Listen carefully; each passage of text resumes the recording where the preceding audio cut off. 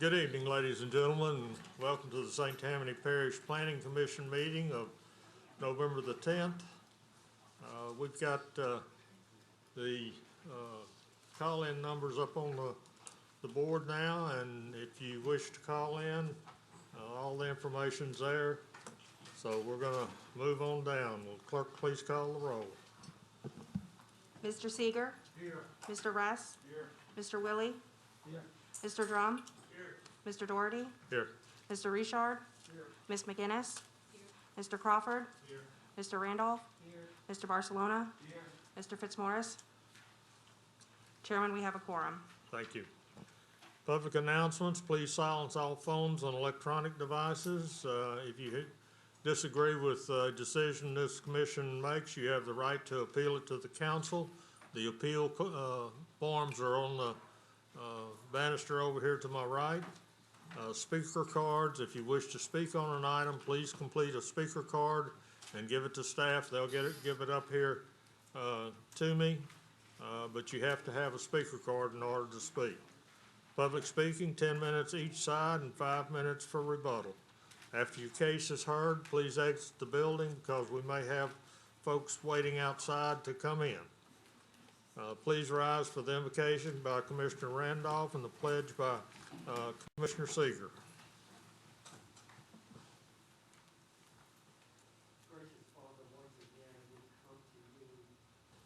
Thanking you for the many, many blessings you bestowed in each and every one of our lives, Lord. And we take out this time right now to say thank you, and that we ask, Lord, that you continue to bless our world, Lord, our nation, our states, our cities, towns, communities, neighborhoods, and our homes. Bless our families and in everything that we do. We ask a special blessing also on our government, Lord, and our parish government and leaders, our employees as well. We ask a blessing upon all of our residents, and especially this commission. It's in your holy name. Amen. Pledge allegiance to the flag of the United States of America and to the republic for which it stands, one nation, under God, indivisible, with liberty and justice for all.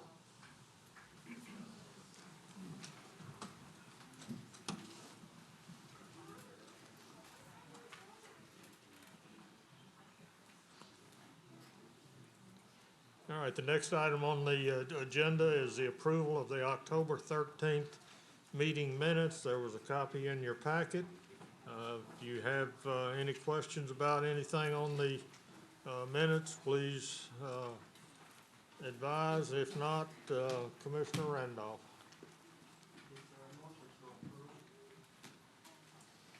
Motion by Commissioner Randolph to approve. Commissioner Seeger. That motion. Second by Commissioner Seeger. Please vote.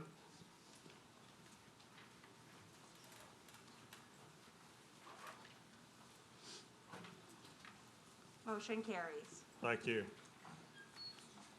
I'm going to move up 3 items from the end of the agenda under old business. It's items, pardon? Would you like to hear the request for postponement first? Yes. Go ahead. We only have one request. It's on page 7.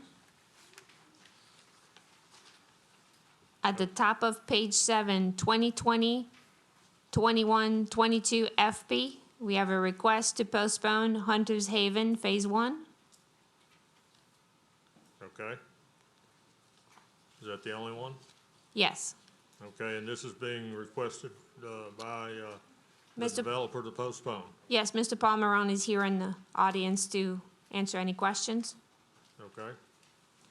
Paul? Thank you, Mr. Chairman, members of the commission. There are a number of items on the punch list for Hunter's Haven that we were not able to get finished before this meeting, so we just need another 30 days to wrap those up. It's nothing major. We just need a little bit more time, so we'd ask that you postpone to your next meeting. Okay. I'm going to read it into the record, and then we'll go with a motion and a second to postpone. This is 2020-2122 FP, Hunters Haven Phase 1, developer owners Favre Investments LLC, the engineer surveyors Kelly McHugh and Associates, Parish Council District Representative, Honorable Mike Lorino. General location, the property is located on the west side of Penns Chapel Road, south of Louisiana Highway 22, Mandeville, Ward 4, District 4. Commissioner Randolph. Yes, sir. A motion to approve for 30 days, Motion to to postpone postpone for for 30 days. Okay. Yeah, postpone. Commissioner Willie. Second. Second by Commissioner Willie. Pardon? Can we ask a question of staff? Can we what? Can we ask a question of staff? Oh, yeah. Helen, I just wanted to ask a clarifying question. Was there a written request for postponement? Yes, I have it right here. Okay, great, thank you. Okay, please vote.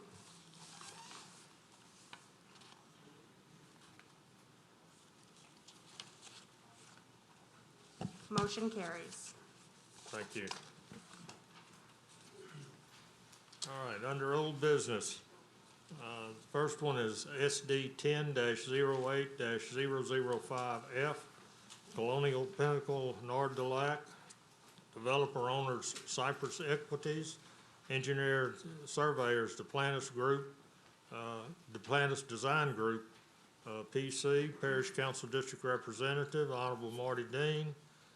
The property is located east of Louisiana Highway 21, north of the Interstate 12, Covington, Ward 1, District 1. Staff? The attorney for the above captioned project, Mr. Jeff Shane, has requested the ownership of Colonial Nord-de-Lac subdivision to be changed from Cypress Equities to Brookfield Properties Retail Properties. This office has reviewed this request and has no objection. Therefore, it is recommended that the Planning Commission approve the name change of the developer owner for Colonial Nord-de-Lac subdivision. Thank you. Okay, thank you. Mr. Shane? Thank you, Mr. Chairman. Good evening, Council. My name's Jeff Shane with the Jones Fussell Law Firm at P.O. Box 1810 in Covington, and I represent Brookfield Properties, which is the owner and operator of the Colonial Nord-de-Lac Shopping Center on the north side of I-12 near the Highway 21 interchange. This is a matter of establishing the new owner entity as a matter of record. At the time this obligation was posted, it was a prior company called Cypress Equities. The performance obligation has now expired. There is no further work that needs to be done. But in order for this matter to be resolved by the new owner, we needed to have this name change, if you will. So what I would appreciate, of course, is approval of this request. I would also appreciate the latitude that when we get into the documents, and this will certainly be subject to the approval of legal counsel, it could be that one of the entities that would be entering into the agreements would be Brookfield as requested, but it may also be a sister entity of Brookfield, which entered into the last agreement. Since we filed this request, we learned that the last agreement on this shopping center with the parish, that actually one of its sister entities was involved as well. So I'd like it to be interchangeable, but subject to approval by the parish legal. I'm not suggesting that it be just anyone. And that other entity would be BSREP, Roman numeral 2, Cyprus. So with that request, we would appreciate the commission granting this request. Okay, thank you. All right, anyone in the audience wish to speak on this particular item? Anyone wish to speak against? I'll close it to the public and bring it back to the commission. Commissioner Richard. Thank you, Mr. Chair. I want to go ahead and make a motion to approve the name change, whichever name it should be, subject to legal approval. Okay, Commissioner Randolph. Second. Second by Commissioner Randolph. Any further discussion? Please vote.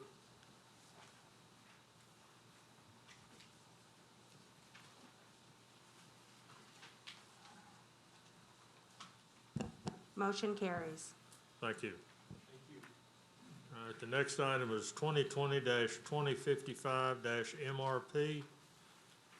It's re-subdivision of part of lots 14, 15, and 16 into lots 14A, 14B, 15A, 5-acre farm.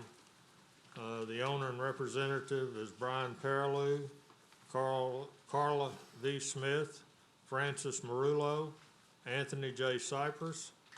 Surveyor is Land Surveying LLC. Parish Council District Representatives, Honorable Riker Toledano. General location, the property is located on the end of Ridgewood Drive and along the west side of Hidden Acres Road, which is a future road, Manville, Ward 4, District 5. There's a waiver request to record and approve the re-subdivision for public record in St. Tammany Clerk of Court's office prior to construction of the private drive per section 125-189, parenthesis D, is in David. Staff? Yes, sir.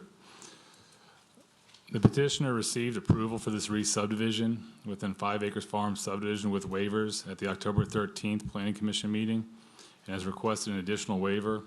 The requested waiver is to allow the re-subdivision plat to be recorded at the St. Tammany Parish Clerk of Court prior to the roadway being constructed. The St. Tammany Parish Code of Ordinance, Section 125-189, Subpart D, states once a private drive has been constructed and all drainage improvements completed and approved by the Department of Engineering, then and only then can the minor subdivision be recorded for public record in the Clerk of Court's office and the lots sold or donated. We met with the owners of the lots, and part of their loan is to subdivide the properties to be able to move forward with the purchase and the building. And so we've reviewed the request, and we don't have an objection to this so long as the petitioner agrees to construct the roadway prior to the issuance of a building permit and adds a note to the plat stating as such. And when I spoke with them earlier today, they did agree to do that. Okay, thank you. Anyone in the audience wish to speak on this item? I'm Carla Smith, and I'm Come to the microphone. State your name and address. If you haven't filled out a speaker card, please do so. Hi, my name's Carla Smith, and I did fill out a speaker card. I just wanted to make you aware that I am here if you had any questions, and that's it. Okay, thank you. Anyone else? I'll close it to the public and bring it back to the commission. Any of the commissioners, Commissioner Reese? I move to approve with the waiver and staff comments. Motion by Commissioner Reese to approve with the waiver and staff comments. Commissioner Crawford. I second that. Second by Commissioner Crawford. Any further discussion? Please vote.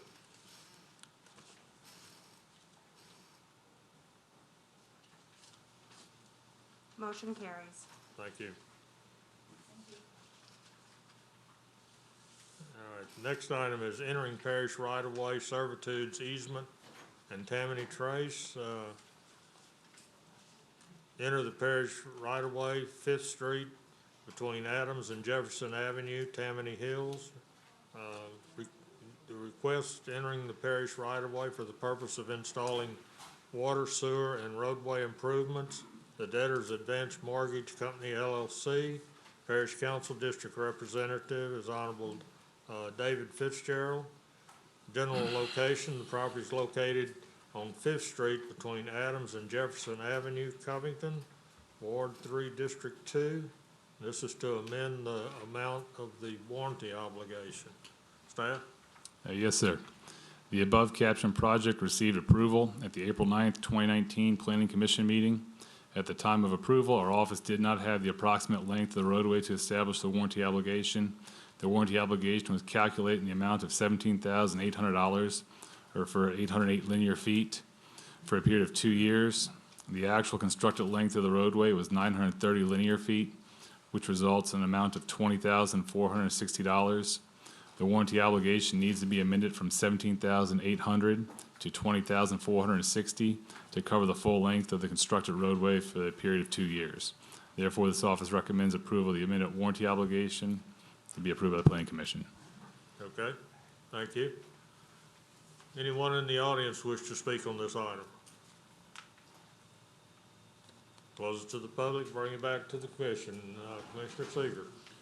I move to approve Motion by based on Commissioner staff Seeger comments. to approve. Commissioner Crawford. Second that? Second by Commissioner Crawford. Any further discussion? Please vote.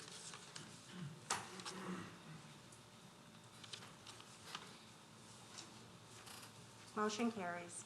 Thank you.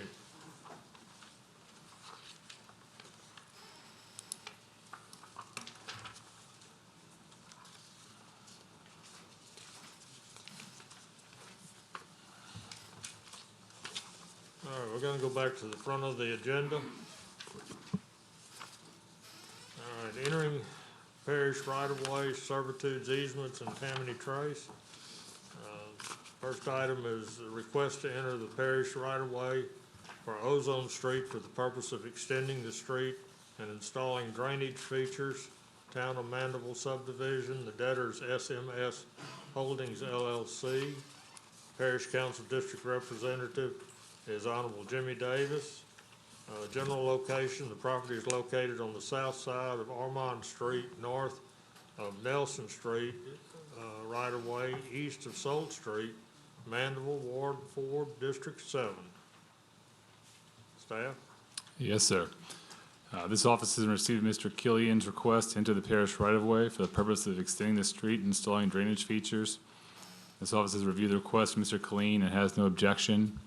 And I want to bring to your attention that Mr. Killian did send an email earlier this afternoon that a person in his office contracted COVID, and they all went to get tested, so they're unable to have somebody here to represent them in this matter. Okay, but staff has no objection to this. No, sir. They're totally in compliance with all the requirements for the into the right-of-way process. They're familiar with it. And Okay.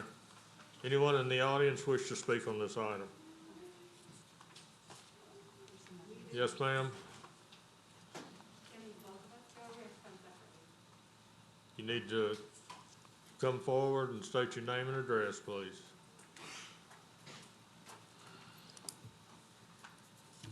Hello, my name is Amanda Heston Reyes. This is my son, Armani Reyes.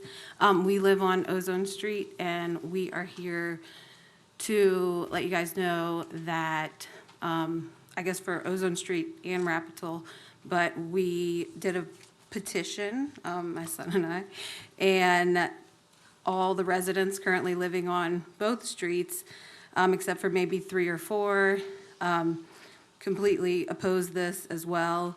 One of the main reasons why I bought that house was because it was a dead-end street. And I have young children, and they can play on the street, and I feel safe there. Any cars that come down there, like we know where they're going. And logistically, I don't see a need for it either. Within a quarter of a mile of Ozone and Rapital Street, there are access points, and there's not horrid traffic in the area or, countless wrecks or anything that I could see or understand, or anyone that I spoke with on those streets could see or understand why we would need like a through street or an access point. And my son also wanted to say something. Chris, if I'm reading this correctly, it's just simply for the extending of the street to install the drainage features? Is that correct? the purpose is to access the property. They've got property there that they'd like to build out, and so they're gonna construct the streets and the roadways so they can access their property and have public road frontage. Okay. Do you understand that? So would it be a retention pond, or? Come to the mic a little closer. Would it be a retention pond, or it would be for drainage purposes, or is it for building Chris? new houses? It would be to develop the lots as far as To develop residential the lots. properties. Yeah. So, yeah, so the current residents that live there, guess we're here representing them and on behalf and part of them. And we have our petition here with our signed names. And, I guess I'll just, you want me to? I was gonna read you the summary really quick. This petition is to stop the inter-parish right-of-way at Ozone Street and Rapital Street in Mandeville, Louisiana. The proposed through streets on both dead-end streets. There is no cause for safety or logistics. Within a quarter of a mile from both locations, there are access points for the streets at hand, Ozone and Rapital. And this proposed right-of-way is a concern for the current citizens' safety and health. Okay, thank you. Thank you. You need to fill out a speaker card also. I did. Did you? Okay. You want to say something? Say hi, my name's Armani. Here he is. All right, anyone else in the, you wish to speak? Hi, my name is Armani. I'm an 11-year-old boy, and I don't really understand why they would want to go through the forest and build a street and new houses, because me and my little brother like it a lot, and there's like a deer family and there's a rabbit that like goes in our backyard, and we see a lot of animals whenever we go through there, and I really like it, and I don't really see a reason that they should do it, so I don't want them to make new houses in the street through the awesome forest by my house.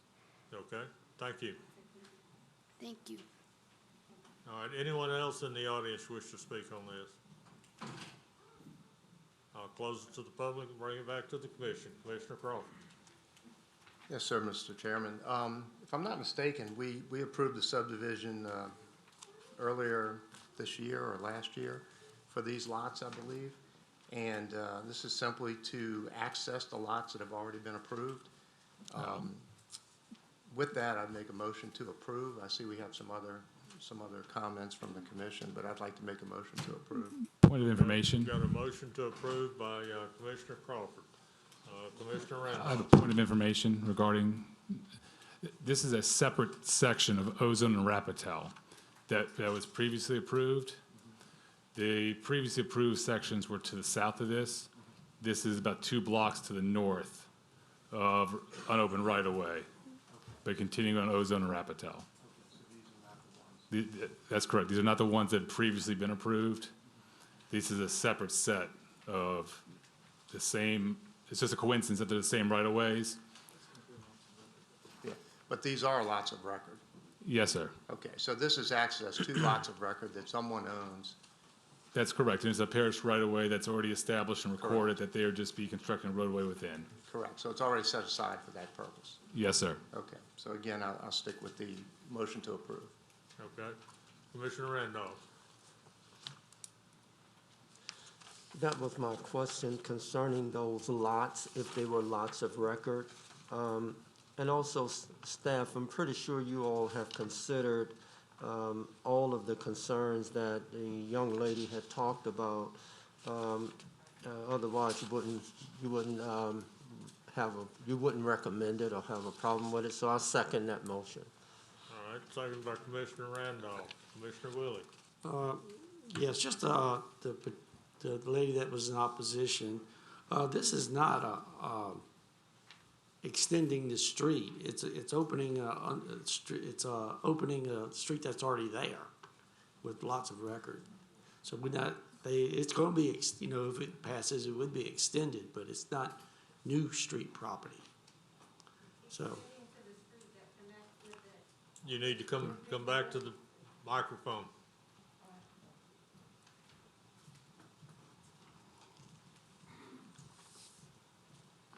You're saying it would be extending to the street that is beyond the woods, They're right? They're looking to open up the street, but the street's already there. It's already legally there. Right, So- but not connecting to our houses and our, It's I mean, there's no connecting- cars that can come through the woods. The street right of way is there already. It's been there.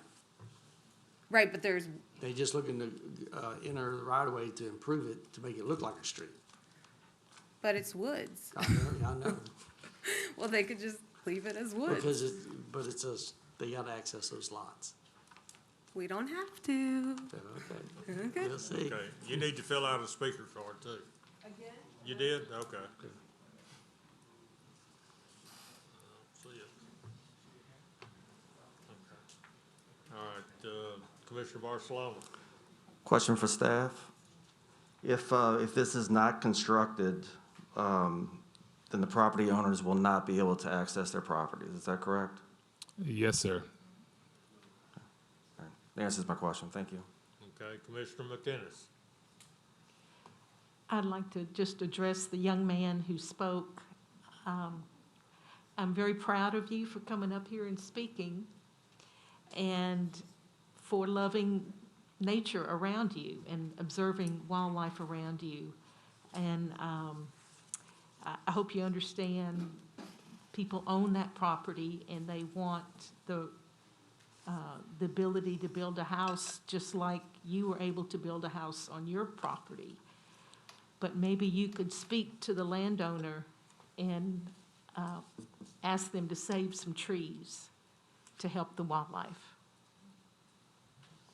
Okay? All right. We've got a motion and a second. Any further discussion? Please vote.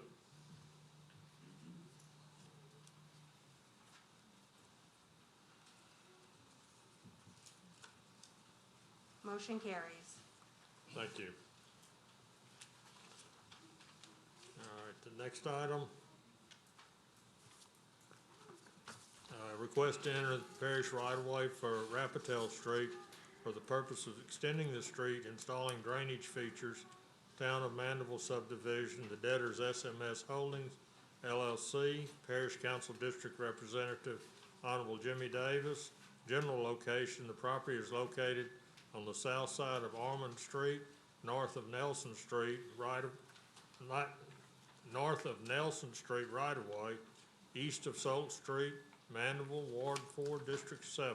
Staff? Yes, sir. This office is in receipt of Mr. Sean Colleen's request into the parish right-of-way for the purpose of extending the street, installing drainage features in order to access property. This office has reviewed the request, Mr. Colleen, and has no objection.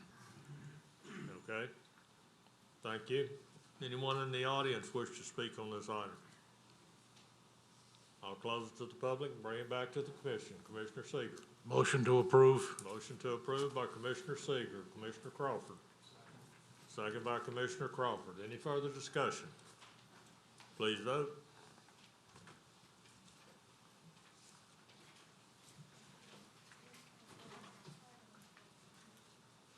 Motion carries. Thank you. All right. Revocation review. Next case is REV 20-10-009. The revocation of a portion of future access right-of-way located on the west side of Autumn Creek Drive between lot 89 and 90 in Phase 2 of Autumn Creek subdivision, Madisonville, Ward 1, District 4. The applicant is Stephen Abear. Council District Representatives, Honorable Michael Reno. Staff? Okay. The applicant desires to assimilate this property into his existing residential property upon which he resides. The staff has determined that the proposal is actually not consistent with the Louisiana revised statutes, and that the right-of-way the staff feels does serve a public benefit. As you can see on the on some of the maps in your packet, the portion of Foliage Drive that abuts the proposed revocation on the west side is an existing parish-maintained road, and the adjacent subdivision plat actually shows a street connection being planned to the Autumn Creek subdivision. Our department thinks that street connectivity between local subdivisions is extremely important, and that I guess the entire parish can be actually served a little bit better when we start having connectivity between the subdivisions and not just your typical one way in, one way out. So because of that, the staff recommends that the revocation request be denied. Thank you. Stephen Abear? You in the audience? Yes, sir.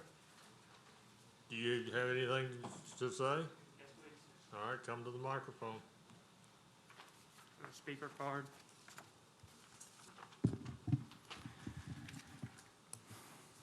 So when we bought the property The house fronts on Autumn Creek Drive. It's on that corner of the unbuilt road. And there's the dead end of Autumn Creek. That's 3 houses to the north of this unbuilt road. And based on some of the comments from the staff, that connectivity between the 2 neighborhoods doesn't seem like it would really impact that much, since there's only 3 or 4 houses north of this intersection. It's way in the back of the neighborhoods, and we have children in that area. We just want to keep it safe, make sure that there's not too much traffic coming in through and whipping through. And foliage court on our side goes to our swimming pool, which the neighborhood HOA members pay for. So going through foliage all the way straight east is going to lead to a dead end cul-de-sac.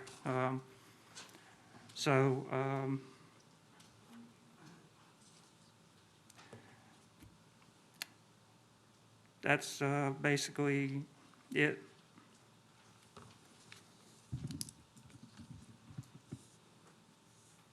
Is that, you've had? Yeah. Anything else? That's all. Okay, all right, thank you. Anyone in the audience wish to speak for or against on this item? I'll bring it back to the commission. Commissioner Seeger. Is there another access to this back corner except on Autumn Creek, sir? Can you come back up? The only one access off of Highway 22 for the neighborhood. Okay. Based on that and based on the staff report, a motion that this be denied. Okay, motion by Commissioner Seeger to deny. Commissioner Barcelona. Second. Second by Commissioner Barcelona. Any further discussion? Please vote.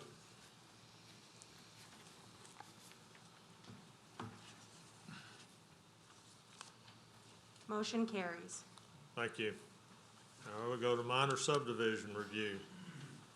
First item is 2020-2092-MSP, a minor subdivision of 14.11 acres into parcels A, B, and C. Owner and representative is Vincent D. Brouillet Trust, Vincent Brouillet and Belinda Besnard. Surveyor is Land Surveying LLC. Parish Council District Representative is the Honorable David Fitzgerald. General location, parcel located on the east side of Louisiana 21, Military Road, north of Nolan Lane, Covington, Ward 3, District 2. Staff? The applicant is requesting to create 3 parcels from 14.11 acres. The reason for the public hearing is due to parcel B does not meet the minimum road frontage of 200 feet under A1A, requiring a waiver from the Planning Commission. Okay, thank you. Is someone here representing the owners? Yes, sir. Come to the mic. Good evening. Good evening, sir. Thank you for your time. We're here to try and resize the property of 14 acres. It currently has a highway frontage of 574 feet. And it's divided up into 3 residential areas. 2 of the homes have been there for 30 years. 1 home's been there for 48 years. The middle property is currently, it only has about 59 feet on the highway. And so we have reduced the 2 outside properties, A and C, we reduced them down to 200-foot width. Which is the required minimum, as we understand. And by doing that, we're able to increase the frontage of the middle property to 174 feet. And so that's our request. Okay, all right. Thank you. Thank you. All right, anyone in the audience wish to speak for or against on this item? I'll close it to the public and bring it back to the commission. Commissioner Willie. Yes, being that there's already 3 existing homes, I don't have a problem with this. I move for approval with the waiver. Motion by Commissioner Willie to approve with the waivers. Commissioner Seeger. I second that motion. Second by Commissioner Seeger. Any further discussion? Please vote.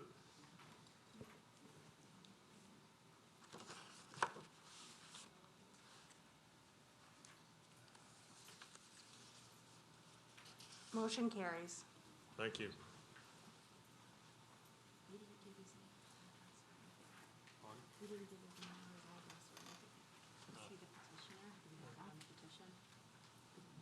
Yeah, it should be. Helen, do you know, was he the petitioner? Yes, he was. Okay, thank you. Did he hear you?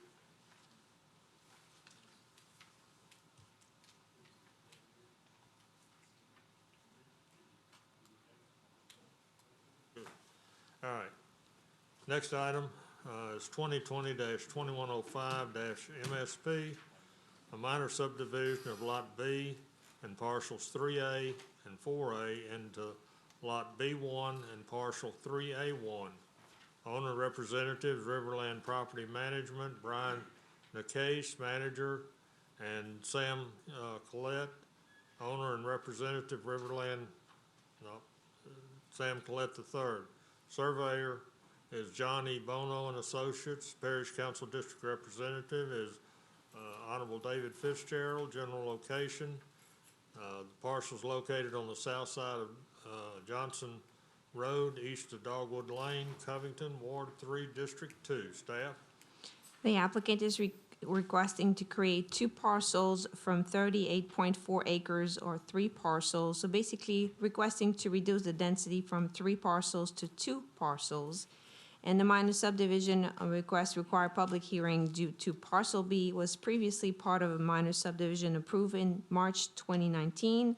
And also the rear of lot 3A1 is less than 300 feet in width required under the A1 suburban zoning district and requiring a waiver from the Planning Commission. Thank you. Is anyone in the audience representing? Yes, sir. Good evening. Good Please evening, state your Commissioner, name. Mr. Chairman.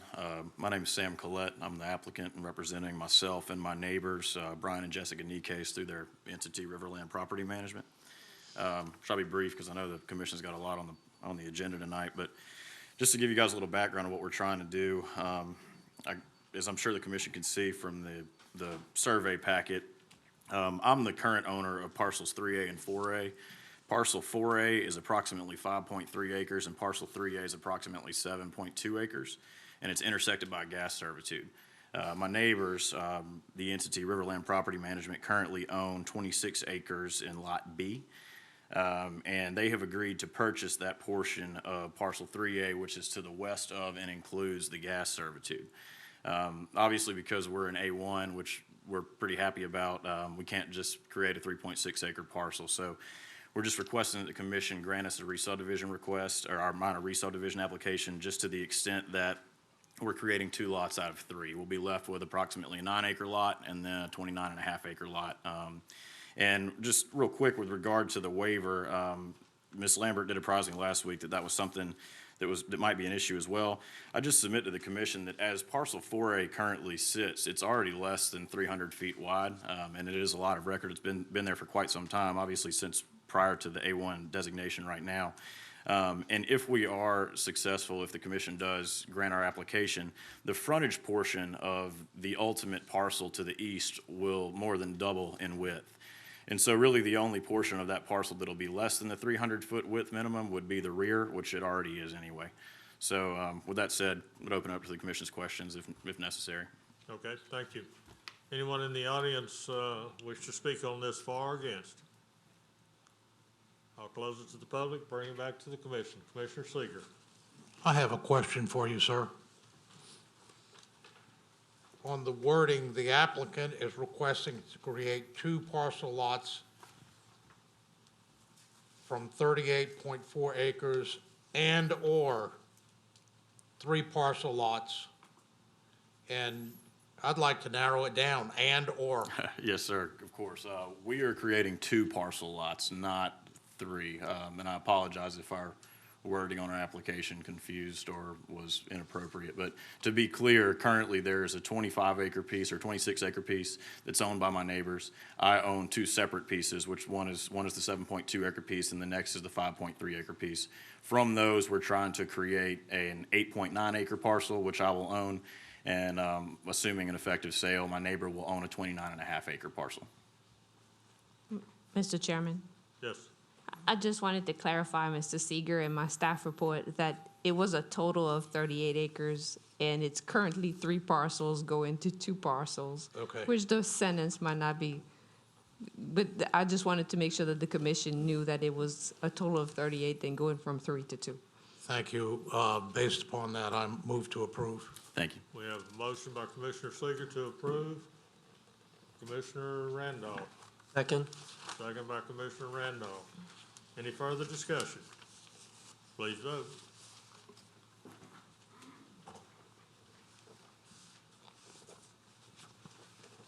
Motion carries. Thank you. Next item is 2020-2106-MSP, a minor subdivision of 2 acres into parcels A and B. The owner and representative is Lori A. Mativier and Vicky Marie Cleland. The surveyor is John G. Cummings and Associates. Parish Council District Representative is Honorable David Fitzgerald. General location, the parcel is located on the southwest corner of Gerald Road and Louisiana Highway 1129, Covington, Ward 2, District 2. Staff? The applicant is requesting to create 2 parcels from 2 acres into parcels A and B. The reason for the public hearing is that parcel A does not meet the minimum lot width of 200 feet required under the A2 suburban zoning and requiring a waiver from the Planning Commission. Okay, thank you. Someone here representing the owners? Yes, come to the mic, please. Good evening. Hi, good evening. I'm Laurie Mativier, 19684 Gerald Road, Covington. Okay. I need you to fill out a speaker card also. I did. Okay. It's over there. Yes, sir. You're right, I got it here, right here. Oh. Thank you.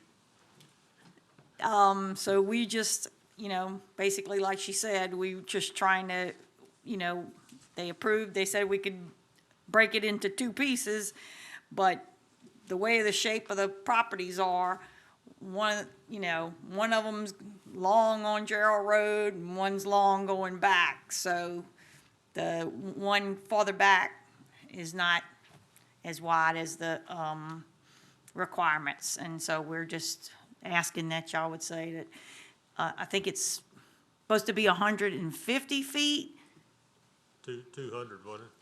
200? Yeah. It should be 150, I'm sorry. I was gonna say, in that fact, neither one of them's long enough It's then. 150. Okay. So I think, and it's only 130 feet, it should be 150. Okay. All right, thank you. All right, thank you. Anyone else in the audience wish to speak on this item? I'll close this to the public, bring it back to the commission. Commissioner Seeger. This property is in my neighborhood.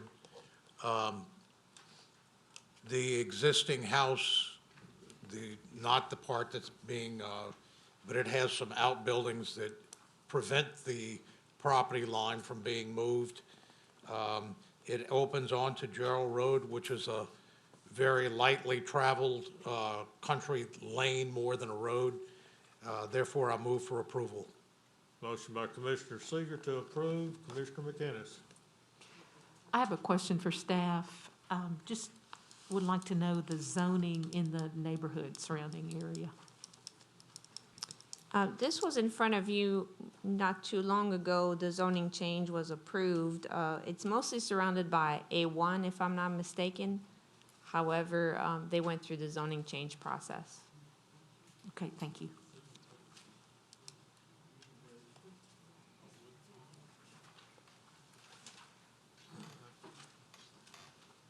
Commissioner Seeger, that was with the waivers, your motion?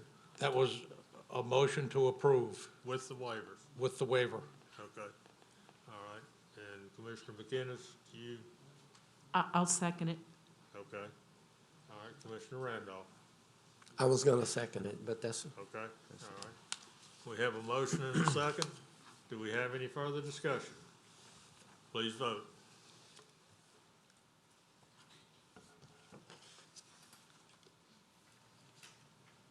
Motion carries. Thank you. All right, the next item is 2020-2107-MSP, a minor subdivision of parcel A1 and A2B into parcel A1A. Owner representative is Place 1077 LLC, Tim Richardson. The surveyor is Kelly McEwen Associates Incorporated. Parish Council District Representatives, Honorable Martha Casabon.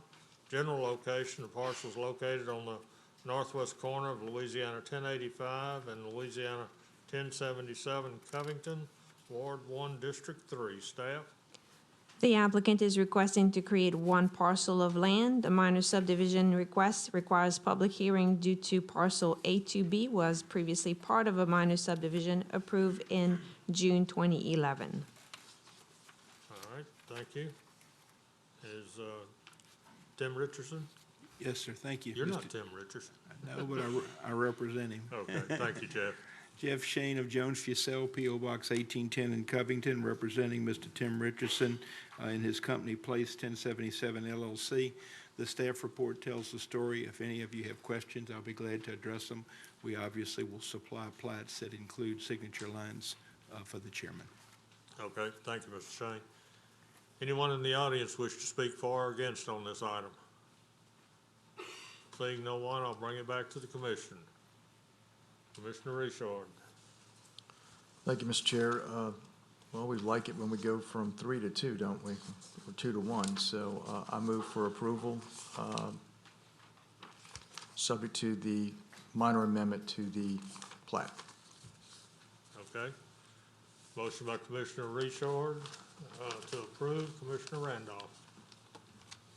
second? Second by Commissioner Randolph. Commissioner McInnes. I just want to comment, this area had quite a bit of water around it in the May floods this year. So I hope going from 3 to 2 helps them save more green space as it gets developed. All right, thank you. Any further discussion? We have a motion and a second to approve. Please vote.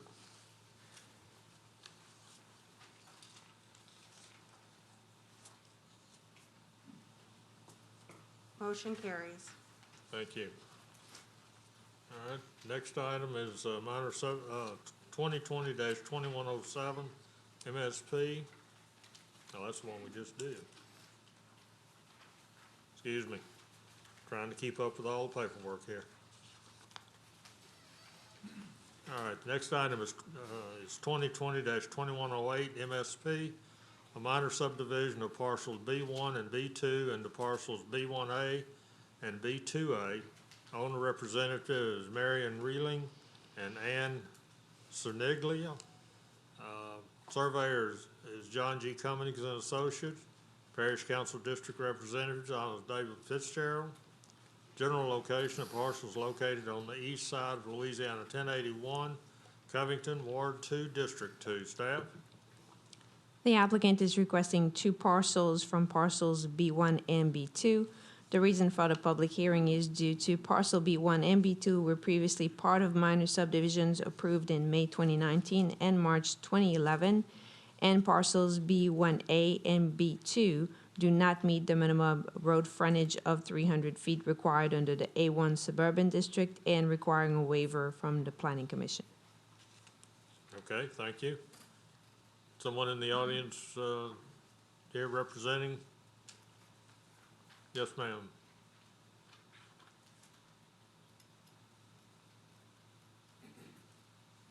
I need to have a speaker card filled out as well.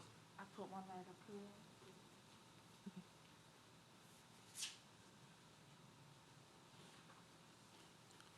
Good evening.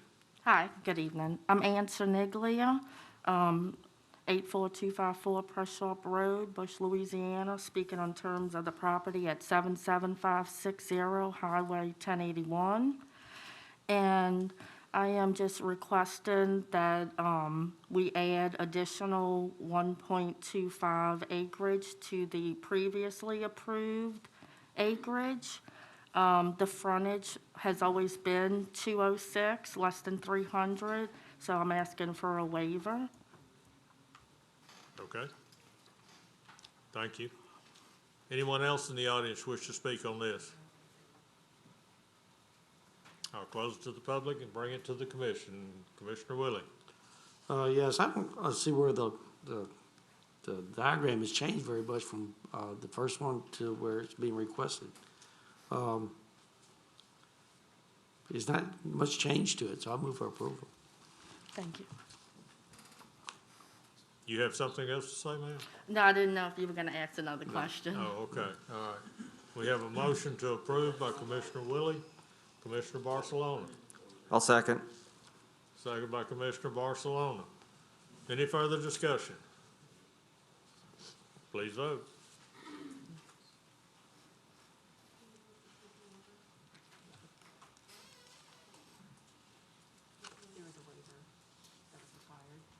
Yeah, you gotta have 8 votes.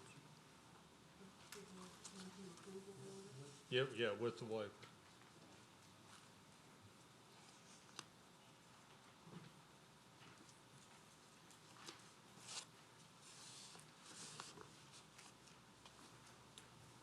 Motion carries. Thank you. Next item is 2020-2110-MSP, a minor subdivision of parcel 3 and the parcels B3A, B3B, B3C, B3D, and B3E. Owner and representative is Star Acquisitions LLC, Vincent Centoni. Surveyor is Kelly McHugh and Associates, Parish Council District Representative Honorable Cheryl Tanner. General location, the parcel is located on the north side of Pratt's Road, east of Louisiana Highway 59, Abita Springs, Ward 10, District 6. Staff? The applicant is requesting to create 5 parcels of land. The minor subdivision request requires a public hearing due to parcel B3 was part of a minor subdivision approved in August 2018. Also, parcels B3B, B3C, B3D, and B3E do not have parish road frontage and are proposed to be accessed via a private road. The proposed name of the access shall be shown on a survey and also shall be granted approval by the Planning Commission. And also, this is the reason why I submitted or distributed a revised staff report, because the owner or applicant, Mr. Centani, is requesting a waiver to construct the 35-foot access servitude and the required drainage prior to the building permits being issued, instead of prior to the plat being recorded. So Mr. Centani informed me that he would like to be able to pull a building permit to construct a home on lot B3A. And, before he applies for a building permit for the other lots, then he would construct the road as required. So the request shall be subject to what I just listed, and also to items 1 to 9. Okay. Is Mr. Centani here?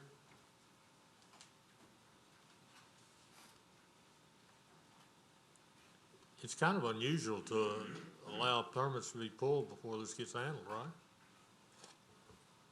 Well, in this case, you'll have the first lot that is facing Pratt's Road. So basically, he's just asking to have the minor subdivision recorded, which will allow him to pull a building permit on the first lot, and then he will eventually, build the road as required. Okay. Does anyone in the audience wish to speak on this item? I'll close it to the public. Commissioners? Commissioner Crawford. I have a question for Helen. So Helen, this is basically the road he's requesting to build as he goes, basically. Start with one lot and build the required road? No, sir. No? Basically, what he wants to do is to be able to have the plat recorded. He will apply for a building permit just on lot B3A, which is facing Pratt's Road. So the driveway will be coming from Pratt's Road. But then prior to pulling a building permit for the other lots, he's aware that he will have to construct the road. Okay. So this is just to get the survey approved and recorded and be able to build a house on the first lot. I see. Okay. Okay, Commissioner Drum. Yes, sir. Since there's nobody here to request this in person, I make a motion that we postpone this for 30 days. Okay. We have a motion to postpone for 30 days by Commissioner Drum. Commissioner Willie. Second. Pardon? Second on his motion postpone. Motion is to postpone. Okay, we have a motion and a second to postpone till our next meeting. Any further discussion?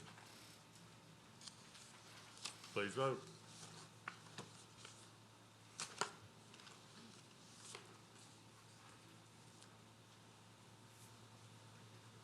Motion carries. Thank you.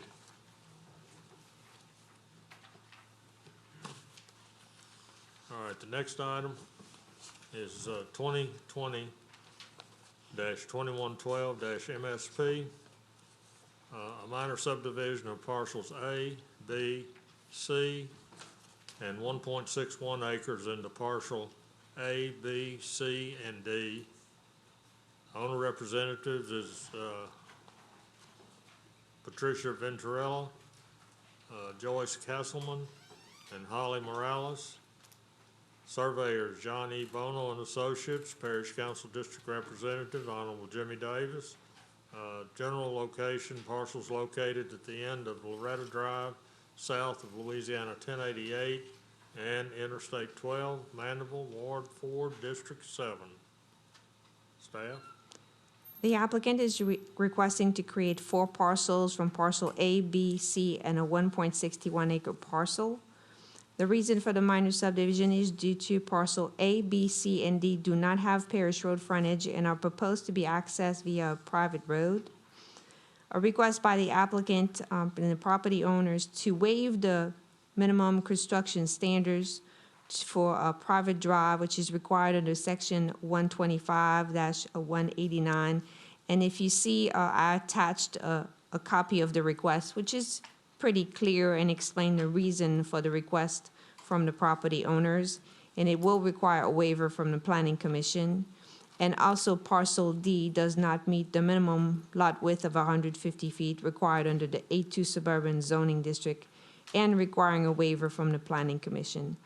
What is coming around to you right now is pictures of the road and also a copy of the petition, that is being submitted from the owner as well. So the request shall be subject to the requested waiver and also the list of comments from 1 to 5.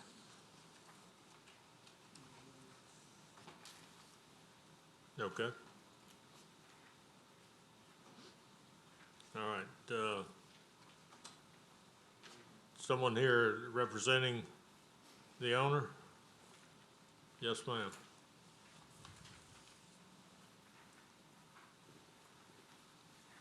Hi, my name is Holly Morales, 65415 Loretta Drive.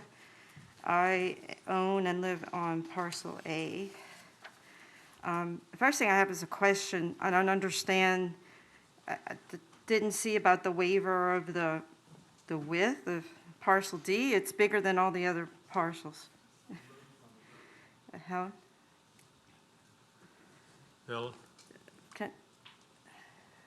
Can you explain the waiver on the width of parcel D? That never came up in our discussions. It's larger than all the other parcels. Was there a zoning change in the size of the lots? If you look at parcel D at the end of the driveway, it's only have 60 foot wide. Oh, you're counting that, okay. Yes. I understand.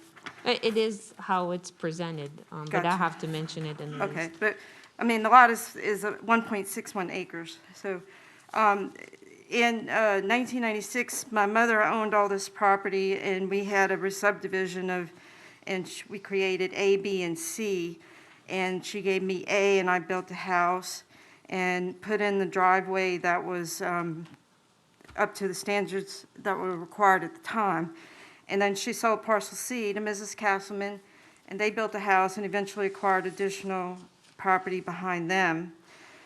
And my mother, I'm Patricia Venturella's daughter. She still owns B and then what's going to be parcel D, which was kind of left over from a sale of additional property to the west.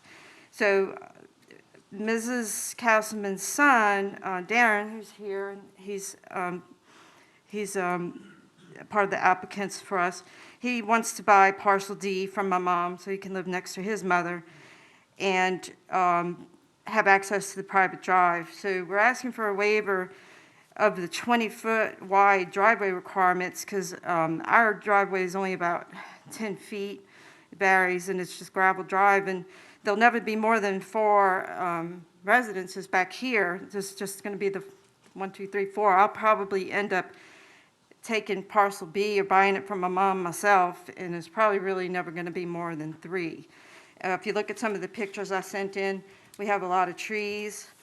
They're saying I actually even have to widen the first part of Loretta Drive that I put in myself, which would require removing some live oak and water oaks, bunch of mature pines. And you can see from the pictures that we like our trees, so we'd rather not put, we don't feel like we need a 20-foot driveway for 4 houses.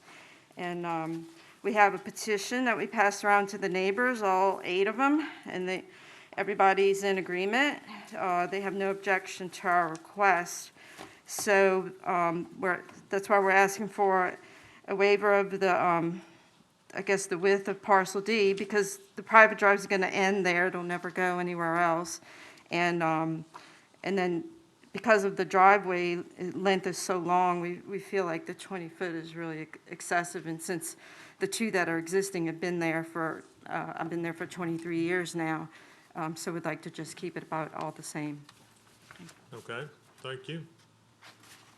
Darren Castleman, do you wish to speak?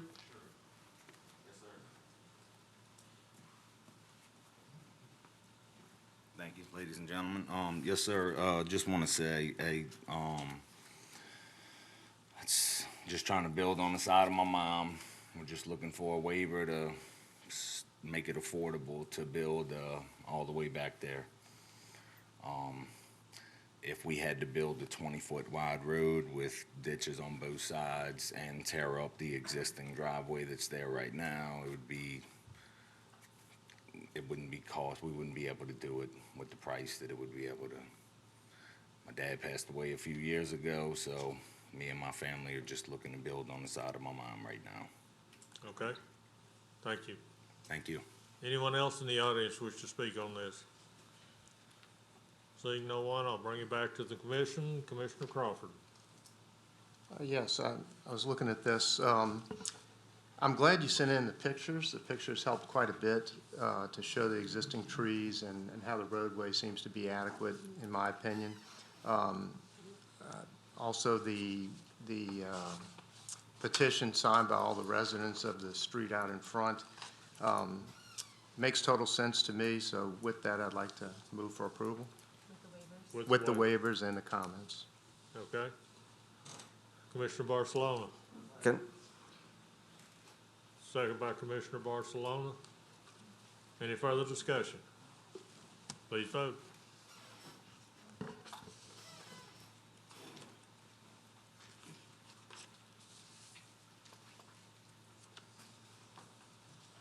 Motion carries. Thank you. All right, next item is 2020-2113-MSP. a minor subdivision of 15.7 acres into parcels A and B. Owner and representative is Gary M. and Kimberly P. Green. Surveyor is Land Surveying LLC. Parish Council District Representative is Honorable Cheryl Tanner. General location, parcel located on the east side of Louisiana Highway 40, south of Kinsey Road, Covington, Ward 2, District 6. Staff? The applicant is requesting to create two parcels from 15.17 acres. The reason for the request is due to parcel A is less than 300 foot wide, as required under the A1 Suburban Zoning District for a portion of parcel A and also in the rear, requiring a waiver from the Planning Commission. Parcel B is requested to be created as a flag lot and is proposed to be accessed via the strip of land that is a minimum of 75 feet at Highway 40. It exceeds the maximum allowable width of 60 feet, and it requires a waiver from the Planning Commission. And I would like to point out that the reason for that request is the owner is trying to preserve a mature live oak tree and also a mature lobley pine tree. So that's the reason for requesting the increase from a maximum of 60 feet to 75 feet. And also, if you notice, parcel B is a total of 5 acres, and it includes also the access strip. According to the regulation, the parcel, the strip of land should be excluded from the total acreage of the property. However, in this case, the minimum lot size is 5 acres, and it's currently zoned A1 suburban, so there's no way the parcel could be re-subdivided unless if the owner would go through the zoning change process. So at this time, staff doesn't have any objection to that request unless if the owner would like to adjust the acreage of the property. So we recommend that the request be subject to the above requirements or the above waiver, and also to number 1, to add the signature line for the chairman of the Planning Commission. Okay, thank you. Kim Green?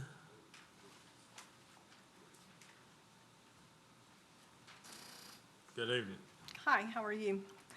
What we're basically doing is family property, and we're trying to give 5 acres of the land so my son can build, he and his wife can build a house on the property.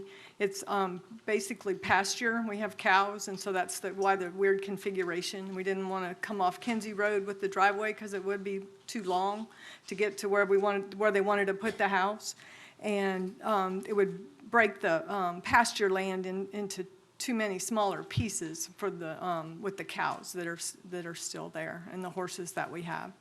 And so that's kind of why we came off Highway 40 with the driveway, and it's kind of long and skinny, but that's how we had to get to where the house place was going to be in the back. And we own about 32 acres all in that whole spot. So that little skinny part with the little part at the back, that's contiguous with our other property. Okay, Okay. thank you.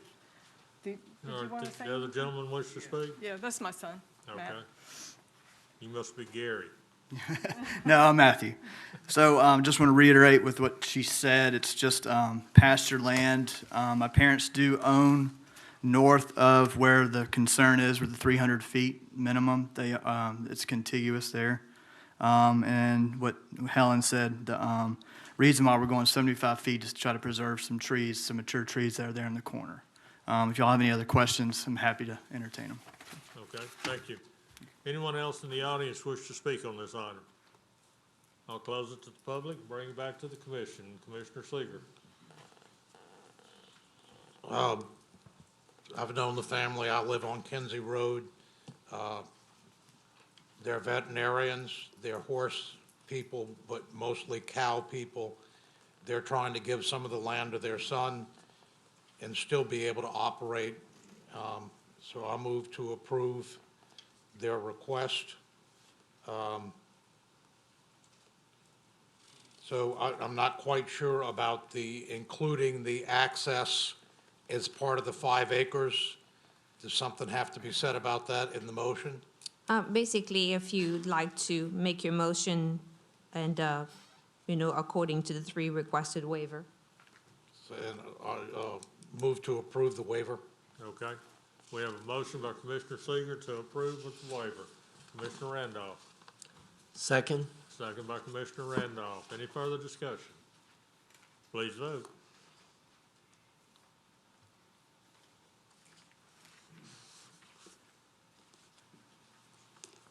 Motion carries. Thank you. All right, next item is 2020-2114-MSP, a minor subdivision of parcels A, B, C, BV2, and Lot 44A1 into parcel ACG1. Owner and representative is JFS Business Park LLC, Industrial Drive LLC, Southeastern Investments LLC, and Christopher R. Jean. Surveyors Kelly McHugh and Associates. Partial Parish Council District Representative is Honorable Thomas J. Smith. General location, the parcel located on the west side of US Highway 11, on the south side of Fricky Road, and on the south side of J.F. Smith Avenues. Slide L, Wards 8 and 9, District 14. Staff? The applicant is requesting to create one parcel from parcels A, B, C, BV2, and Lot 44A1. The reason for the request to be go through public hearing is due to parcel A, B, and C, and BV2 were previously part of minor subdivisions. Thank you. Mr. Shane? Good evening, Jeff Shane of the Jones Fussell Law Firm, P.O. Box 1810 in Covington. I represent the petitioners who are also the owners of the property. I think the staff report tells the story. This is a 5-lot combination into one. So we respectfully request that you approve this free subdivision. If any of you have any questions, I'll be glad to address them. Okay, thank you, Mr. Shane. Anyone else in the audience wish to speak on this? I'll close it to the public, bring it back to the commission. Commissioner Randolph. Yes, I'm familiar with the area, and I'd like to go on and make a motion to approve with the waiver. Okay. Commissioner Barcelona. A second. Second by Commissioner Barcelona. Commissioner Reese.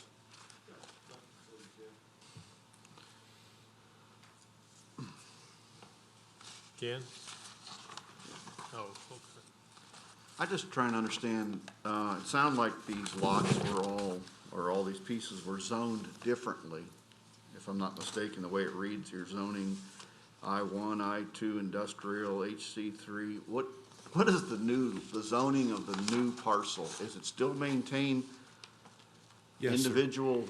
Yes, sir. It's possible to have segments of a parcel zoned with different zones. Okay. So at this juncture, we're going to keep the zones as they are, but as we develop the tract, we may need to change some of the zones, which obviously will be a separate effort. Okay, thank you.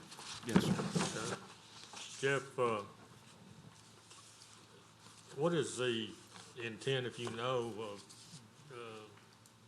redeveloping that shopping center or strip center, whatever it is? We don't own that property, and I do not know. All right, thank you. Yes, sir. All right, any further discussion? We have a motion and a second. Please vote.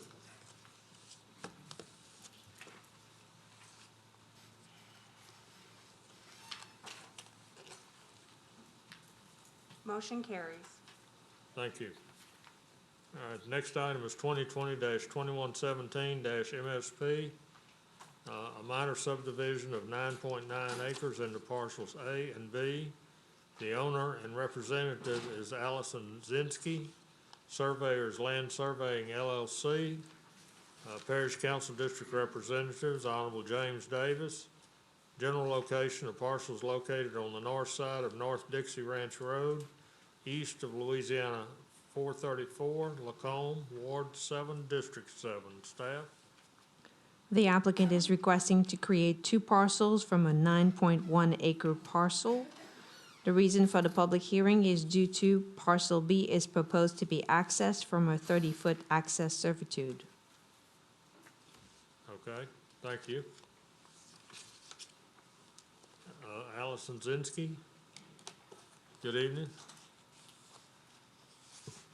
Hi, good evening. Thank you for taking the time to hear us Come a out. little bit closer to the mic. There you go. Good evening. My name is Allison Zinsky. I'm the resident and owner of 30271 North Dixie Ranch Road, Lacombe, Louisiana. And we are basically requesting to have this 30-foot access servitude so that my parents can build on parcel B and have access via private driveway to their home. Okay, thank you. Thank you. Anyone else in the audience wish to speak on this? I'll close it to the public, bring it back to the commission. Commissioner Crawford. Yes, sir. Thank you, Mr. Chairman. One quick question, Allison. The plat that we have shows residence and a building in front. Is that where you live? Yes, I live in the residential area that's identified in the front of the property. At the front of the property, okay. Yes. Okay, and this is for your parents to go on parcel B? Yes. Okay, with that, I'll motion for approval. Thank you. We have a motion by Commissioner Crawford to approve. Commissioner Willie. Second. Second by Commissioner Willie. Any further discussion? Please vote.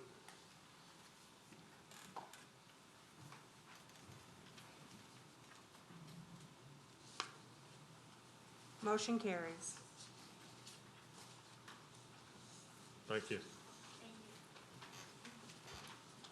All right, next item is 2020-2118-MSP, a minor subdivision of 1.712 acres and .455 acres into parcels A and B. Owner representative is the succession of Kent M. Chatier and Jennifer Chatier. Surveyor is John G. Cummings and Associates. Parish Council District Representatives, Honorable Reichert Toledano. Parcel is located on the south side of Harry Lemons Road, east of Louisiana Highway 59, Mandeville, Ward 4, District 5. Staff? The applicant is requesting to create two parcels from a 1.712 acre parcel and 0.55 acre parcel. If you take a look at the survey, the objective of the request is to move the property line between parcels A and B to allow for the existing residents to meet the setback and also the minimum allowable density under the A3 suburban zoning district. The minor subdivision request requires a public hearing due to parcel B is proposed to be accessed via a 12-foot right-of-way. Also, I would like to point out to the commission that, we need to find out, or maybe the applicant can clarify, item number 2. If you look at the survey one more time, you can see that the 12-foot right-of-way is on another parcel of land. So additional information would have to be provided as, if it was recorded as such, or if they're gonna have to move the 12-foot access right away on to parcel A. Okay, thank you. Is someone here representing? I am. Okay, good. Good evening. Please state your name. Good evening, my name is Jennifer Chatelier. Okay, We are requesting to move the property line to, into two parcels. The driveway currently runs down what is our right-of-way. It's been in existence for 20 years where it currently is situated.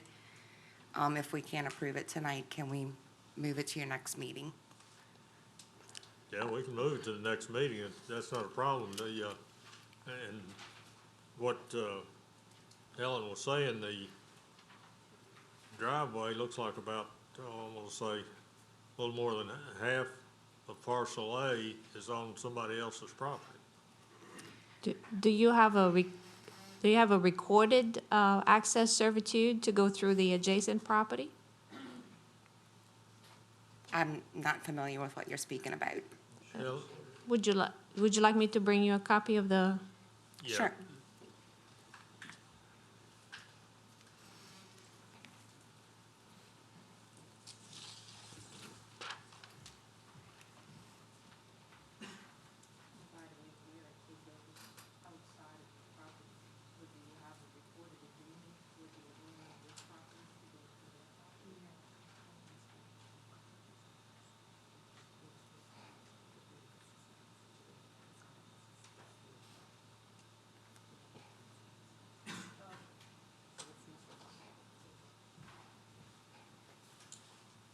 So if you'd like to just repeat what you just said, that there's an error on the survey.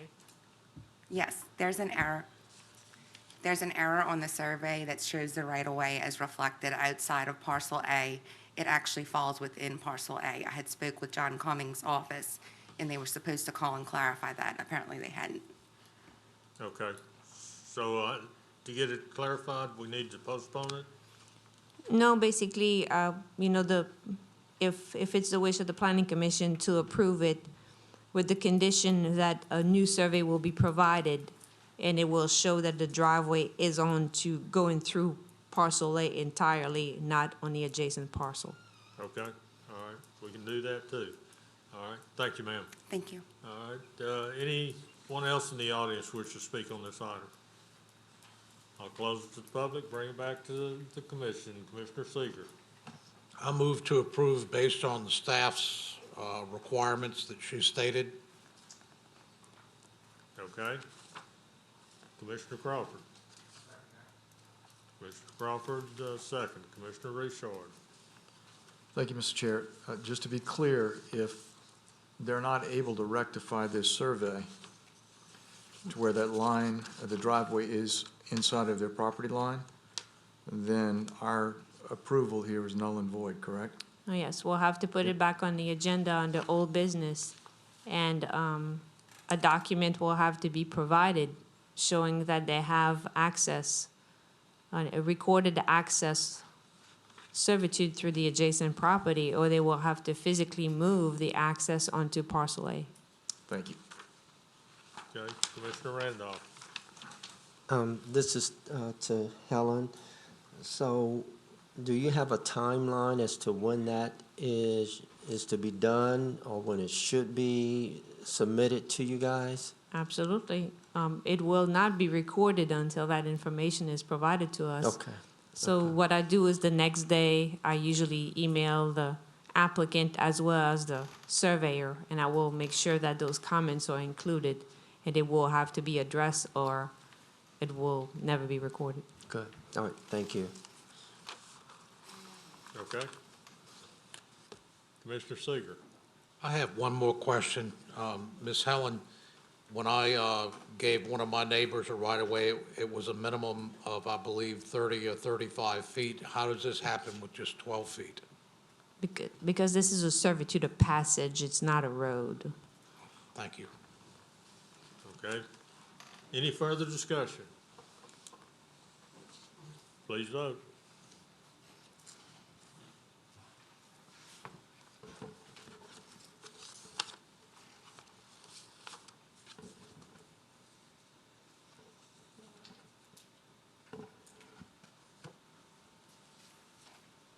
Motion carries. Thank you. All right, next item is 2020-2120-MSP, a minor subdivision of parcel A and the parcels A1 and A2. Owner and representative is Vern Properties Incorporated, Diane Swadling. Surveyor is Land Surveying LLC. Parish Council District Representative, Honorable Reichert Toledano. General location, the parcel located on the east and west sides of Riverside Drive, Covington, Ward 3, District 5. Staff? The applicant is requesting to create two parcels from parcel A. The minor subdivision request requires a public hearing due to parcel A was part of a minor subdivision approved in 2018. So the request shall be subject to the above and below comments 1, 2, and 3. Okay, thank you. Is Diane Swadling here? No, I represent. Okay, come forward. And state your name and address. Thank you, Mr. Chairman. My name is Jennifer Rice, and I'm the real estate agent representing Ms. Swadling. Okay. This is the Delaverne estate that was divided, originally 40 acres, and we divided it into a 9-acre piece and the remaining 31. And the people that bought the original home are now purchasing this property in an effort to keep as much of it together with the estate villa as we can, and there will be one 21-acre parcel left. Okay. Thank you. Anyone else in the audience wish to speak on this? I'll close this to the public and move it back to the commission. Commissioner Randolph. Yes, I'll make a motion to approve this also with the comments. All right, thank you. Commissioner Richard. Second by Commissioner Richard. Commissioner Willie. Helen, to get to parcel B, where's the access on this? Ms. Wright? But it just happens that the road crosses this property. So Riverside Drive crosses the entire parcel. And basically they're officially dividing the two parcels. But that driveway is outside the property line on that one. The driveway. No, this is not the driveway. It's actually Riverside Drive that comes down. So that's a Parish road? It's a parish road. Okay. That's correct. All right, thank you. Okay, anything else, Bernie? But that's it. Okay. We have a motion and a second to approve. Please vote.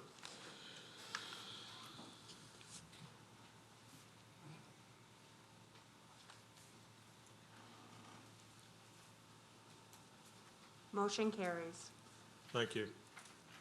All right, next item is 2020-2124 -MSP, a minor subdivision of 5.1 acres and 5.35 acres into parcel A. Owner representative is Paul J. and Rose L. Goodwin. Surveyors Land Surveying LLC. Parish Council District Representative is Honorable Riker Toledano.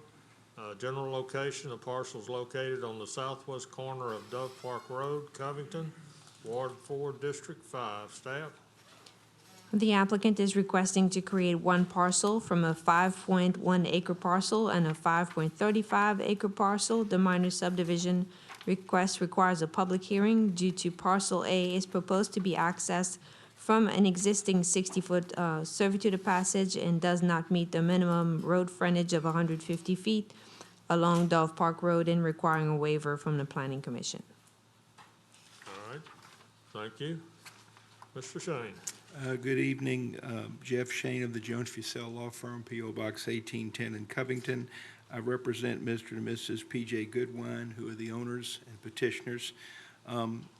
They, within the last year and a half, have acquired these two parcels side by side that are southwest of Dove Park Road. Their access is through a 60-foot legal servitude, and that servitude connects them, if you will, to Dove Park Road. They are now going to be building their home. In fact, you may remember that you saw these parcels in zoning probably about a year ago where we added a rural overlay to this tract. So as they now initiate re-subdivision, rather than having a lot line that severs the property and creates setback issues, et cetera, we'd like to combine the two parcels into one. The property does not physically front on Dove Park Road, never had, never did. These titles to these two tracts go back decades. So the legal access is on the 60-foot servitude, hence the need for the waiver, as staff has explained. So we would appreciate your re-subdivision approval of two parcels into one. If any of you have any questions, I'll be glad to address them. Okay, thank you, Thank Mr. you. Shane. Anyone in the audience wish to speak on this? I'll close it to the public, bring it back to the commission. Commissioner Reese. Jeff, I got a question. This piece of property, if I'm not mistaken, is it the first 90-degree turn coming from 59, correct? Yes, sir. Okay, so what they're basically, this is gonna be a one-home setup here? Yes, sir. Well, I would say this is pleasant thing to see. One home on 10 acres in there, and I wanted you to know that we have some well-balanced requests coming from Jones for sale. In fact, if I'd have had any clue, I would have run a special on 3-2, 2-1, 5-1. Yeah. 2-1. Isn't it amazing how many we've yeah, had? amazing. But We're gonna have 10 acres I on agree one with you, house though. somewhere, and somebody's going to be able to afford that. That's amazing. It is very interesting, though, Yes. of the theme. So I appreciate you saying that, and I might add, I agree as well. Yes. It's going to be a beautiful 10-acre parcel for this family. Thank you. Okay. Commissioner Crawford. Did we have a motion? Okay, I'll second. Second? Okay, all right. Any further discussion? Please vote.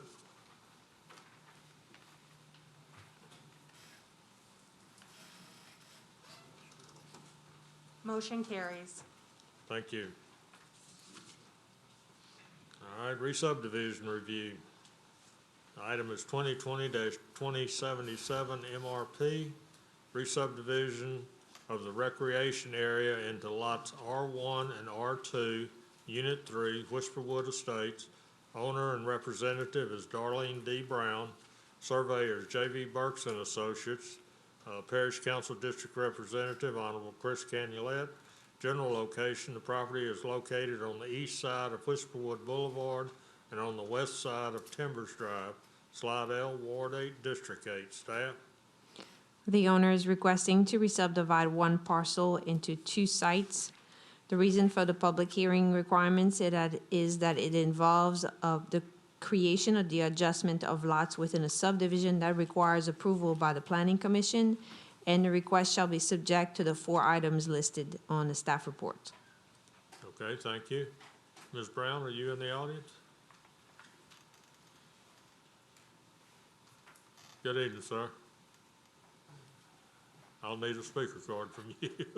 My name's Steve Ernst. I'm representing Ms. Brown. Okay, all right. So you want to tell us a little bit what's going on and? This piece of property was originally the recreation area for Whisperwood subdivision. It hasn't been used as a recreation area in over 25 years. There's currently a residence on the survey that you have that's where Ms. Brown lives, and she's trying to divide the property into two parcels for estate planning purposes. She has 2 children, and at some point, it's going to go to them, and she's just trying to make it easier down the road. Okay, was this where the old swimming pool? Yes, sir. Okay, all right. All right, sir. Anyone else in the audience wish to speak on this? I'll close it to the public, move it back to the commission. Yeah. Commissioner Randolph. Yeah. Forgot your name, sir. Steve Ernst. Okay, Mr. Ernst. I take it that the lady that you're representing owns, Yes, she owns the property now. she owns the She owns property all the where the properties. recreation facility? It is, yeah, it's listed on the original survey as the recreation area, but it has not been used as the recreation facility. in, Right, like I said, right. 25 I'm years. familiar Yeah. with the area. Another question, homeowners association, is that gonna be a conflict with the homeowners? It's my understanding the homeowners association in that neighborhood is pretty much dormant. Okay, okay. I motion to approve. Motion by With the Commissioner- waivers, or comments, with the comments. Okay. Motion by Commissioner Randolph to approve with the comments. Commissioner McInnes. I guess I have a question to staff or Mr. Ernst. Was this recreation area used a part of getting the subdivision approved? I have no idea. That subdivision was approved, I want to say, in 1976. What was your question, Neil? Was the fact that it has a recreation area part of the original approval of the subdivision? Helen? Excuse me, ma'am. Repeat it again. Is this a subdivision or just Yes. lots? It was a recreation area. Well, no, I meant the whole the whole area. It's part of a subdivision and they're trying to create two lots. Right, but was the recreation area part of the original design of the subdivision? Yes. Yes, ma'am. When the neighborhood was built, that parcel had a neighborhood swimming pool and 2 tennis courts. The developer lost it to the Internal Revenue Service and it was purchased by my company, and then it was sold to Ms. Brown not long ago. It hasn't, like I said, it has not been used as a recreation area in probably at least 25 years. So the recreation lots were sold to Miss Brown? That piece of property that's on that survey was sold to her, yes, ma'am. Oh. It just seems like if a subdivision has designated green space, you can't undo it. So I'm confused. I just want to make sure this is proper, that she was able to purchase it. This will be the third, I want to say, transfer of the property from the developer, the original developer, to the Internal Revenue Service. Then my company bought it, and then it's been sold. Okay, Nell, I'm gonna, get Emily to comment on this right now. Okay.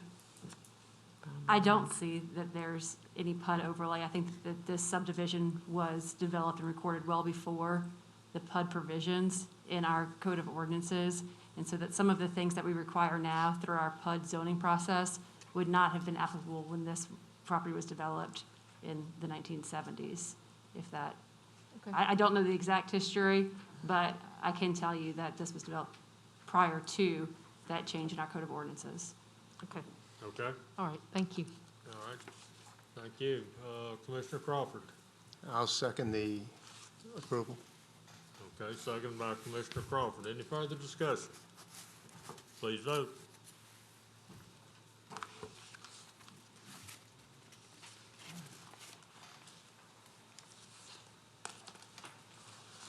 Motion carries. Thank you. Next item is 2020-2104-MRP, re-subdivision of parcel 7A1-B1 into parcels 7A1-B1A and 7A1-B1B, the plantation, owner representative of Shallow Creek Enterprises LLC, the surveyor is John E. Bono and Associates, Parish Council District Representatives, Honorable Cheryl Tanner. The general location, property is located on the east, on the end of Shallow Lane, south of Shenandoah Lane, Covington, Ward 5, District 6. Staff? The owner is requesting to re-subdivide one parcel into two residential sites.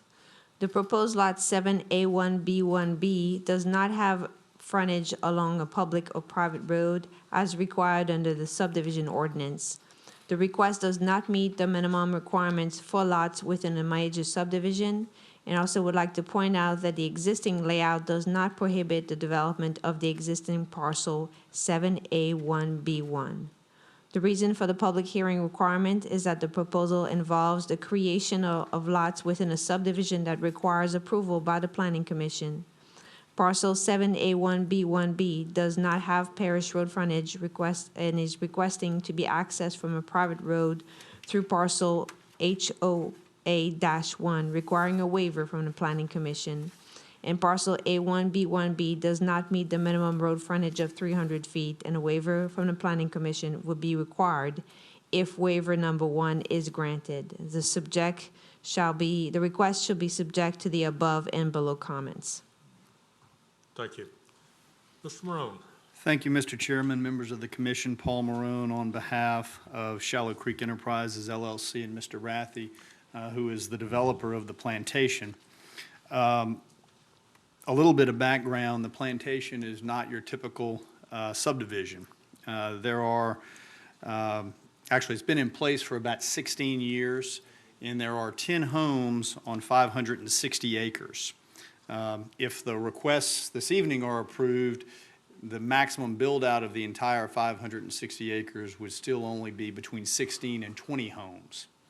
The entire community is private in that all of the roadways, Shenandoah and Shiloh, which are the primary and only roadways in addition to Country Meadow Lane, are all private. Everything is maintained internally by the homeowners in that development.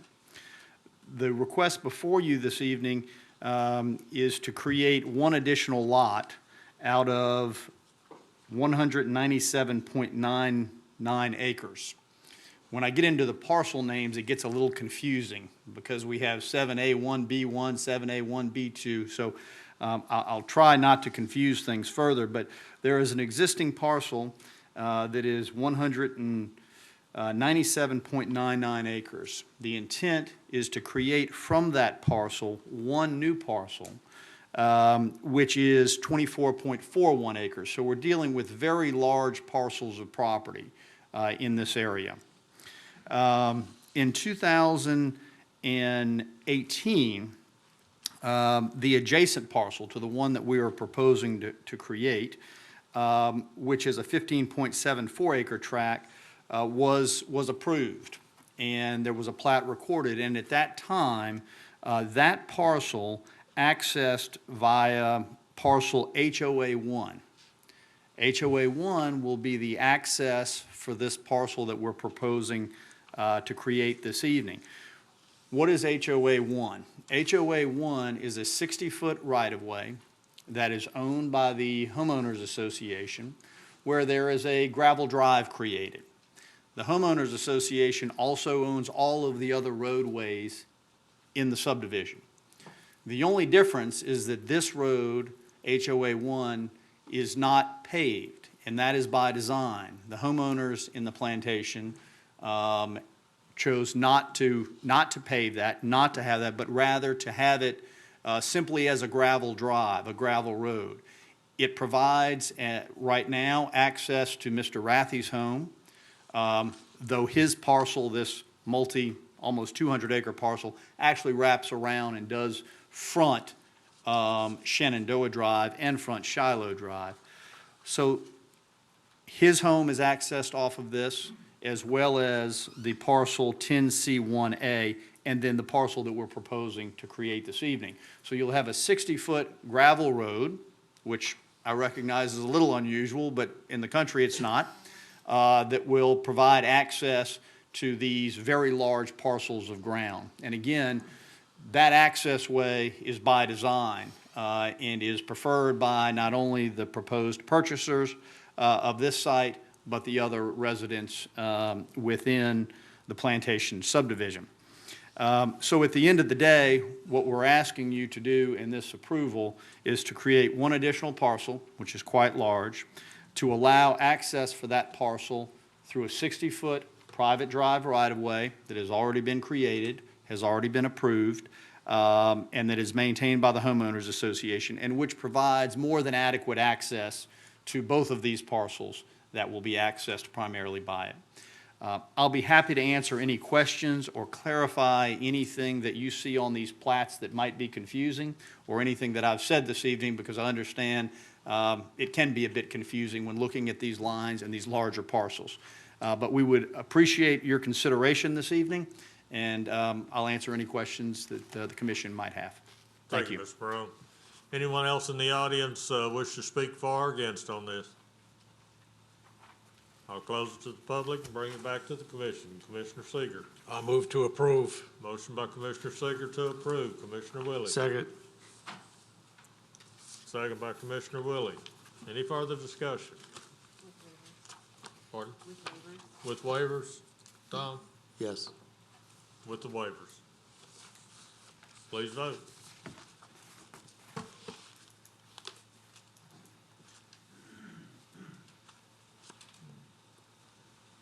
Motion carries. Thank you. All right, next item is 2020-2109-MRP, re-subdivision of Square 175 into lots 1 through 14, Square 175, Town of Mandeville. Owner and representative is Black Oak Holdings LLC, Matthew Bowers.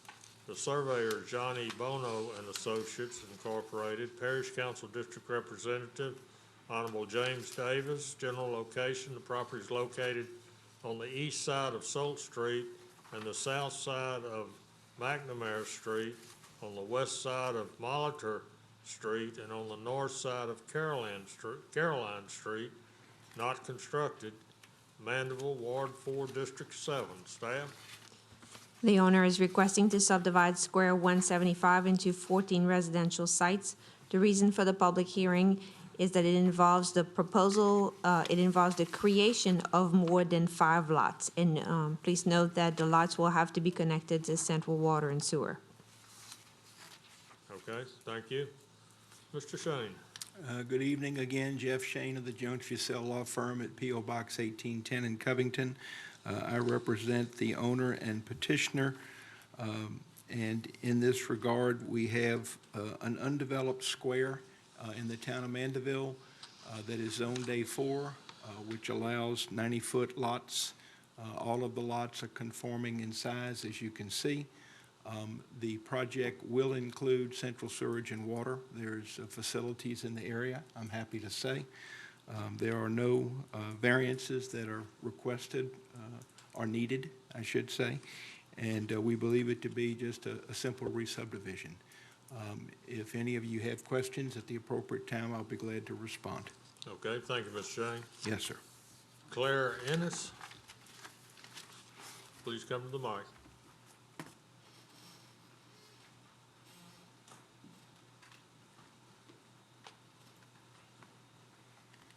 Hi, good evening. My name is Claire Ennis. We moved to the North Shore for the lifestyle and to avoid traffic jams, the crime, and for the forested and green areas and spaces.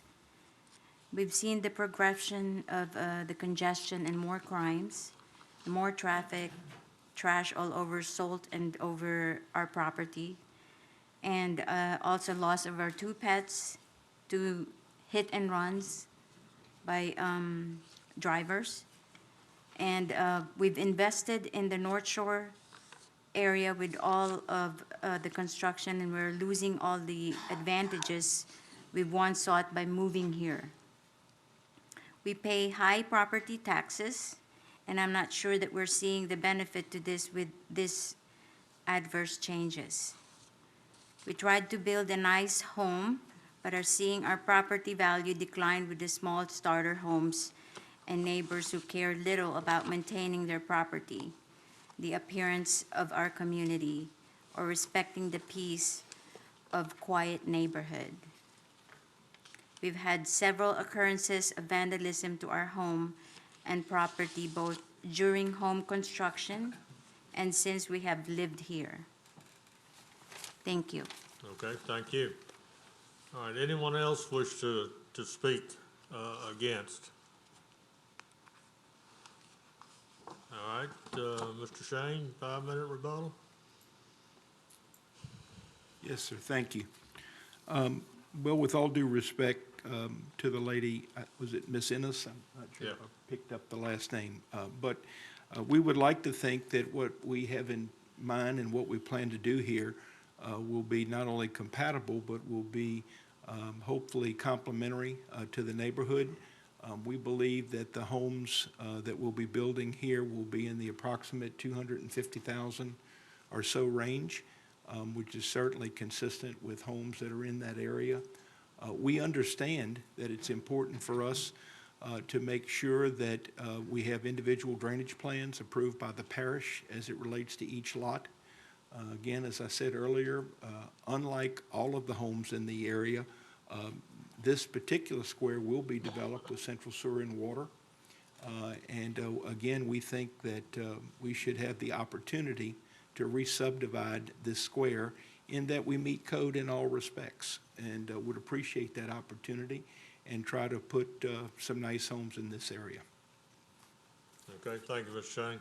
Ms. Ennis, do you have any rebuttal?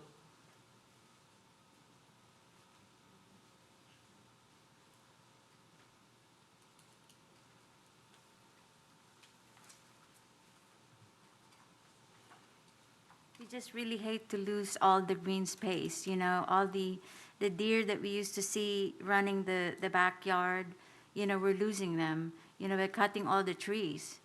You know, everywhere you look, it's just houses and houses. When we moved here, there's a lot of trees. Now it's just houses sprouting like mushrooms. You know, we're losing it. We moved here because of all the greenery.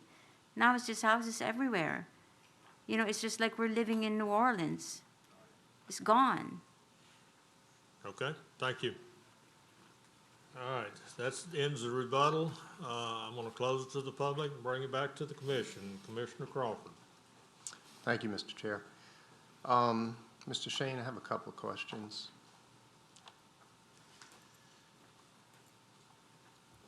Yes, sir.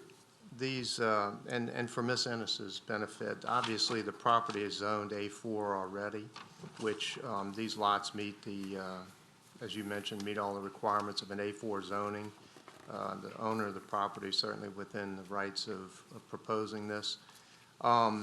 It looks like the way it's laid out, all of the lots would be accessed from the front streets that each one fronts? Is that correct? Yes. And Three of the streets are constructed on the west, north, and east.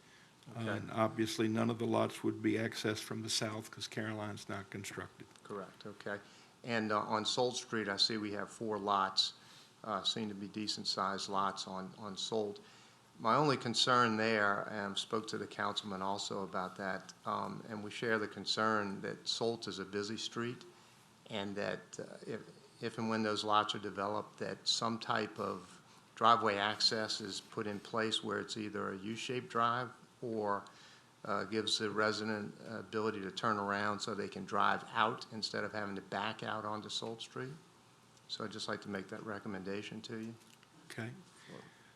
I had spoken to the councilman this afternoon, and he brought that issue up. I told him it was something we'd take into consideration and that I'd have further discussion with him about that. Okay, okay. Yes, sir. I see there's a bunch of people in line to make comments, so I'll refrain from a motion at this time. Okay. Commissioner Willie? Well, being that all the requirements that developer has to do and everything's already in place, I'm not gonna, I'm going to go ahead and move on that for approval. Motion by Commissioner Willie. Right? Yes. Okay. Commissioner Seeger. Yes, I'd like to address the lady that came up to speak. Ms. Ennis? Unfortunately, you know, all of the houses in Mandeville require taking down some trees. The parish does have requirements for planting trees or for not destroying trees when a house is built. And I'm sure the Native Americans that were here were astounded when the trees were cleared for farming. So I just want you to understand that building is going to be taking place, and yes, you will lose some trees, but the parish does have a pretty stringent set of planting guidelines. And that being said, I'll second Mr. Willie's motion. Okay, second by Commissioner Reese. Commissioner Barcelona. Whoop, whoop, Up. whoop. Okay, I'm sorry. Mr. Chairman, could I have the floor, please? Pardon? Mr. Chairman, could I have the floor, please? Yes. Thank you. I just have one question. Is a 90-foot lot required? Under A4, yes. Huh? Under A4, yes, How it come is. lot 10 is only 82.9? If you look on a side street, Yeah. on Molitor, it is 146 feet. Oh, so it doesn't matter that one dimension's less. Okay. I'm just, thank you. Okay. Now Commissioner Barcelona. A question for Mr. Shane. The lots are shown in terms of square foot, in terms of square feet. What is that in acres? It's a quarter of an acre. Quarter? A little bit more. Okay, a little bit more than a quarter of an acre, and A4 allows quarter acre lots. Is that correct? That's correct. It's Yes, sir. It allows. density of 4 units per acre. I'm sorry, Mr. Shane, I didn't mean to I'm interrupt. saying the same thing. Okay, Four units per acre and a 90-foot minimum. Okay, so the size of the lots as shown on the survey meet the current zoning A4 requirements? Actually meet or exceed, Okay. and the density is within the acreage that's within this square. Okay, Yes, sir. all right, thank you. Is that all, Paul? Okay. Commissioner McInnes. I wanted to make a comment for Ms. Ennis that the parish is beginning to undergo redoing the comprehensive plan for the parish, and that there's going to be a number of public meetings, and that would be a great thing for you to participate in, to express your concerns about how we are losing our green space and what changes might need to take place to help encourage saving more green space. So urge you to participate. Okay. Anything else now? Okay. We have a motion and a second. Please vote.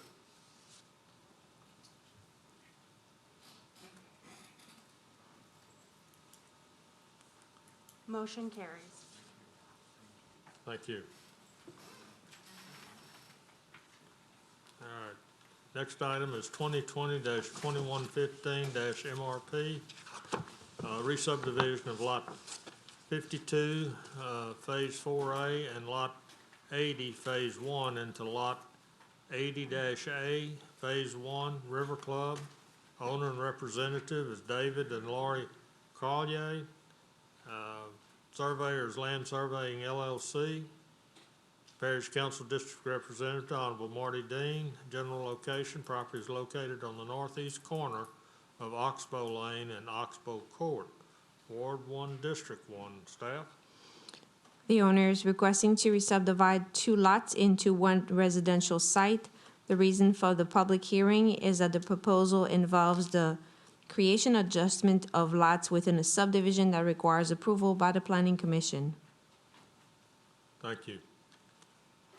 Is David or Laurie Collier here? Good evening, sir.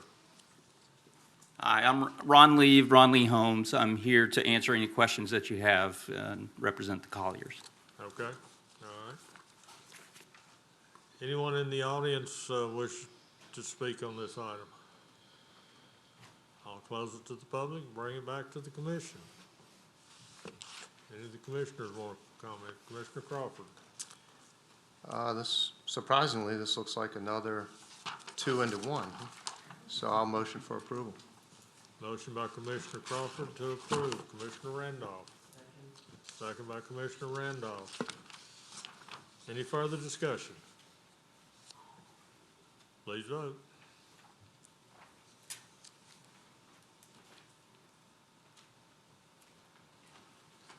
Motion carries. Thank you. Next item is 2020-2121-MRP, re-subdivision of parcels 4A2 and 4A3 into parcels 4A4, 4A5, and 4A6, the plantation. Owner representative is Robert J. and Jennifer Rath. Surveyor is John E. Bono and Associates. Parish Council District Representative Donald Cheryl Tanner. General location, the property is located at the end of Shenandoah Lane and east of Shiloh Lane, Covington, Ward 5, District 6. Staff? The owner is requesting to re-subdivide 2 parcels into 3 residential sites. The proposed lot 4A5 does not have public road frontage or private road frontage as required under the subdivision ordinance. The request does not meet the minimum requirements for lots within a major subdivision. And would like also to point out that the existing layout does not prohibit the development of the existing parcel 4A2 and 4A3. The reason for the public hearing requirements is that the proposal involves the parcels 4A4, 4A5, and 4A6 do not meet the minimum required lot width under the A1 suburban zoning district and requiring a waiver from the Planning Commission. And proposed parcel 4A5 does not have public road frontage. It is proposed to be accessed through parcel 4A4, requiring a waiver from the Planning Commission. Thank you. Mr. Morone. Thank you, Mr. Chairman, members of the commission, Paul Morone again. Again, on behalf of the developer of the plantation, I'm going to take you from the far southern end of the plantation subdivision, which was the prior case that you heard, now to the far northern end of the subdivision, with a somewhat similar request. This proposal creates, again, one additional lot in the development, with all of the lots in this request being at least 12 acres, one being 12.01 and the other being just over 14 acres. In 2018, these flag lots were created. And by flag lots, if you look at your plat, you'll see that you have these very large lots set back from the road with this long extension that comes in and connects up at Shenandoah Drive.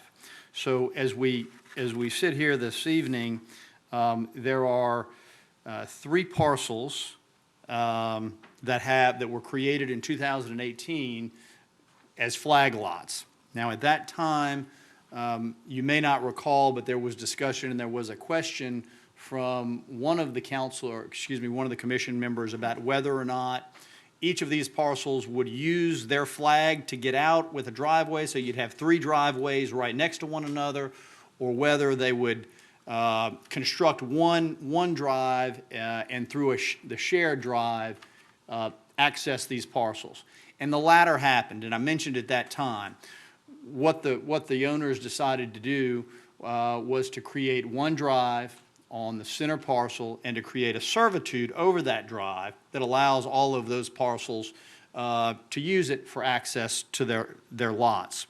It is that existing servitude that exists today, that is 60 feet in width, is a gravel drive or gravel road, that is used to access the parcels that are back there and that will be used to access the new parcel, which is parcel 4A5. So, at the end of the day, all of the parcels other than 4A5 will have a strip, a flag that touches Shenandoah Drive. All of them, for physical access, use this existing gravel drive through the servitude, and that is the method by which 4A5, the new parcel, the 12.01 acre parcel, will access as well. So again, a little bit of a unique situation in that we're dealing with a gravel road, a gravel drive, but with large parcels. And again, all of this was by design. It was the intent of the people in the plantation and the developer not to create an additional paved road for these lots, but rather to utilize the gravel drive that is there. And so I will answer any questions, if I'm able, that any of the commissioners might have, but we would respectfully request your consideration of the re-subdivision to create the one additional parcel. Okay, Thank thank you, Mr. Brown. Anyone else in the audience wish to speak for or against on this item? I'll close it to the public, bring it back to the commission. Commissioner Willie. Hey, Paul, since you got us all confused with all these crazy numbers, I'll move for approval. With the waivers? With the waivers, yes. With the waivers, okay. All right, Commissioner Seeger. I second that motion. Second by Commissioner Seeger. Commissioner Reese. Yeah, Paul, this is similar to what you just showed us, only they called it HOA 1 or whatever it was in the other one. Why didn't they do the same thing? That's a good question. So the HOA 1 is owned by the HOA, Yeah. whereas all of these flag lots are actually, they're not owned by the AOA, they're the HOA, they're owned by the individual lot owners. So that's the only distinction there.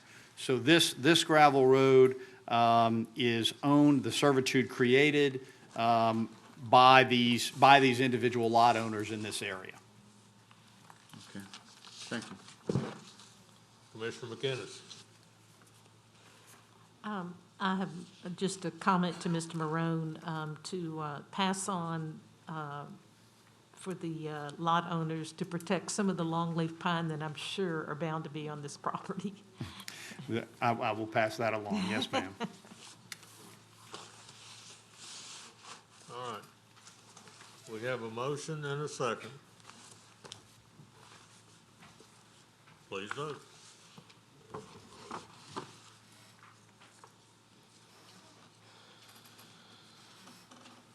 Motion carries. Thank you. All right, next item is 2020-2123-MRP, re-subdivision of lot 376 and a portion of reserved area, Square 25, Chifuncta Club Estate. Owner and representative is Chifuncta Club Estates Incorporated. Francis Ward Cashon, president, and Clyde Smalley the fourth, and Stacy Smalley. Surveyor is Land Surveying LLC. Parish Council District Representative, Honorable Marty Dean. General location, the property is located on the north side of Riverdale Drive, east of Sunny Hollow Road, Covington, Ward 1, District 1. Staff? The owner is requesting to re-subdivide Lot 376 and a portion of reserved area into one residential site. The reason for the public hearing requirements is that it involves the creation or adjustment of lots within a subdivision that requires approval of the Planning Commission. Also, the creation and adjustment of lots involves the creation of a portion, the addition of a portion of reserved area. And the recorded subdivision plats indicate the following: reserved areas to be reserved to Chifuncta Club Estates, used and are to be maintained by Chifuncta Club Estates. These are the two reasons for the request to be in front of you, and it's also should be subject to add the signature line for the chairman of the Planning Commission. Thank you. Mr. Morone. Thank you, Mr. Chairman. Paul Marone on behalf of Chifuncta Club Estates, Inc., and Mr. Smalley. This request is simply to allow Mr. Smalley to acquire this additional area to make his lot larger. He already has his home on the site. He's simply looking to enlarge that lot to encompass some additional improvements that he would like to make. The reserved area is quite large. I don't know the exact acreage, but I would tell you it's probably more than 50 acres and less than 100 acres. So this is a relatively small portion of that we are proposing to re-subdivide into Lot 376A. And I'll be happy to answer any questions that any of the commissioners might have. Thank you, Mr. Morone. Anyone in the audience wish to speak for or against on this item? I'll close it to the public, bring it back to the commission. Commissioner Seeger. Move to approve. Motion by Commissioner Seeger to approve. Commissioner Willie. Paul, your client purchased the land for Chifuncta Club Estates, the reserve area, or part of the reserve area? If this is approved, then Mr. Smalley will purchase from Chifuncta Club Estates just that portion of the reserved area that is being combined with his lot. Okay, Chifuncta Club Estate, they in line with all this? Yes, Okay. they are the petitioner and they are my client. Okay. Second. With the Second by waiver. Commissioner Willie. What was the reserved area for? I don't know exactly, other than I would tell you that I liken it to a large area of green space. Not sure why it was termed reserved area, but in looking at the plat, it would appear to me that it was just a large area of green space. Okay, thank you. All right, we have a motion and a second. No one else in the queue, please vote.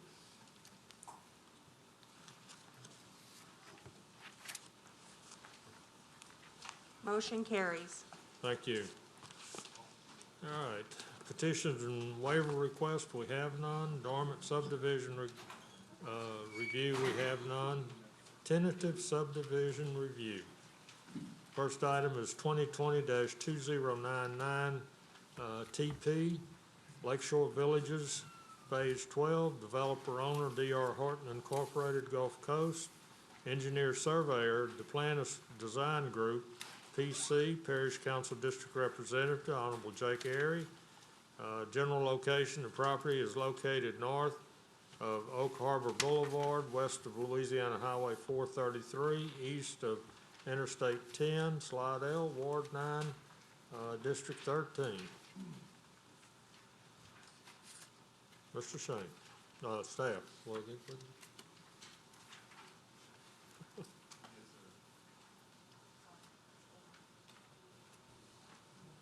Yes, sir.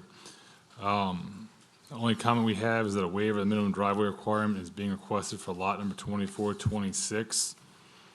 I just got a handout for, Okay, lot 24, 26, the supporting documentation for the lot that the driveway waiver request is being requested for. That's the only comment.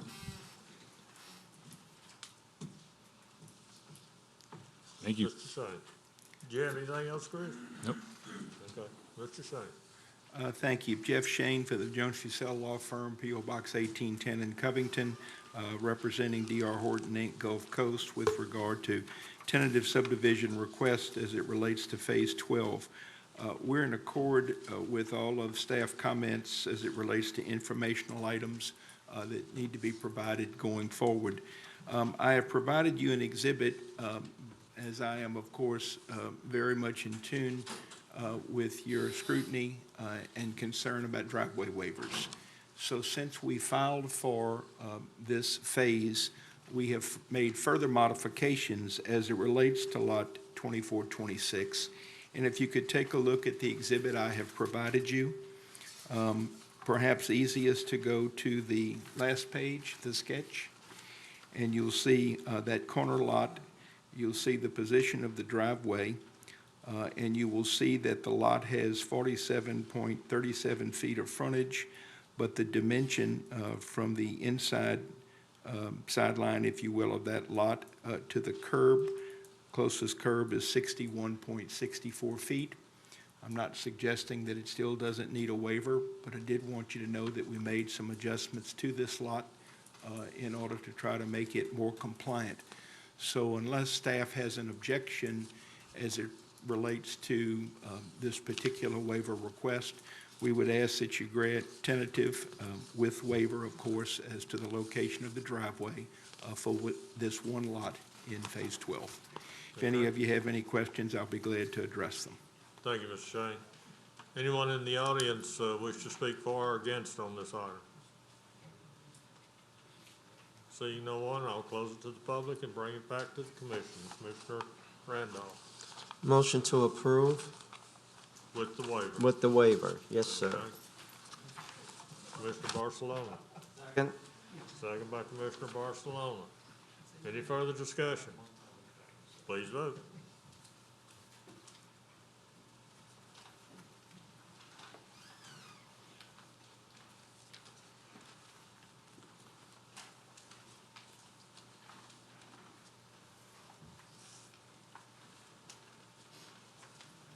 Motion carries.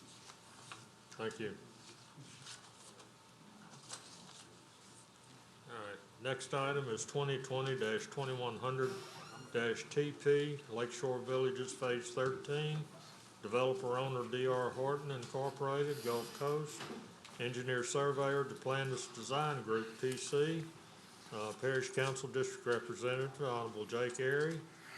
General location, the property is located north of Oak Harbor Boulevard, west of Louisiana Highway 433, east of Interstate 10, Slidell, Ward 9, District 13. Staff? Yes, sir. Staff has no outstanding comments for this subdivision, only informational items. Thank you. Thank you. Mr. Shane. Jeff Shane of the Jones Fussell Law Firm, P.O. Box 1810 in Covington, representing D.R. Horton, Inc., Gulf Coast, with regard to requests for tentative for Phase 13. In light of the clean staff report, we ask that you recommend approval. Okay, thank you.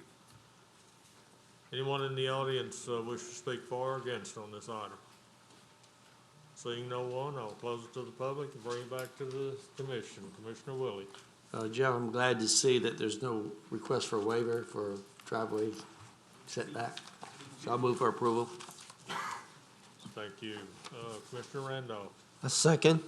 Second by Commissioner Randolph. Any further discussion? Commissioner McInnes.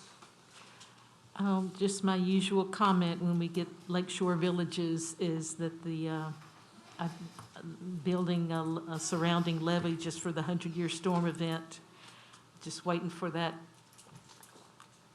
future disaster. I think it should be higher. Okay, thank you. Commissioner Reese. Just a question. A lot of these phases, we keep talking about an updated TIA for it here. Do we know when that's gonna happen? I keep seeing that over and over and over again. I don't know if there's a certain point where you're supposed to do it, or either it's a comment or it's not. Sure.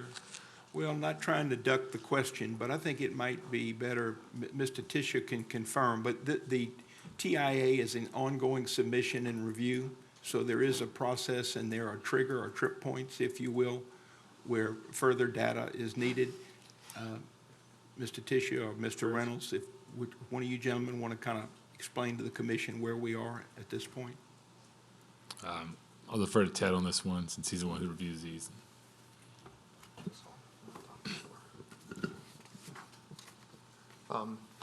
In a nutshell, this is, just what he spoke was correct. It's an ongoing issue right now, but there's a kind of a few factoring components to it. One being that Phase 12 and 13 were included in the original traffic study, and at that point in time, there were some ongoing road improvements to both the DOTD highway as well as Lakeshore Village, Oak Harbor Boulevard. Because of that, the developer agreed, correct me if I'm wrong, Jeff, to basically come back at a later date to update those counts and verify that the improvements that were proposed and being implemented will function as they're supposed to be in the original study. We are still waiting for DOTD to finish the roadway improvements, right? Yeah. That's correct. We're waiting for DOT to finish roadway improvements, and this time DOT is also not allowing traffic counts to be taken. And so we've got two things that are kind of causing this can to kind of be kicked down the road. And at this point, the approved TIA is for the full build-out, and the improvements they're in the process of doing, and have already received approval for through the into the right-of-way process, is based on the full build-out of Lakeshore Villages. Okay, just for general information, if it's not due now, if it's not the right time yet, I just leave it out of the comments so it doesn't throw a question into the, might save us all. In regards to that, I don't mind answering questions. This is really just for record-keeping purposes and documentation. Okay. So in 3 or 4 years, when we go to pull out to see what happened and where it was in this is the easy reference point for see what went to public meeting. All right, thank you. Okay. All right, we've got a motion and a second. Any further discussion? Please vote.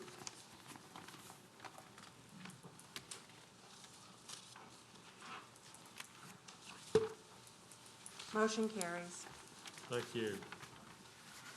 All right, next item is 2020-2010-PP, Military Bridge, Phase 1, developer owner, Lynn Levy Land Company LLC, engineer surveyor, J.V. Burkson Associates Incorporated, Parish Council District Representative is Honorable Mike Smith.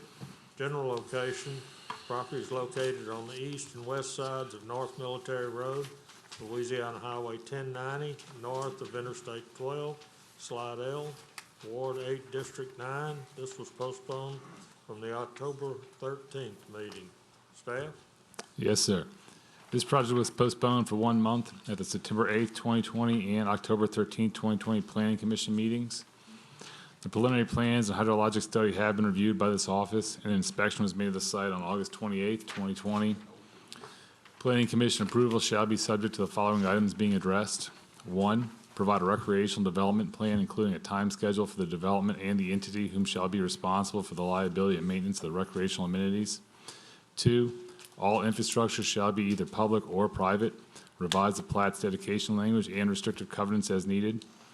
3, a revised TIA for this development needs to be submitted to St. Tammany Parish for review and approval in accordance with the required revisions discussed between St. Tammany Parish staff and the engineer of record at the meeting held on October 21st, 2020. 4, provide a current, completed, and executed fill and grading statement for this development. 5, construction drawings need to be stamped by a licensed civil engineer. 6, a waiver of the minimum driveway requirement is needed for this phase of Military Ridge. In order to approve the waiver, this waiver request 2/3 majority vote of the full membership of the commission, 8 members, is needed.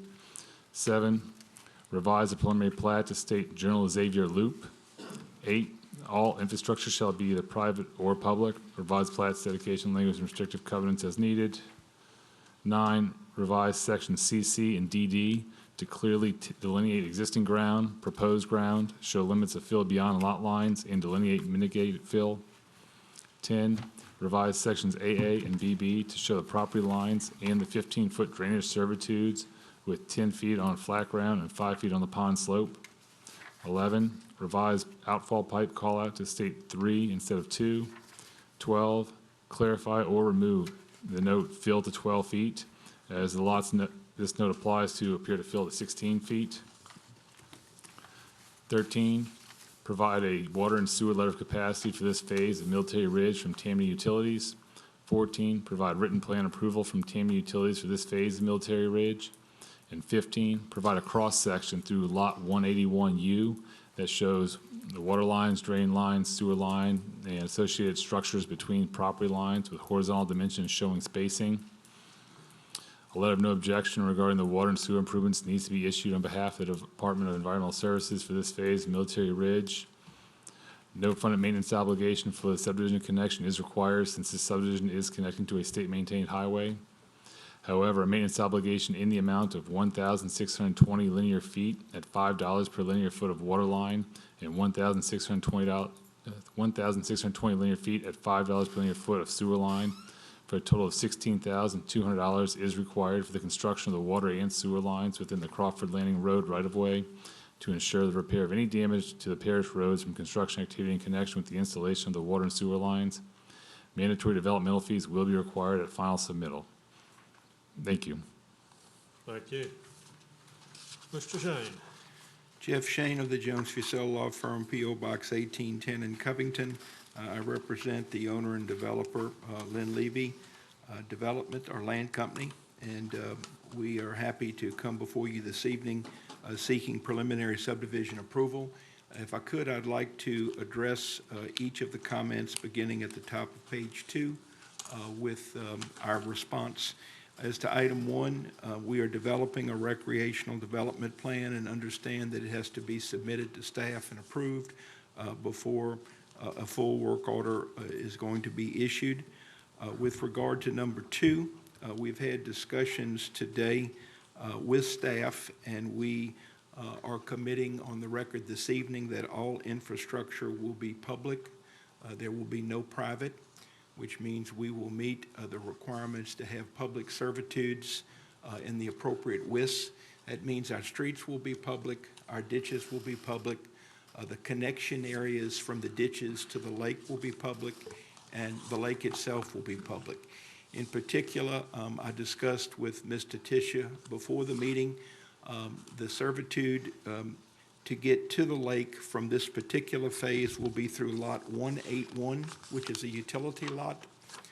That lot will provide the necessary 25-foot wide access to allow the parish to get to the lake. Then the servitude around the lake is a total of 15 feet in width. Plans may have to be revised in that regard, but that's why I'm putting this into the record. The 15 feet is what is required by the parish. It'll be a minimum of 5 feet on the slope, and a guaranteed 10 of the 15 feet will be in the flat area at the base of the levee or berm for the lake. Also, there will be sufficient turning radius where the servitude running from the public roads meets the servitude surrounding the lake. So as to item 2, and also I guess item 8 is basically the same comment. It will all be public, and the restrictive covenant will be modified accordingly. With regard to item 3, and that's really been sort of the toothache in this project for the last few months, I can tell you that we believe that there are some significant developments that will at least allow this phase to go forward. Approximately 7 to 10 days ago, the developer with the parish participated in a Zoom or conference call with DOTD to discuss the dilemma that I think has been mentioned this evening, and you'll probably hear again, and that is that DOTD will not accept any traffic counts that are being done during the COVID crisis, if you will, believing that traffic patterns have been altered, and we understand that. So in certain situations, I'm happy to say there have been discussions with DOTD as to allow for some arrangements so that some of these projects don't have to wait until COVID is completed. And in this particular instance, the current discussion, and I think it would be fair to say agreement involving DOTD, is that for Phase 1, which is 84 or less lots, DOTD will allow us to get a driveway permit to connect to Military Road. The parish understands that we will have to provide counts at a later date, when the state will, of course, allow and review those counts with us, so that this would allow us to go forward and build Phase 1 only. We also understand that after we get the counts, obviously, the matter will have to be reviewed again, but I can tell you that the current plan includes approximately $400,000 of infrastructure traffic improvements along Military Road. And those improvements include, if you're coming north on Military Road after you go over the overpass, or there will be a right turn lane into Crawford's Landing Road. Furthermore, there will be a middle or third lane that will be developed on Military Road to allow for stacking for vehicles that would be turning left into this development. And then likewise, for vehicles that would be going south on Military Road, there will be a right turn lane that would allow vehicles to get off of Military Road and turn into the development. Those improvements are scheduled by us in our TIA. I think it's fair to say that they have received favorable review. Again, I've explained the dilemma that allows us to maybe present a more complete package for approval this evening, but we would ask that as it relates to traffic, that your preliminary subdivision approval include the plan that I have suggested, and that is, provided we get the driveway permit from DOTD, we will able to do Phase 1 only, based on the conditions that I've discussed. As we come back to you for future phases, we understand that more data will be needed, and hopefully conditions will allow us to provide it at that time. We understand that you're not going to allow us to build a 233-lot subdivision without putting the necessary mitigation measures to protect traffic. And I might add, and I don't say this to be totally self-serving, but I think you'd be interested to know, this solution was offered by DOTD. This was not something that we came up with independently. It doesn't mean that we hadn't thought about it, but DOTD was comfortable with this approach as it relates to Phase 1. I'm sure there'll be perhaps further discussion on item 3. I'd like to keep moving along. Items 4 and 5 will be taken care of. Item 6 is one that we have discussed before. Perhaps we can come back to that if there's further discussion needed about the driveway waiver. 7 and 8, I've already addressed 8, but 7 will be taken care of. Items 9 through 12 will be done as well. These are just requests, as are items 13 through 15. The only item that I think may be subject to discussion, or perhaps an error under the informational items, is the maintenance obligation. And I didn't get a chance to discuss this with staff, but that I'm not sure the parish would impose a maintenance obligation as it relates to lines in the state right-of-way. Or maybe I misunderstand the comment. Chris, Ted? Talking about the maintenance obligation for the water and sewer? Yeah, the 1,620 linear feet, yeah. Yeah, that's for going towards Crawford Landing Road, coming through and out. Okay, is For the that water and within the sewer. state right-of-way? No, it's outside. This is outside the state right away. If you look at your water and sewer plan, I think Crawford Landing state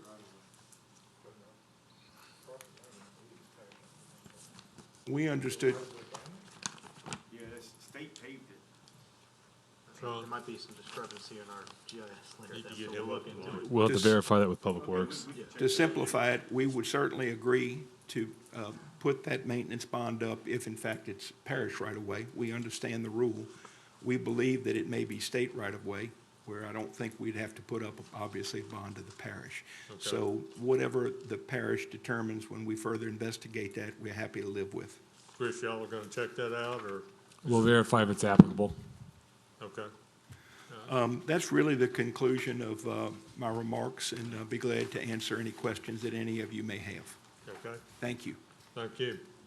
Anyone in the audience wish to speak for or against on this item? I'll close it to the public and bring it back to the commission. Commissioner Barcelona. I have a question for staff. General comment 3, it mentions required revisions to the traffic study. What are those required revisions? All right. Is that related to Turn Ted's microphone on. traffic counts? Is that related to the traffic counts, or is it some other revisions that are required? No, it's gonna be some other minor revisions to the traffic study. I have a better answer for this one, so I just reviewed this one. As Jeff kind of alluded to earlier, that the state kind of came up with this phased approach that were favorable to not requiring revisions to the study for phase 1, because they wouldn't require the study at that time. But it's because of that, when they first originally submitted this project, the study included the entire build-out of the subdivision, which we still do have on file and have reviewed. But at this time, we're requesting a more direct memorandum that addresses phase 1 specifically, since that is the request at hand, that will work congruently with the overall study. Sure. All right, thank you. No further questions. Okay, Commissioner Drum. Jeff. Jeff. Trying to hide, huh? So I couldn't see it. I was trying to hide. Yeah. Pertaining to the turn lanes and the center lane on Military Road, Yes, sir. are you going to widen that for any distance, like maybe back here from Crawford Landing to just past the entryway? Because that's not exactly the widest road to be able to put a third lane. It will have to be widened to accommodate the third lane. Yes, sir. Okay, but not all the way to the light, but just a certain distance, right? The necessary distance, that's correct. Okay. And which part of phase 1 are we already being asked for waivers on the corners? Well, I think probably each corner lot, and if I miss one, I know someone will correct me, but I guess we would be looking at maybe 188, 189, 211, 212, 174, 200, 201, and 220, unless we have any side loading on those lots, I'm not sure. Is there some way that we don't have to keep going through these waiverings all the time? Maybe put the house sideways or something? Because, this is, every plan we get, we're asked for waivers. Yes, sir. And the people know about it. Yes, sir. I think that we need to be the responsible party, but I would also say, this is the PUD that all of us approved. It's the PUD that we presented. Right. And was approved with these dimensions.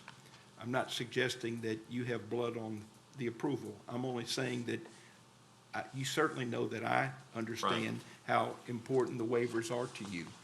And so I suspect that as we come forward with new PUD plans or new subdivision plans, even if it's in the zoning stage, we're going to probably be reminded, as I think I was last week, and understandably so, about how some of you feel about waivers. In this case, I don't know that there's much that we can do. We will attempt to side load, I would think, certain of these homes where we can to achieve. We can try to do that to mitigate it. Okay. I know that's not a perfect answer, but with the conditions, I'm not sure what else we can reasonably do. And I have one more question. Yes, sir. If I remember correctly, but I'm old, so I don't remember correctly all the time.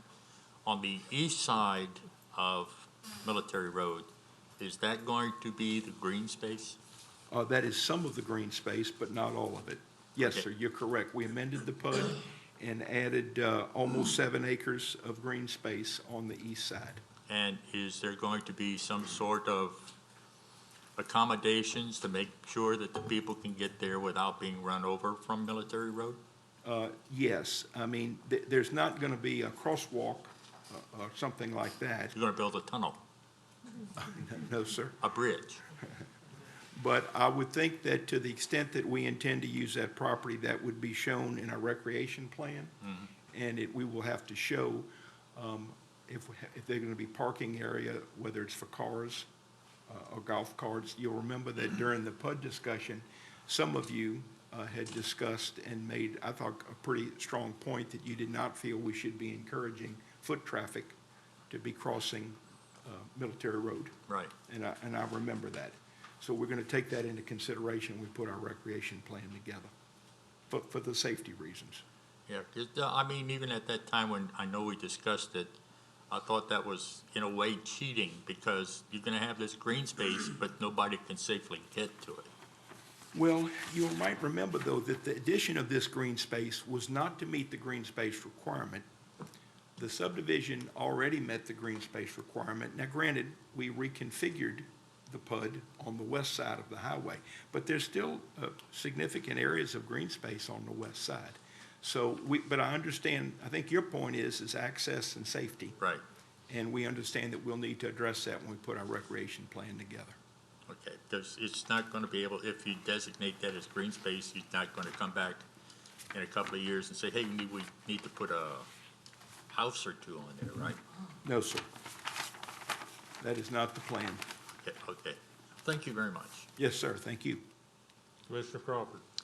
Mr. Shane, a couple of questions. I'm sorry, I didn't hear exactly what the comment was on item 13 and 14 under the water and sewer plan. Can you restate how that's been addressed? Yes. Let me ask my engineer to be more particular. We've gotten a verbal, but they want to approve the full set before they write the letter. We have a verbal from Tammany Utilities as to providing sewer and water. They will not provide the written letter till they have examined or reviewed all of the detailed plans. Okay. So we believe that to be in the works. Okay. And that's typical, Chris, at this stage? Yes, sir. I mean, it'll come through, and once Tammany Utilities had an opportunity to review the water and sewer plans and make sure they're in conformance, whatever their design standards are, then they'll issue the letter of capacity and their plan approval. Okay. And we'll withhold a work order for any water and sewer work until we receive those. Okay. A couple more items under informational items, the second and third sentences. So a letter of no objection regarding the water and sewer on behalf of Department of Environmental Services. What's the status of that? When we receive the LDH applications, we review those along with the water and sewer plans, and then we'll issue a letter of no objection to LDH. Okay, is that something that we should have received by now, or we should be receiving, or is this outstanding? It's outstanding, but it's awaiting a plan review to complete from Tammany Utilities. Okay, so the previous comments on 13 and 14 are a precursor to this, is what you're saying? Yes, sir. Okay, and the same thing on the next comment, Louisiana Department of Health? Correct. Okay, all right. And those plans have been submitted and they're under review. Okay. Now, one more question to go back to the waivers of the driveway requirement. So item 6 looks to me like it's basically a blanket waiver, saying for this phase, we need to waive any of the corner driveways because they don't meet the requirement. Am I reading that correctly? Yes, sir. Okay. I did a quick count. It looks like there's at least 10 lots that have that instance in this phase. I think if we approve that, we set a precursor for the subsequent phases. And of course, we've talked about driveway requirements and waivers ad nauseum, I guess, on different developments. So I'm not in favor of that. And unfortunately, if that's an item 6 in this approval, that's gonna weigh heavily on my approval or not. Okay. Okay, that's my comment. Thank you. Okay. Commissioner McInnes. Mr. Shane, don't sit down. I have several questions. And a lot of it's hydrology, so you might want Mr. Burks up here too.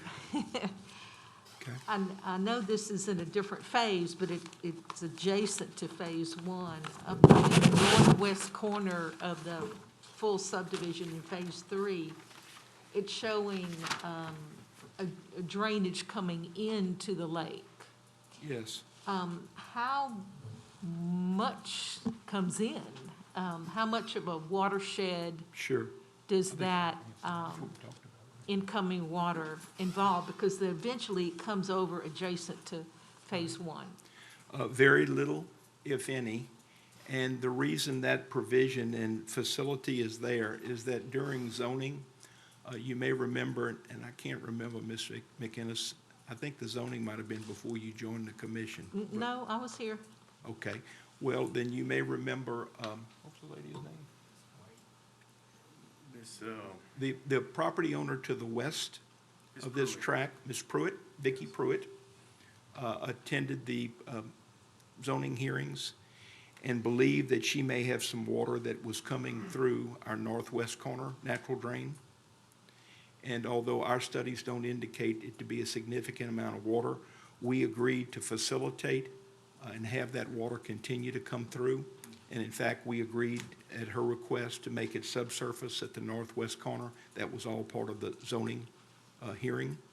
So it is not a major drainway.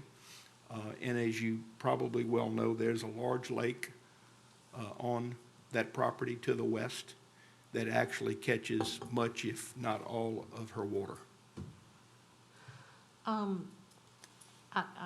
I wasn't concerned about that. It's just, I talked to Chris earlier.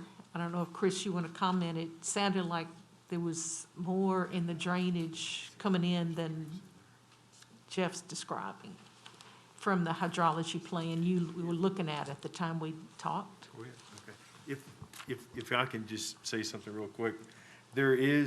We have two different discussions going on. That's what Jeff was kind of talking about. One was Ms. Pruitt, talking about making sure we accept her water through the property, which is still the case. This is all part of a future phase, Phase 3. We haven't really addressed this now, but what we are doing is we have taken a look at all the water from off-site, and we are not impeding it whatsoever. It is flowing full through. What happens at the northwest corner, it's like a broad, wide area. It's a wetland area, and we're allowing that to stay wetlands. And it's actually going to flow. It flows from the northwest corner into the lake right now. That's what it does. And we're going to allow that to still occur. Where it crosses the road, we'll have a subsurface drainage pipe to capture it at that point. What it does now, it's like a broad, flat area, like 30 feet wide, 3 inches deep of water after a rain. And then it goes to a channel that's like a foot wide, 5 feet deep, before it goes into the lake. So it kind of erodes away this section. All we're going to do is pick it up where it starts eroding away and put a pipe there. But we'll be able to accommodate that water flowing through. Well, my concern is, multiple. But if you look at Phase 1, the lots that are next to that channel, when it comes out of the lake, and it's going to flow into Gum Swamp, you have lots that, I know, and I might have missed your discussion on point by point, but on the survey, it says fill up to 12 feet. That's 12-foot elevation. Oh, okay. That's not 12 feet high. Elevation. That's about a foot and a half or so. Okay, that's a big difference. Yeah. I thought, okay.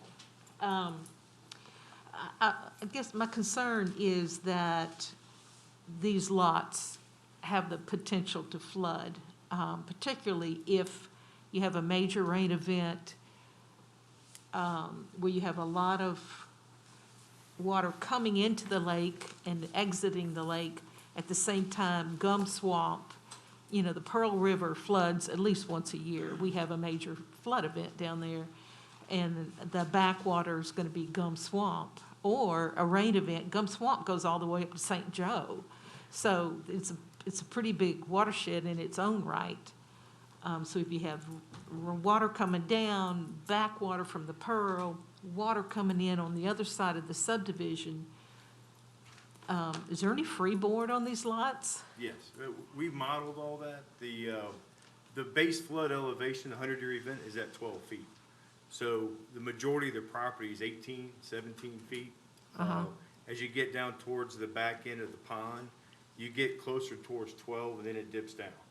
So the only area that's below 12 is that little area that we had marked on there is, on the drainage plan, fill to 12 feet. And we're only talking about 1.5 feet or so in that one little spot. It's not much elevation. But the elevations are gonna be raised up along that back side back there, but it's not much fill. But how much freeboard is there then? Oh, we have, for the pond, probably 3-4 feet in most places. Okay, well, that's pretty good. Let me continue with my questions.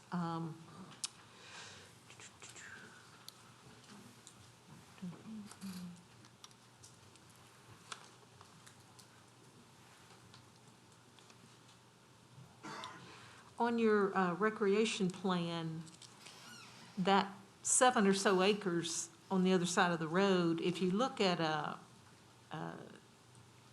topo map, basically, the only real walkable, usable space is about 150 feet paralleling Military Road. The rest is sloped down to a swamp.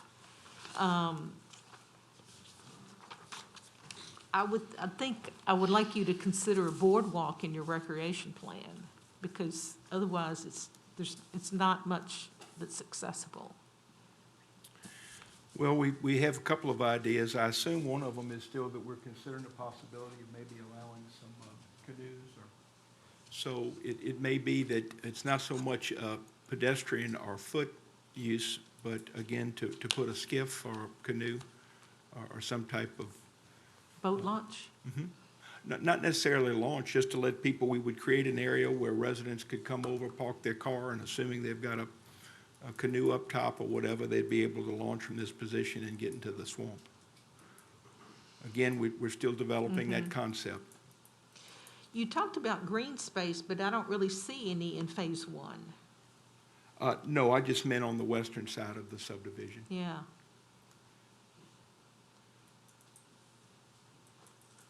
So that 7 acres goes with phase 1? The 7 acres really is green space for the entire subdivision. Okay, but it'll be in place for phase 1?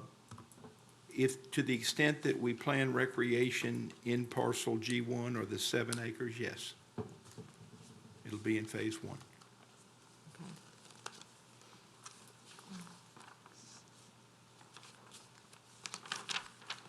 I think I'm done. Thank you very much. Thank you. Okay. Commissioner Reese. Yeah, I just want to back up Commissioner Crawford's discussion about the driveway waivers. I realize when the PUD plan came in, and that's a discussion, the commission's had the realization when we're approving PUD plans that potentially we're approving something more than we think we are. But also associated with that, there were no waivers approved at that time for driveways. So there was no official waiver approved at that time. And I agree with Mr. Crawford. I'm the blank check, you just can't keep going. I move that we approve this without the driveway waiver. Okay. Could I have a chance to comment at some point? Yes. I mean, at the appropriate time. I don't know if there's other discussion, but I just. Okay. We got a motion to approve with the exception of item 6 under general comments.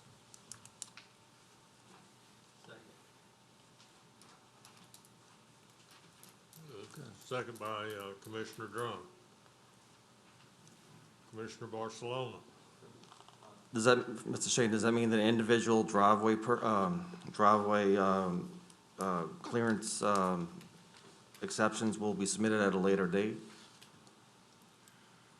Well, it means if On a the- case-by-case basis? If a clearance less than 60 feet is required, then at a later date, on a case-by-case basis, it would be you'd have different waivers submitted.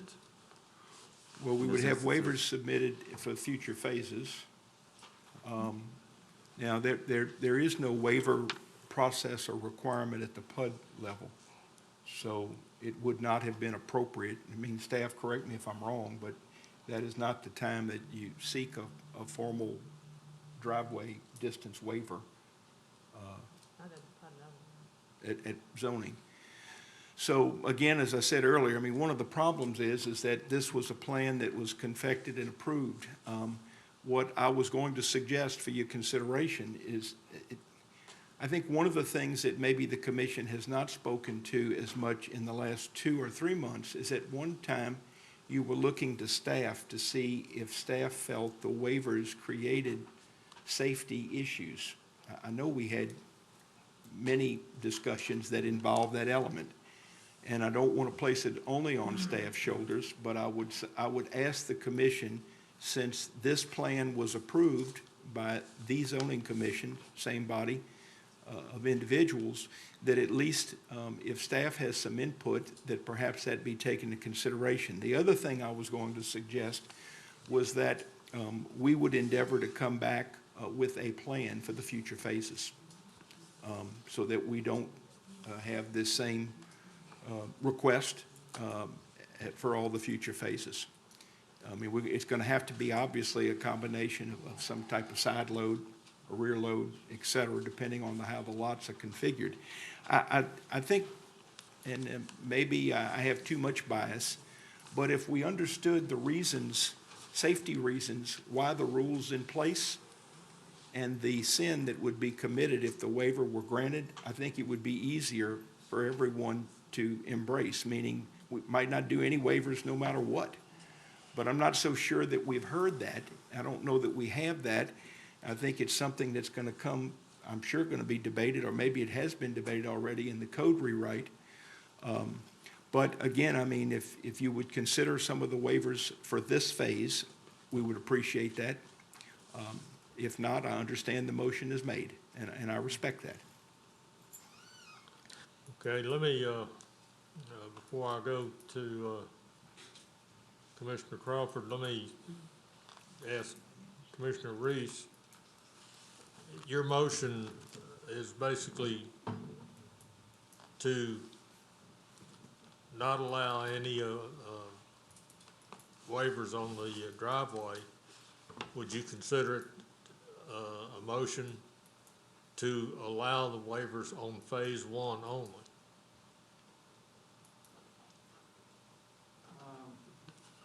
In reality, no. I believe we've had this discussion for a good 4 to 6 months already, and we keep having it the same one over and over again. And I understand Mr. Shane's, and I think listening to all the things, to me, it's just, we just keep doing the same thing over and over again, and it's time to put it to bed. And I apologize to him if there's something we did at the PUD approval plan, but I think even a discussion we had about PUDs, this whole process of the PUDs, when we're looking at those plans, the impression I got from a lot of the commission members was that that was just a kind of, let's call it an artist's rendering versus it really I think it's the first level of approval. And, you know, the scrutiny that we put on the PUD plan, okay, generally, I think the commission's been looking at these as the zoning was the primary issue we always have with the PUD. If there's always a zoning issue, followed with a PUD. We spend a lot of time talking about the zoning. We spend almost none on the PUD design itself because we always think we're going to do that in the planning phase. The problem is, and there's going to be another one come up here in a little bit, and the problem with that is there is, because there's no waivers asked for at that time, everybody thinks or feels that there's really nothing important at that level for the PUD plan, it seems, because we don't spend a lot of time talking about the PUDs. And so I think this, if that's the feeling we've had, and this was the time we're gonna fix that, is it preliminary? Then here we are at preliminary, we're gonna fix it, we're not gonna. So my motion is still the same. Approve the preliminary plan without the waivers for the driveways. Okay? Any chance for comment, or? Yes, sir. Too much? Okay. I certainly respect Mr. Russ's feelings, but I do think that there's plenty of time spent during PUD, particularly as it relates to lot width. Isn't that what this really gets down to? How are you going to ever approve a zoning classification that doesn't have 80-foot wide lots on the corners and meet this requirement? You have zoning classifications that don't require that. So, I mean, by definition, it doesn't mean my statement is not a solution to the problem. I guess it's a further illustration of the problem. But to say that we didn't know that we were doing these size lots at the PUD, I disagree. I mean, staff always makes comment with regard to lot widths and whether there's diversity in lot size, types, et cetera.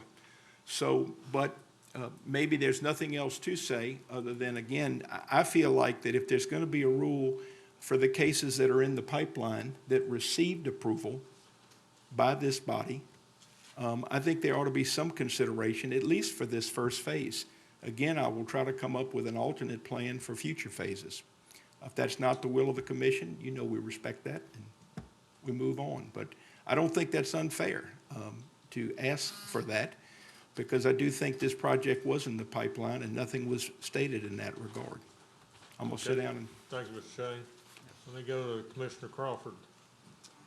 Okay, couple of comments, basically, nothing more than that. I agree with Commissioner Reese, and I feel very strongly. First, Ken is obviously trying to move the project forward with taking this waiver out of it, trying to give approval to move forward. I certainly don't have a problem with that. I think we've hit the point with these driveway waivers. I can certainly see the safety aspect. We had one plan that came across here, and I looked at the corner, and I could just envision people turning into the street, and that house is on the corner, and the driveway is 35 feet from the street and from the corner. And I could certainly see it be a safety issue, somebody backing out or trying to pull into traffic. So I think the 60-foot requirement, which is a requirement of the parish, clearly stated in the regulations, been there for a long time, apparently. I think it's appropriate. It makes sense. It's for corner lots only. It's in existence. When we lay out a property, when we lay out a development, it's part of the requirements, just like the street width or any other requirement that's there. It's been there and it's there now.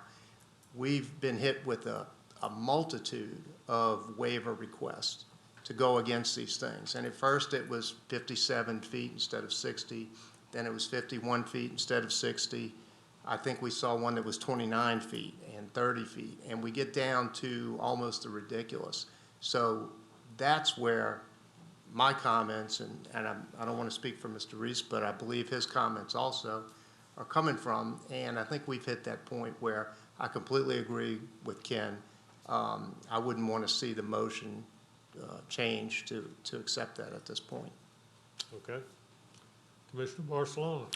For the driveway waivers, Jeff, what kind of corner clearances are we talking about? You mentioned a handful of driveways that would have less than 60-foot corner clearance? Well, most of the lots are 50. I think most of the distances would be 40 feet. Is that right? That's right. So 40? So the corner clearance that's being requested would be around 40 feet? Yes. And how many driveways we're talking about? Hold up just a minute. Chris has got a comment, I believe. I just had a point of information. If you guys will look at your plats, the request for the waiver here is ubiquitous throughout Phase 1, and it's so they can utilize Plat 11 as, or restrictive covenant number 11 as written, which requires the 40 feet in lieu of the 60 feet that's part of the parish ordinance. Okay. So when a waiver is requested, so in this case, 40 feet corner clearance is being requested versus the 60 feet. And 60 feet is specified in the ordinance. So you're requesting a waiver to what's in the ordinance. That's correct. Okay. So if 40 feet is requested, we're assuming that the engineer of record for the project will look at the intersection, will look at the traffic volume, the speed limit at the intersection for all the streets, and determine if that 40-foot clearance meets all safety requirements and function requirements for traffic. And the licensed professional engineer for the project will stamp those plans and certify that 40 feet meets all safety requirements. And that's based on speed limit, based on traffic volume, on the type of intersection, if you have a signal or not. I mean, correct me if I'm wrong, but that's... Absolutely to all of the above. Our engineer stamp and signature provides that certification. And staff, is that your understanding? Chris? Yes, sir. When we receive it, we assume that the engineer has taken that into account and done the necessary safe stopping distance calculations, along with the reaction times and everything in accordance with engineering standards. Okay, so if they submit 40 feet, then you'll review it, and, if you have an issue with it, then you'll let the commission know. Typically, we will. In this past submittal date, you guys can see the number of cases we had. We had 9 days to go through all these, along with provide comments back and to get comments back from the engineers and review them. So we are able to notify that there was a waiver needed, but we did not have time to look at this in the 40 feet. So if you have 25-mile-an-hour street and not much traffic, then, in some cases, it seems like 40 feet would be appropriate, but that would be up to the licensed engineer associated with, the engineer of record associated with the project to make that determination, and it's his stamp. And then the parish staff would have to concur with that. Agreed. Yes, sir. All right, that's it. I don't have anything else. Chris, you have something else? I'm sorry. I saw you and Ted talking. Did you have something else in regards to this? No, sir. Okay, all right. Okay, Commissioner Seeger. I'd like to ask staff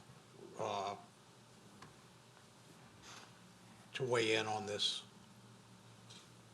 If y'all could, what do you think about having 40-foot right-of-ways? Is this a safe place to have it? Isn't it a safe place? Can you even address that at this time? I'd like to have the engineer of record to support some supporting documentation demonstrating that he's analyzed, some of these lots in regards to the proper equations utilizing, like I said, the safe stopping distance, your site triangles, the geometric design of the intersections, and, proposed driveway locations. Did that answer your question? That's all.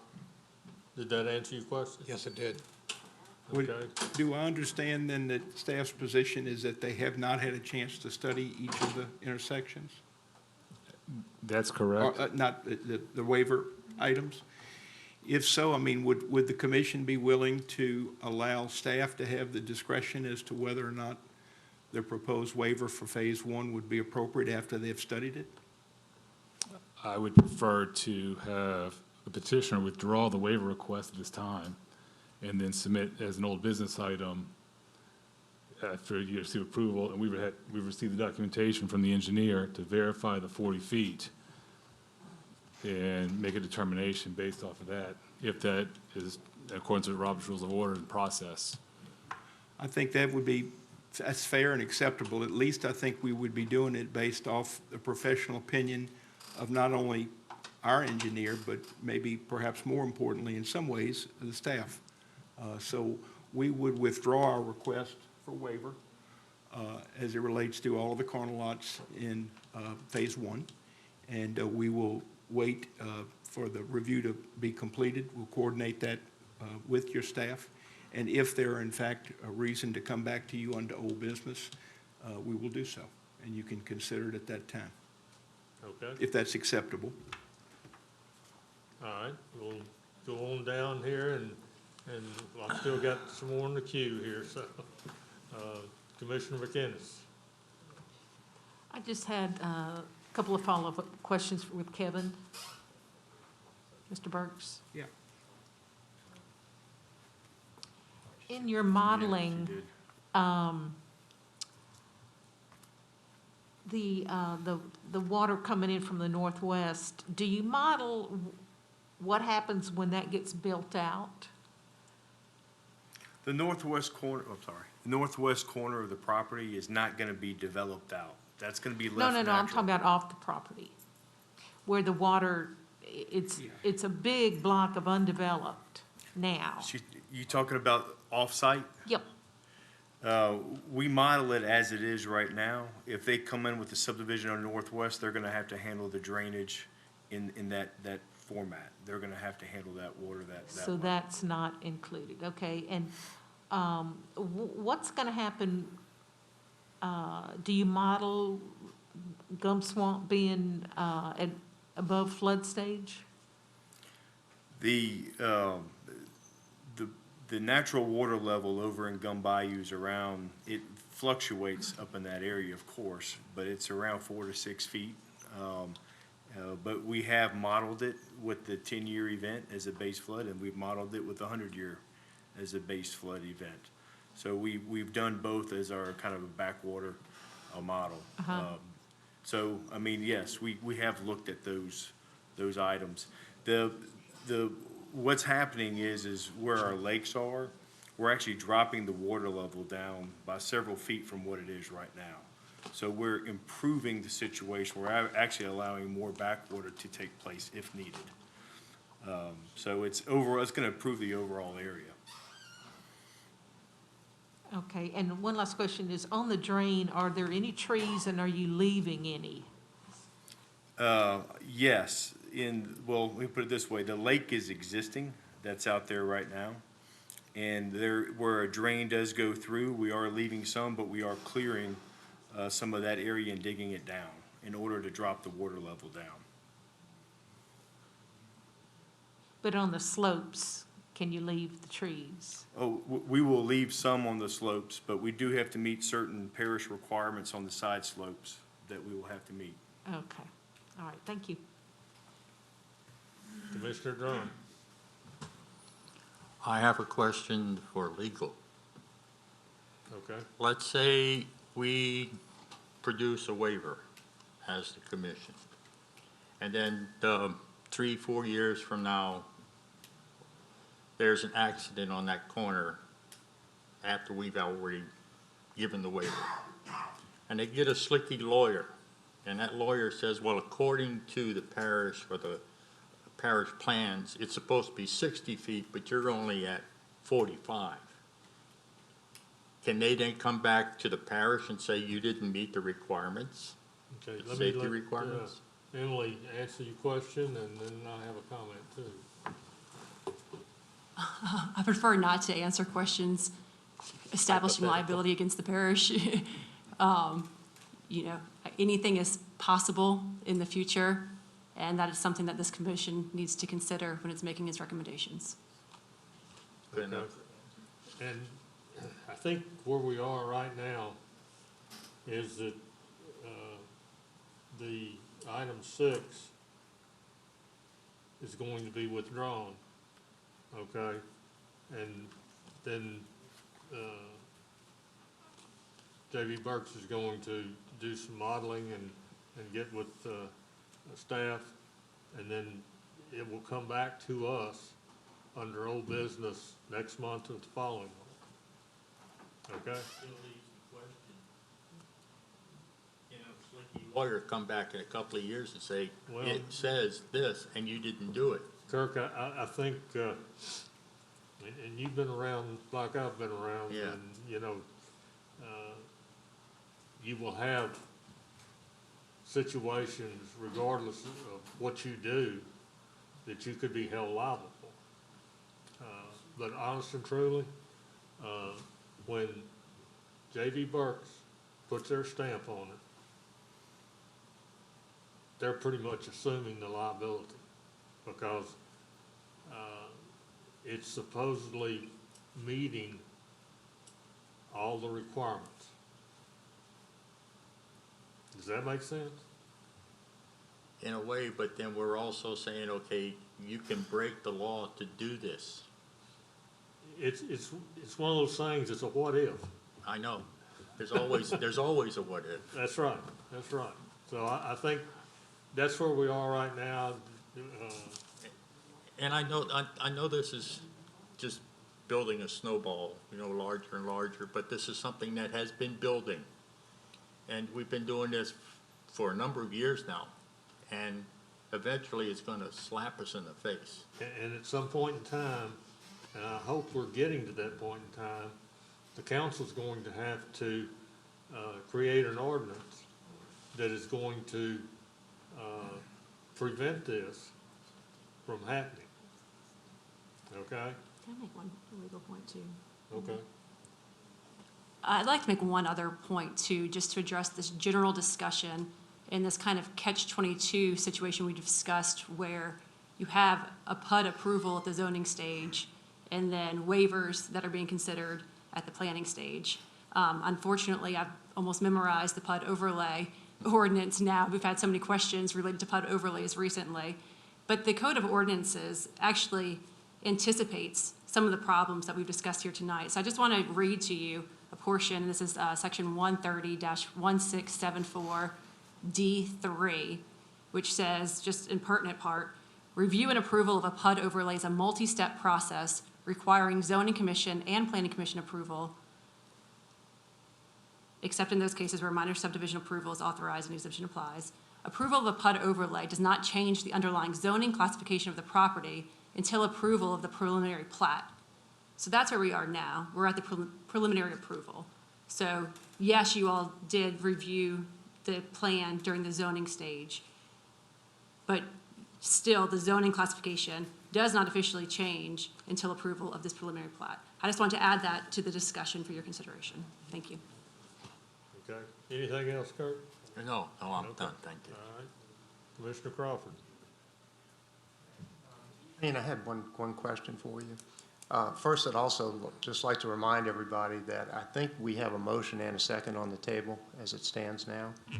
And that was before Mr. Shane modified the request. So I know we have to deal with that in some fashion. We'll deal with it. Okay. I've got 4 or 5 more on I see that. Mr. Shane, I have a question, please.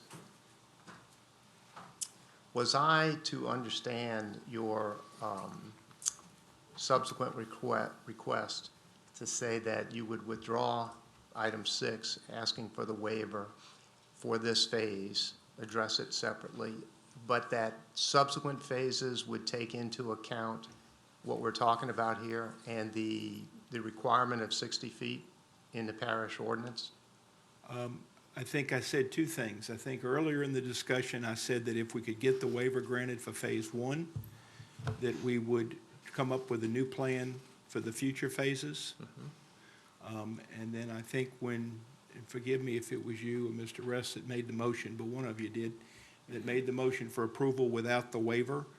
I think as our discussion continued, conferred with my client, and we would not seek the waiver tonight in phase 1.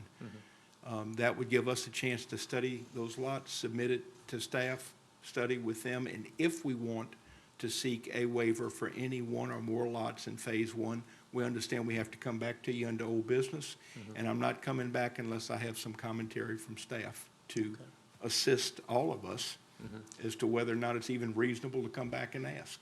Okay. I guess to put it bluntly, I'm asking if in subsequent phases, is it 2 phases or more?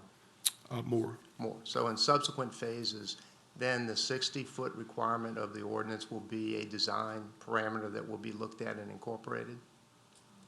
No, sir. I would like to do that on a phase-by-phase basis.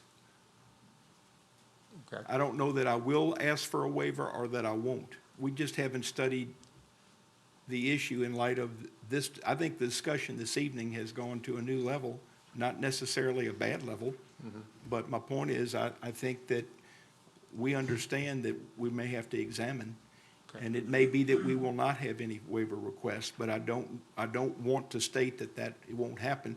Just as I'm reserving the right to come back possibly under old business for this phase. I'd at least like to have that opportunity. You answered my question. Thank you. Yes, sir. Thank you. Commissioner Richard. I got a couple of comments. Kind of agitated by this whole issue, and I'm going to address it in a couple of ways. Number one is we are not the legislative body. We tried to make some interpretations. We try to use common sense. But we have a legislative body, and that's a council. They present us with a set of rules. And we have some flexibility using common sense, not being a bunch of engineers and developers, to say this makes sense or doesn't make sense. If this is an ongoing problem and has been an ongoing problem, and the development community specifically thinks it's not a problem, let's get with the council and fix it so that we don't have to deal with it. We don't have to try to interpret whether it's a safety issue or not. Second issue I have is I take a little exception, and I'm going to tell you what's going to happen. I think our PUD plan process stinks, and I think we need to readdress it at the community level. Because if we're going to be held to the standard that Mr. Shane said, kind of suggested, that we approve this, then we're going to take a lot longer to get a PUD approved at the zoning stage. I'm going to tell you, it will never get approved the first time. Because we get this little thing about the size of a 3x5 index card, and we're supposed to know that. Number two, how do I know when I look at it that these were always not meant to be side-loaded lots? They all have at least 120 feet down the side. We don't know that when we're looking at it at a PUD. We always talk about at the planning level, we're going to dive into this. We use this all the time. Well, this is the planning level.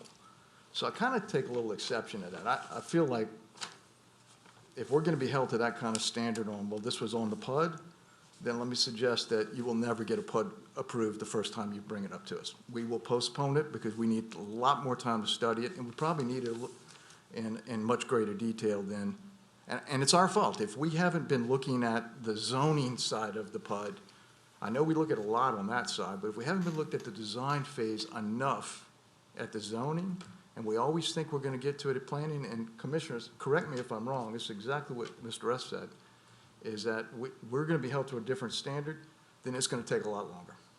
And that's my point on it. We got a legislative issue to deal with here. We need to rewrite the entire PUD program that has nothing to do with underlying zoning, that we look on each one on its own merits. And this process is just going to have to take a little longer then. And that's my comment. Thank you. Okay. Commissioner Rose. Yeah, comment I'd like to make is a little bit in regards to what Commissioner Barcelona talked about.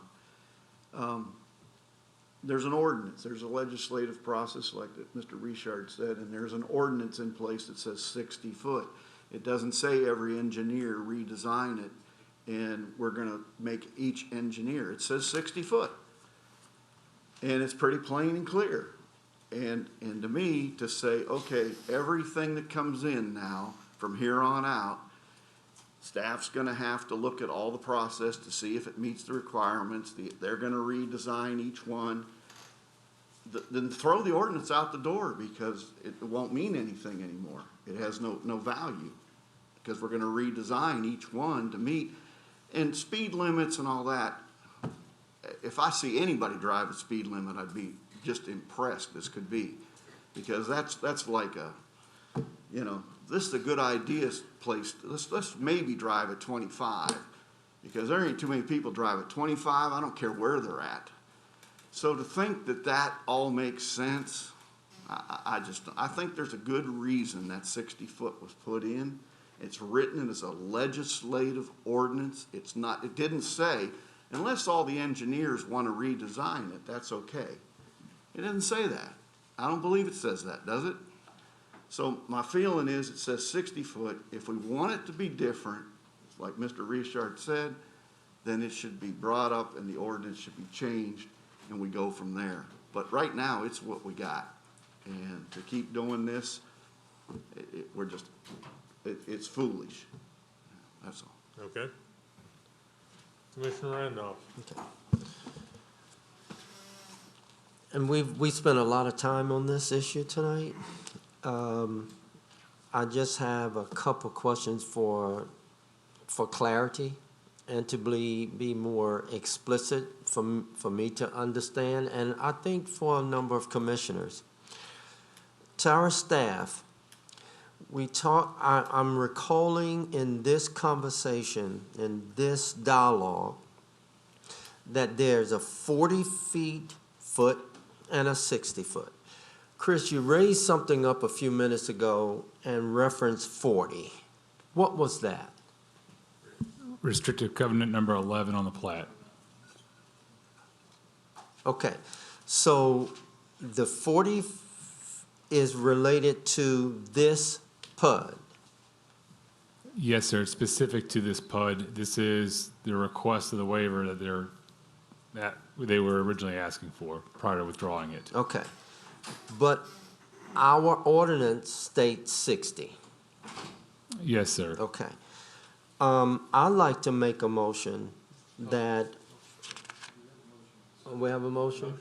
Okay, rules of order, okay, I'm sorry. Floor, okay? Go ahead. Let me get everybody else's comment, and then I'll go back to Commissioner Reese's, motion, okay? Okay. Commissioner Seeger. I'd like to amend that, the commissioner's motion. I'd like to amend that, now that number 6 has been withdrawn, and I'd like to amend it to approve the rest of this, and number 6 has already been withdrawn.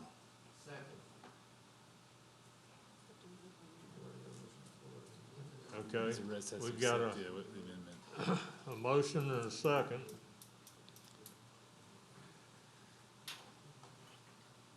Commissioner Reese.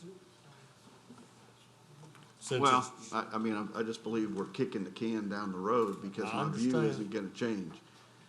So, Okay. I'm not withdrawing my motion. Well, You can vote to deny it, you can vote to deny it, but I'm not gonna withdraw it. I have withdrawn the request for the waiver. yeah, so there's nothing there, Ken?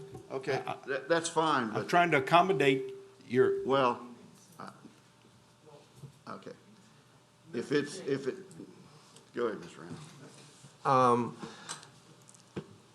And you all can correct me if I'm wrong concerning Robert's Rules and Order.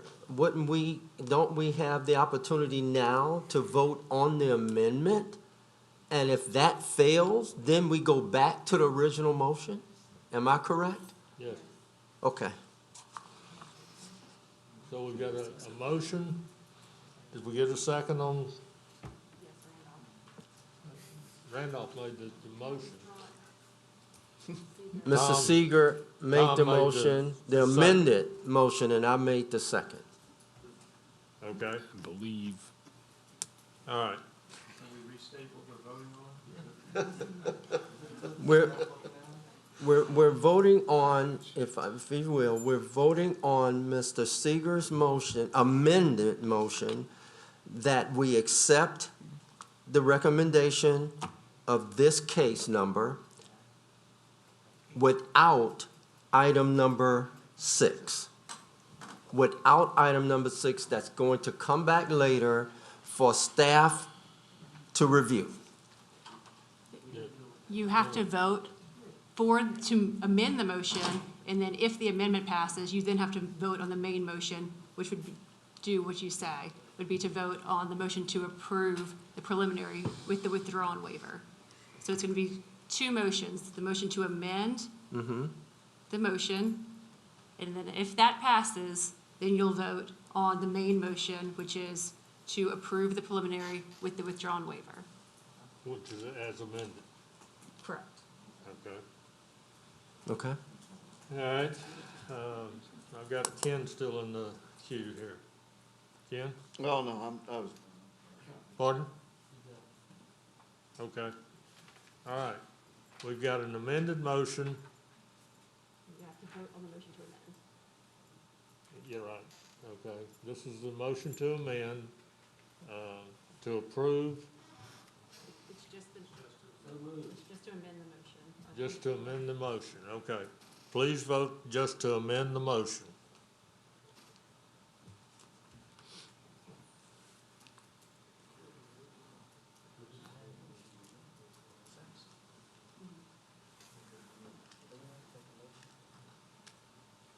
I don't know what's going on, the wheels fell off the cart.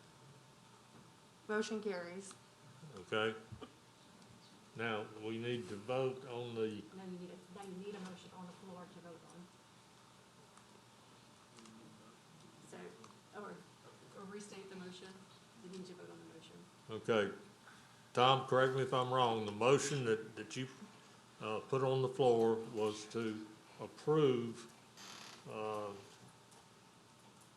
2020-2010-PP with the exception of, item 6 and staff comments, Correct. okay? And Ron, you seconded the motion. Okay, any further discussion? Please vote.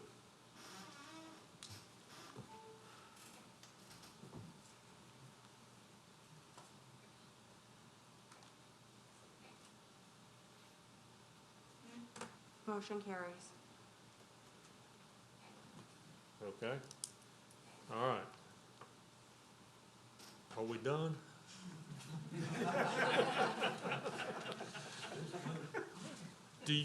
Did y'all understand where we are now? Okay. Yes, yes, sir. I appreciate the time. Sorry for the awkwardness of the discussion. All right.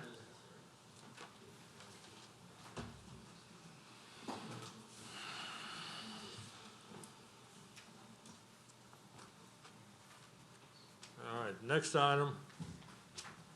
Okay. 2020-2102-PP, Dove Park Ridge.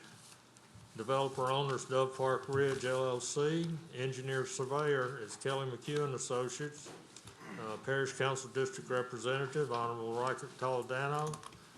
General location, the property located on the south side of Dove Park Road, west of Louisiana Highway 59, south of Interstate 12, Covington, Ward 4, District 5. Staff? Yes, sir. This PUD plan and preliminary approval are subject to the final review of zoning case numbers 2020-1928-ZC and 2020-1929-ZC that received approval at the special council hearing last night on November 9th, 2020. Approval at this hearing will allow the cases to be placed before council at the next available council hearing for final adoption.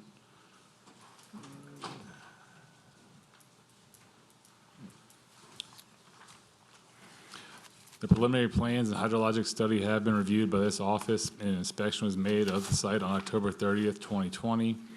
Planning Commission approval shall be subject to the following items being addressed. 1, in cases where a subdivision is to be developed in phases, the green space area shall be dedicated and included within the first phase. Revise note number 4 on the preliminary plat accordingly. 2, provide a recreational plan showing all paving, drainage, landscaping, and other required improvements associated with the proper recreation area, proposed recreation area. 3, a typical cul-de-sac shall be provided at the end of Linger Court and Little Branch Lane. Revise the preliminary plat and associated plans accordingly. Show wetland demarcation on the preliminary plat for all wetland associated with this development. 5, revise restrictive covenant number 5 on the preliminary plat to state the property's flood zone. 6, update restrictive covenant number 13 to include that the HOA shall be responsible to maintain the garden home areas and green spaces. 7, provide a call-out for the drainage servitude shown around the detention pond. 8, the drainage servitude between lots 61 and 62 is required to be 20 feet wide. Revise preliminary plat and associated plans accordingly. 9, provide profile drawings showing all centerline street grades and ditch bottom grades.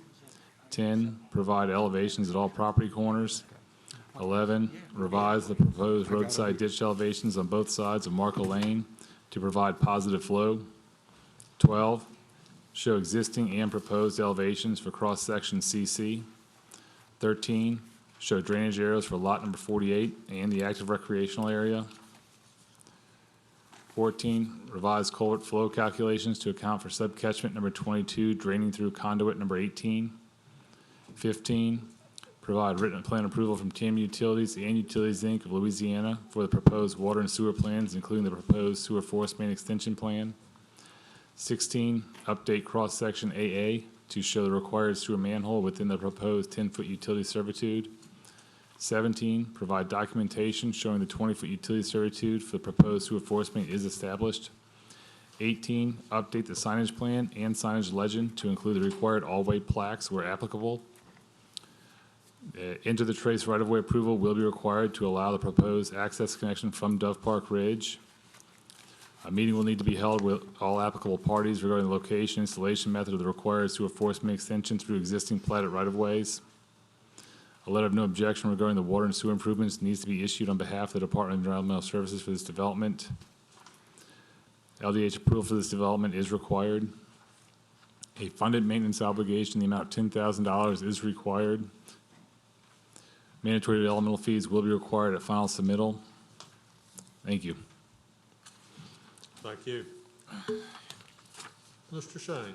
Jeff Shane of the Jones Fussell Law Firm, P.O. Box 1810 in Covington, representing Dove Park Ridge LLC, and seeking, of course, preliminary subdivision approval for Dove Park Ridge. First, as you well remember, you recommended as a zoning commission the approval of the underlying A3 zoning and the approval of the PUD. Those matters were heard by the council last night on appeal, and in each case, the recommendations that you made were unanimously approved by the council. Ordinances were introduced to effectuate those zoning changes, and those ordinances will come up for adoption at the December 3 council meeting. I say that in response to the asterisk on the staff report at the bottom of page 1, so that it is appropriate for you, of course, to be hearing the case this evening. I have given you Mr. McHugh's responses to the individual staff comment items, and I've also given you the reworked plans that he has done in response to those comments. I'm sure that staff has not had a chance to review the revised drawings that we present to you tonight. I just wanted you to know that we've already incorporated all of the things that they've requested us to do.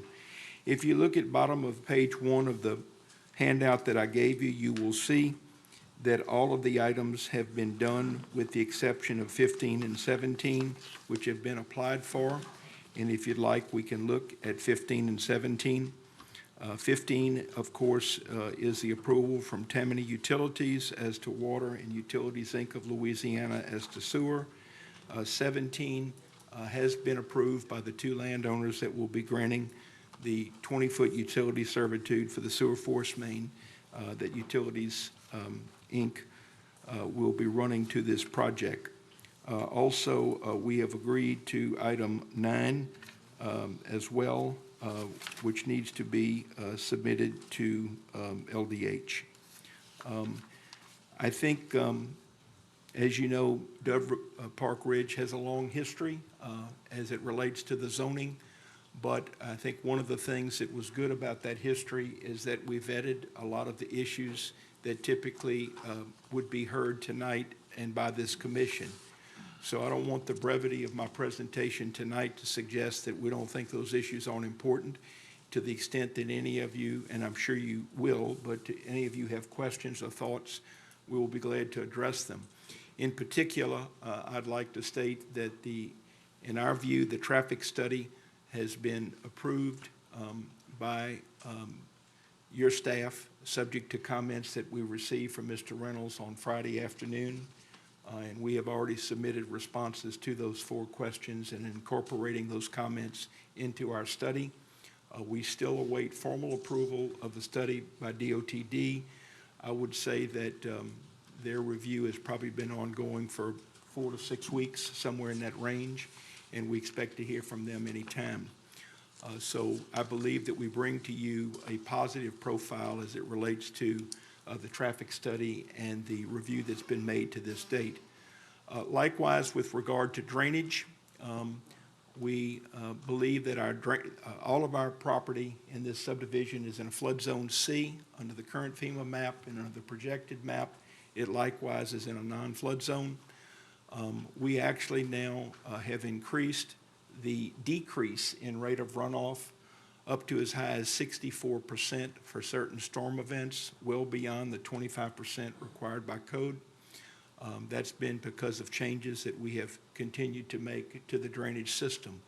You'll also remember that at the zoning commission level, we reported to you what we think is a very important finding by Dr. Smythe of staff as it relates to water quality that will be leaving the site.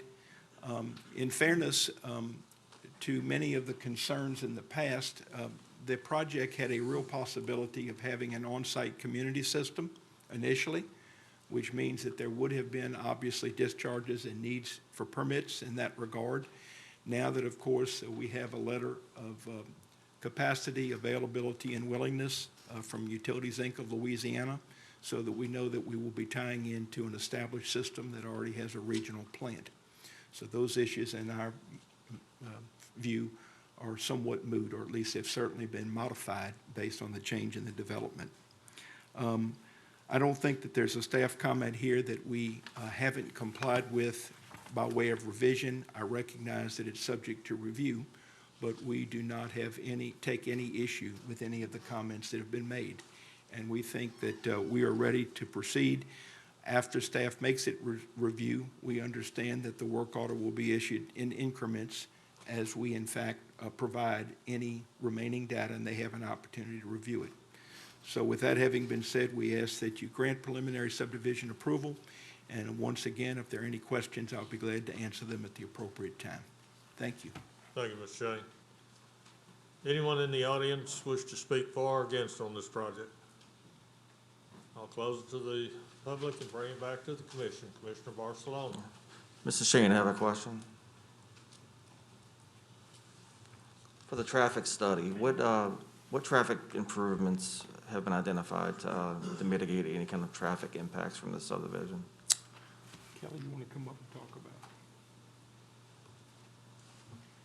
it? The only traffic improvements we need to do after once we reduce the number of lots was to change the signalization of the light at Dove Park Road and 59. So it's pretty minor improvements? Pretty minor, yeah. One time we were going to take the stop sign off of Beerus Ranch Road, but when we reduced the number of lots, we didn't even have to suggest that.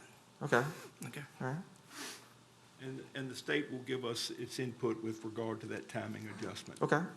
As far as the drainage study, so you mentioned that the post-development reduction in peak runoff is, you said it was 64% reduction?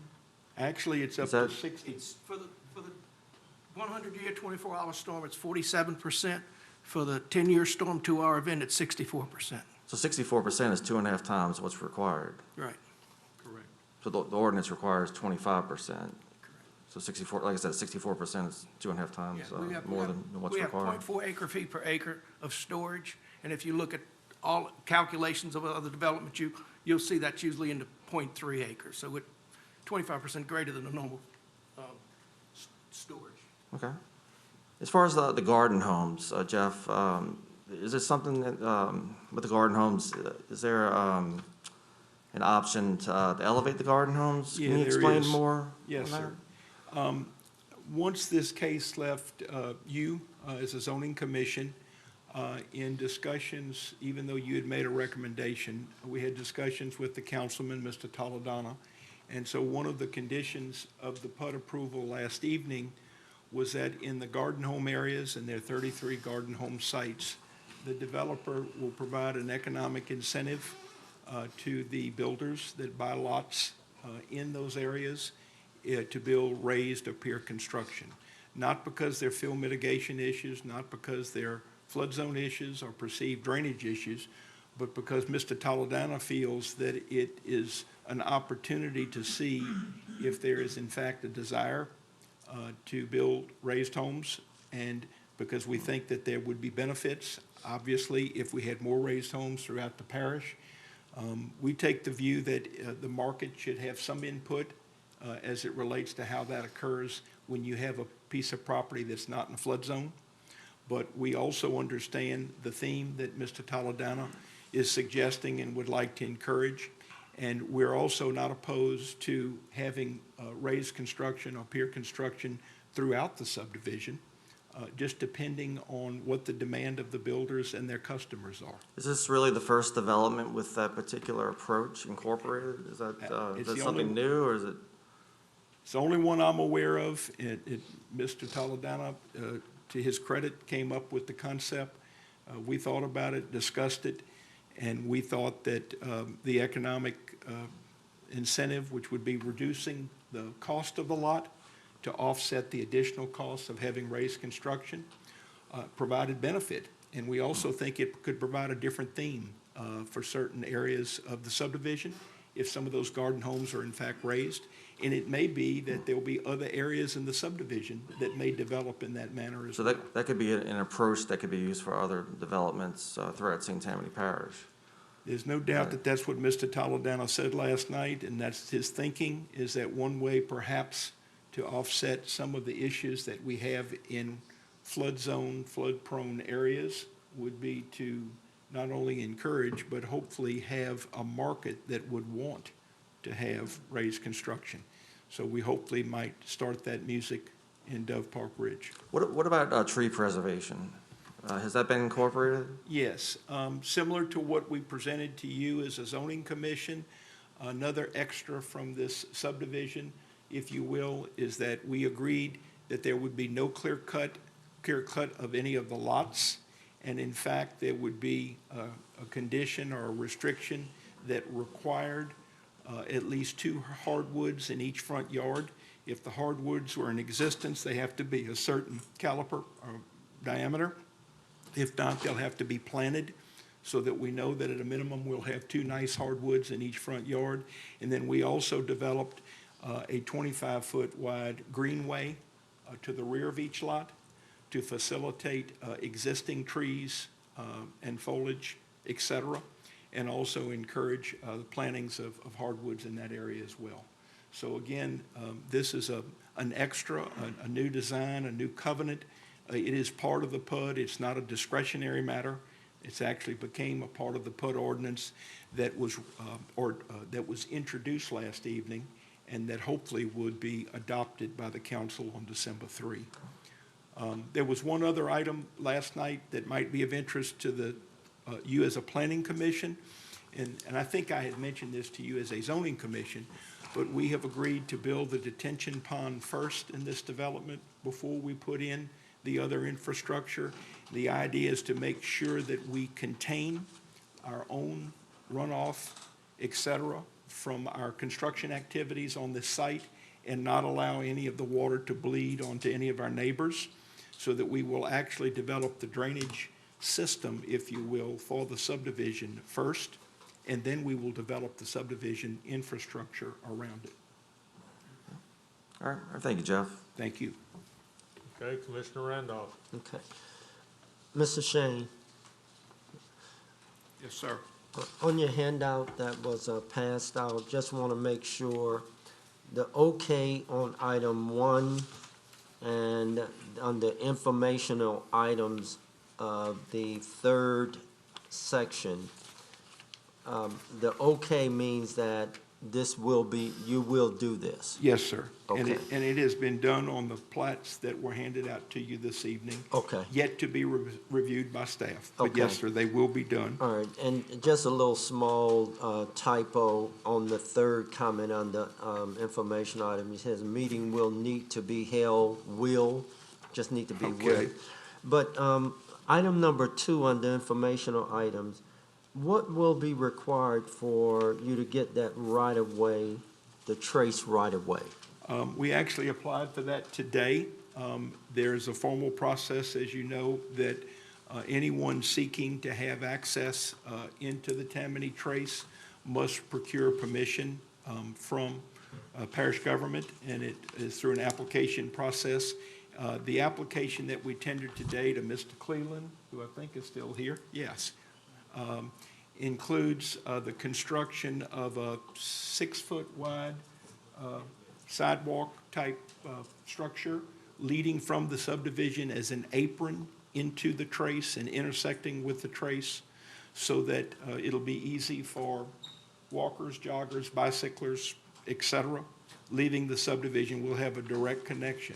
There are other requirements that the trace will mandate as it relates to what we do when we enter the trace, how we do the work, putting up a performance bond, putting up liability insurance, things of that nature. We're certainly aware of all of those things, but that is a process that actually will come before you probably in December, if it was filed today, or maybe January. But the point is, it's going to be coming to you at some point with recommendations from your staff. Okay. Thank you. Yes, Thank sir. you. Commissioner Crawford. Okay, thank you, Mr. Chairman. Mr. Shane, I'd like to compliment both you and Mr. McHugh on restrictive covenant number 8 on the plan, which states, which recites the ordinance for 60 feet driveways from the corner. So we appreciate that very much. And I thank you. like the fact that it's listed here as a restrictive covenant. And I guess that goes to my second question. This is a development that's taking place, and the developer will sell lots to other builders? Is that- Yes, sir. Okay. Yes, so there's a group of builders, maybe 5 to 7 Yeah, local builders. local builders, probably the same group of builders that are building in Brentwood subdivision now, but they're Okay. all local builders. This will not be sold off to one builder or Okay. one company. Okay, so this is a consortium, basically, or something like that? Yeah, but it's select builders, quite frankly, that Mr. McHugh and Ms. Tentravia have a track record with, that they're comfortable with, Okay. that obviously put out a product that hopefully is not only good for the public, but a product that Mr. McHugh and Ms. Tentravia are happy to have their name associated with it. Good, good. Well, it looks good, and I certainly appreciate that covenant there. I appreciate you bringing that to everyone's attention. Thank you. Commissioner McInnes. Jeff and Kelly, I just want to comment again, this area, the park, the whole watershed has a lot of issues. We had a lot of people come before us talking about flooding and the water issues and the traffic issues. I like a lot of the changes that you've made, the A3 rather than A4, the green space, et cetera. But I still think it is a good subdivision in the wrong place. You're retaining a lot of water, but there's still a lot going off-site, pretty much directly off-site, where you don't really have much control. It's flooding from the lots to the green space off-site, in particular to the west over the Dove Park subdivision that has an area of concern as far, it's part of the critical watershed area. And this could contribute and aggravate their problems.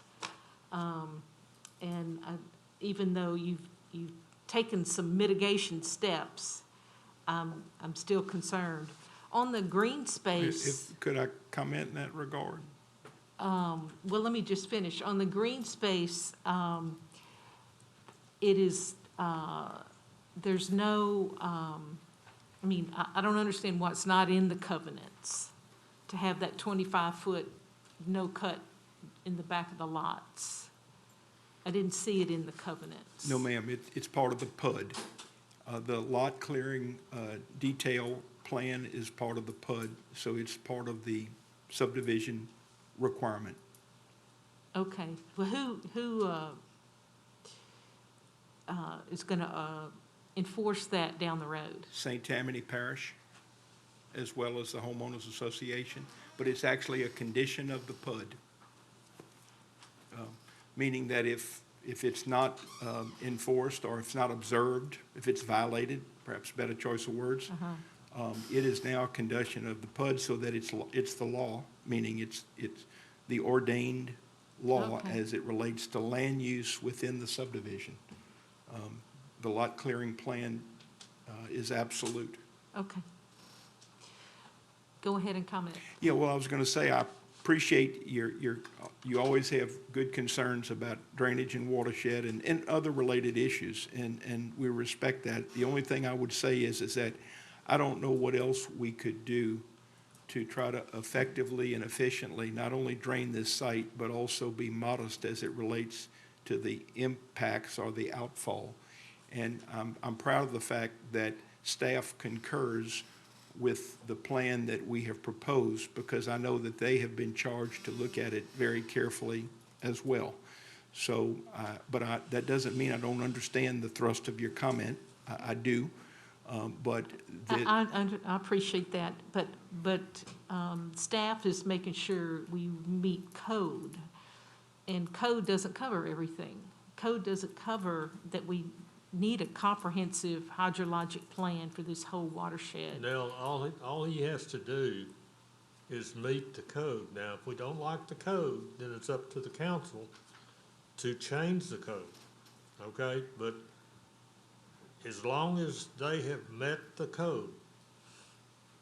They can meet code, but they're still gonna hear me voice my concerns. Okay, that's fine, okay? But I just want you to understand that, you Well, we know, had zoning, what was it, A1? And I'm still sticking to that's what's appropriate for this area. What was A1? Wasn't it before the zoning change? Let's discuss the zoning of this tract. 49% of it was I-1 industrial. 23% of it was A3, the zone that we sought. That's 72%. The other 28% was a combination A1A, A2, and I think there was an acre and a half or, I don't know, some portion of A1. But I mean, for the most part, 3/4 of this subdivision was I-1 or A3. This is not an A1 tract. Okay. I believe that's an I inappropriate, or didn't no. recall wrong. Sure. okay, anything else now? No, Okay, Commissioner Reese. I got a question for you, Jeff. I want to, there's some things in this subdivision I totally agree have been done. Totally what? I'm sorry. Totally agree that some things have been done quite well in this subdivision. Well, thank you. I think it is got some things that should set some new standards. Some of the green spaces around it, some of the things that are done. What I did have a concern is I noticed that note 3 talks about the 2 cul-de-sacs, but the latest drawings, I don't know, just necessarily didn't reflect the same. It says it's done, but these drawings that just got handed to us don't reflect that. So is it just the drawings don't reflect it? Right, because my letter said we were revising them as we Okay, go. so that'll come later. Yeah. So what about at the end of Far Drive and the end of Rudolph Drive? There's no cul-de-sacs there, or at the end of Kickapoo Court. So why some and not all of them, I guess? Maybe it's a staff question, really. You referring to the stub outs? Yeah. So what if, I know they're kind of put there for future tie-in. What if nothing ever there? Or what if the person developing next to you, that's wetlands and they don't want to put a road through it? Or, so that we always have a stub out then at the end there that stays forever?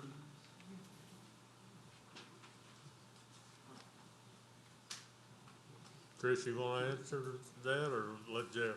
Yeah. I'm just trying to understand if there is nothing. No, there's a T apparatus, Okay. which would allow for turnaround.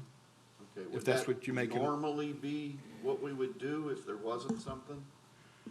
It really depends on the layout and what best fits what the developer's trying to do. In the past, we've allowed T turnarounds so long as they functioned, which these appear to do at the end of the property lines. Whereas, our comment was specific to Linger Court and Little Branch Lane, as more based off providing access to the garden homes and allowing them to have enough frontage to tie those separate driveways in. Whereas we were concerned regarding Little Branch Lane and Linger Court, having 3 separate driveways come off the back side, or just how that would be accessed in that small stretch of road. Okay. Less to do with the actual turnaround, it's more about the access to those homes. Yes, sir. So as long as the emergency vehicles, garbage trucks and things are able to turn around, Okay. they're The other question I had was, the one on the south side coming off of Far Drive. I think during zoning and PUD approval, your comments were that, you know, someday down the road, we'll either connect to, if there is a Judge Tanner Road or another subdivision to the south. Okay. Yes, sir. My concern being that right across the street from you is another subdivision. Okay. In the event Judge Tanner Road would come through and connect to there, how do you feel about the traffic cutting through your subdivision to get to Judge Tanner Road? Well, I In other think, words, all these residents along here, this Sure. weedy trail, I think I could foresee, knowing people, how they are, they're not gonna go most likely over to 59 and go to the light, especially that subdivision directly across the street, that they're gonna try to cut through your subdivision. So I think the best answer would be that good planning always suggests where possible to provide an interconnectivity opportunity. I think the next part, though, of the answer would simply be that this will be a parish road, meaning the roads in our subdivision, and the proposed Judge Tanner Drive extension is likewise a parish road. So the parish is going to have control as it relates to whether these roads connect. If so, if they connect as two-way roads, if they connect perhaps as only an outlet of cars being able to go to the south. I don't know the answers to all of those questions. I agree with you that the idea would not be to create a thoroughfare, but I would also hope and think that staff and the commission would want to see the interconnectivity possibility. That's why it was included. And the interconnectivity makes sense to me. It almost just feels like at some point in here that a boulevard design connecting Dove Park to that might have made, at this point, you're pretty far down the road, but it seems like it might have made a little more sense to connect through on either end or through the middle or something with a boulevard that connected Dove Park maybe to the future Judge Tanner Road or something. Sure. So that you didn't cut through your subdivision with the potential traffic. That Well, is- I think you'd agree, though. I mean, one day we could see if there is a Judge Tanner Boulevard, it could be the dominant east-west road. And that might be the primary ingress egress into this subdivision as opposed to Dove Park. That's not the situation today, and I'm not suggesting it'll be that way in a week, but it may be in the next 5 to 10 years.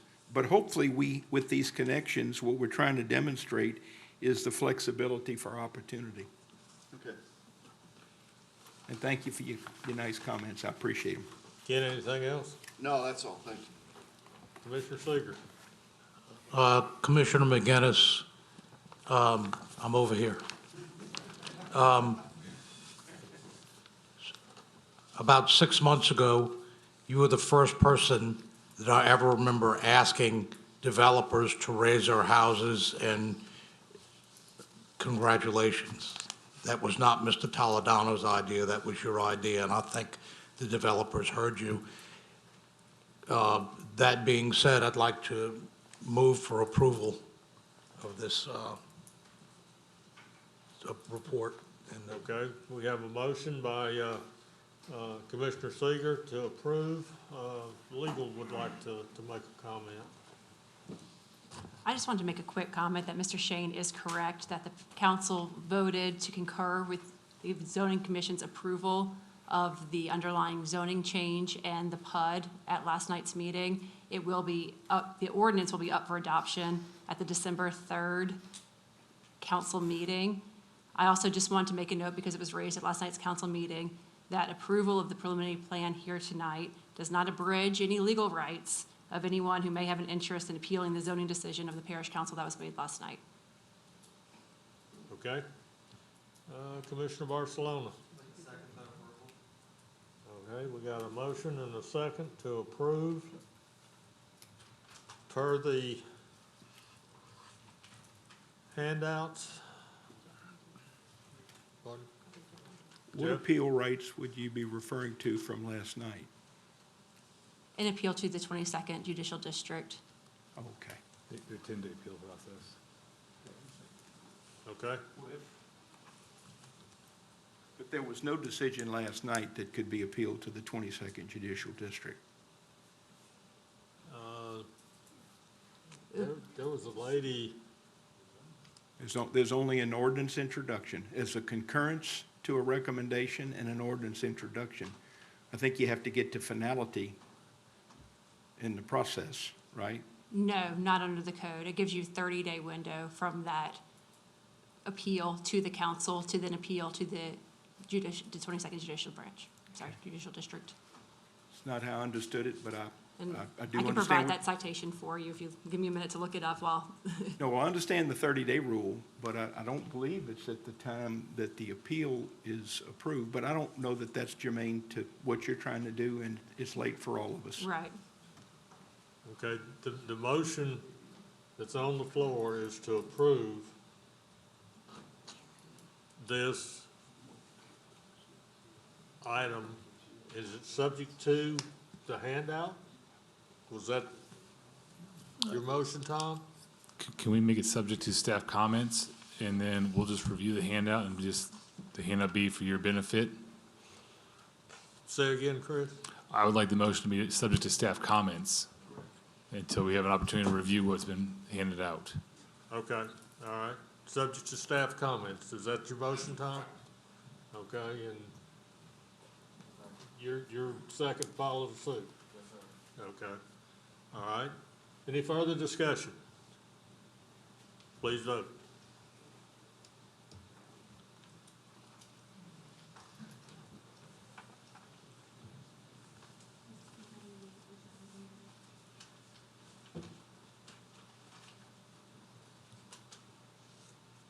Motion carries. Okay. All right.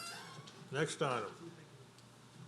2020-2103-PP, the Refuge, formerly Creekstone. Developer owner, Yar Construction Company, engineer surveyor Kelly McHugh and Associates, Parish Council District Representative Honorable Cheryl Tanner. It's got Richard Tanner on the agenda.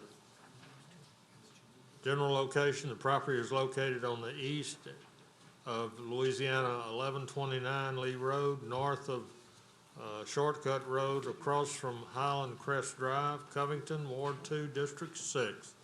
Staff? Yes, sir. The preliminary plans and hydrologic study have been reviewed by this office, and an inspection was made of the site on October 30th, 2020. Planning Commission approval shall be subject to the following items being addressed. Number one, a waiver of the required central water and community sewer systems is being requested for this development. This waiver will need to be granted by the Planning Commission and the Director of Environmental Services before individual water and sewer can be utilized. Two, approval for crossing the gas line right-of-way with the proposed subdivision entrance is required for this development. Three, provide who the access servitudes running from Highway 1129 to lot number 42 are in favor of, and verify the width and location of these servitudes. Four, provide the required ultimate surface water disposal map shown on a quadrangle map.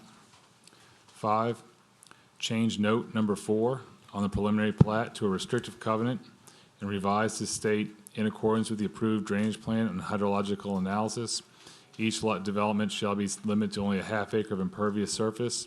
The remainder of each lot may be cleared or underbrushed, fenced, and landscaped, but shall remain undeveloped and pervious. Notwithstanding the foregoing, any other areas may be developed, provide all requirements of the current form or hereafter amended in the future St. Tammany Parish ordinances, including those specific to drainage and fill material, shall be satisfied. The exact location of the area to be developed shall be determined by the owner of each lot and submitted to St. Tammany Parish prior to commencing work or applying for necessary permits or some similar verbiage to be approved by St. Tammany Parish. 6, update the preliminary plat to show the required drainage and access servitude around the retention pond as shown across section AA. 7, label all existing waterways and provide the required drainage servitudes associated with these waterways. 8, add note number 1 on the paving and drainage plan regarding the required wetland mitigation to the preliminary plat note section. 9, provide profile drawings showing all centerline street grades and ditch bottom grades. 10, update the culvert schedule to show the required driveway culvert materials.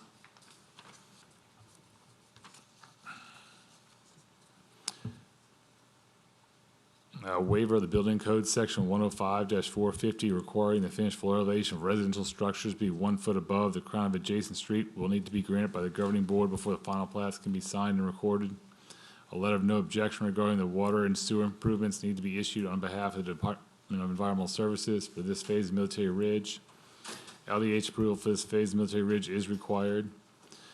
A LADOTD driveway permit will be required for the connection to LA Highway 1129. No funded maintenance obligation for the subdivision connection is required, since this subdivision is connecting to a state-maintained highway.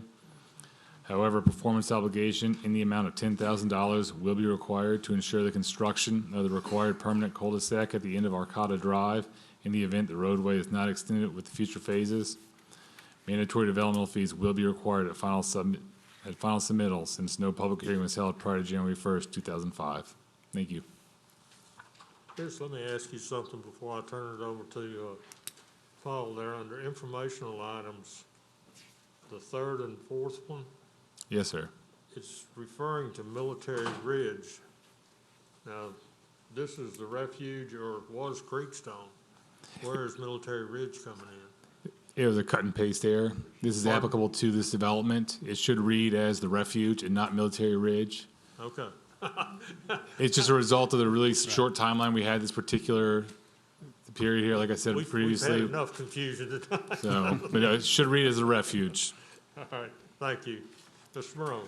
Thank you, Mr. Chairman. Members of the commission, Paul Marone on behalf of Yar Construction Company, the developer of the refuge. Just to hit on a few of the comments with regards to number one and the waiver. All of these lots are at least 5 acres in size, and so they are capable of having their own individual systems on site, which we are proposing. There are no central systems in this part of the parish at all, and so that is the reason for this waiver, and it's consistent with what would be in this area north of Barker's Corner along Lee Road.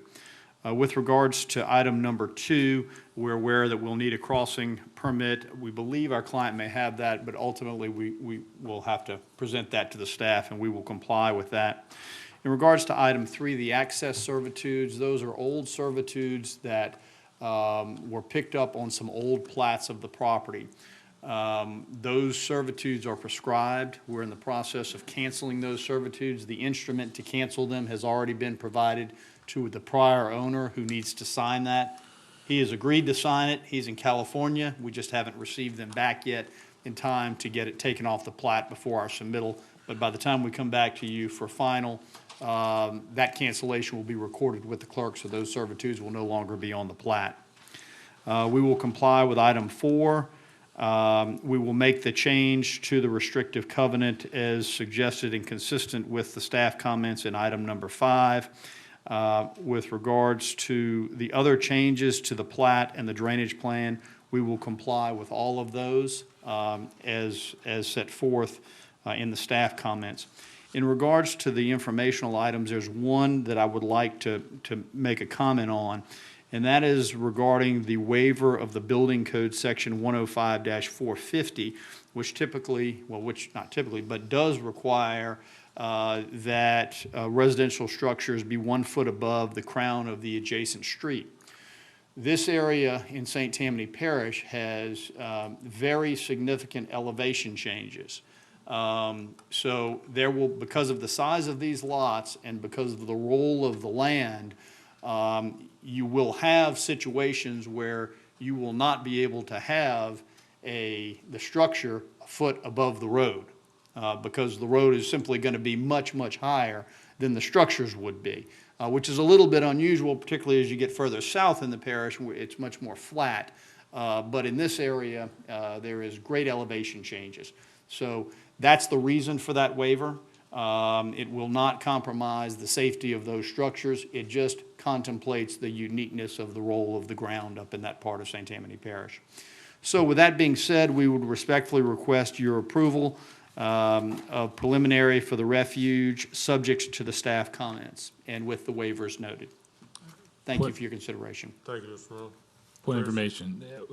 I conferred with legal prior to this. This section that Paul's talking about, this waiver, is going to be required to be obtained on a case-by-case basis from the Director of Planning and Development. This is not a waiver that they're going to have to issue. Understood. This is just to note that with the restrictive covenant, it requires it to be 1 foot above the base flood elevation or 12 inches above the center line of the street. That's not going to be applicable to all these lots in that they are going to have to go to the Director of Planning and Development to obtain a waiver when they go through the building permit process. Okay, then I stand corrected. We understand it'll be a case-by-case waiver requested at the building permit stage. Okay, thank you, Chris. I didn't understand I that. apologize. I should have Okay. got it before. No, thank you. All right, anyone in the audience wish to speak for or against on this? Seeing no one, I will close it to the public and bring it back to the commission. Commissioner Seeger. Move to approve based on staff comments and the case-by-case basis for the waivers. Okay, Commissioner Willie. Second by Commissioner Willie. Commissioner McInnes. Ms. Marone,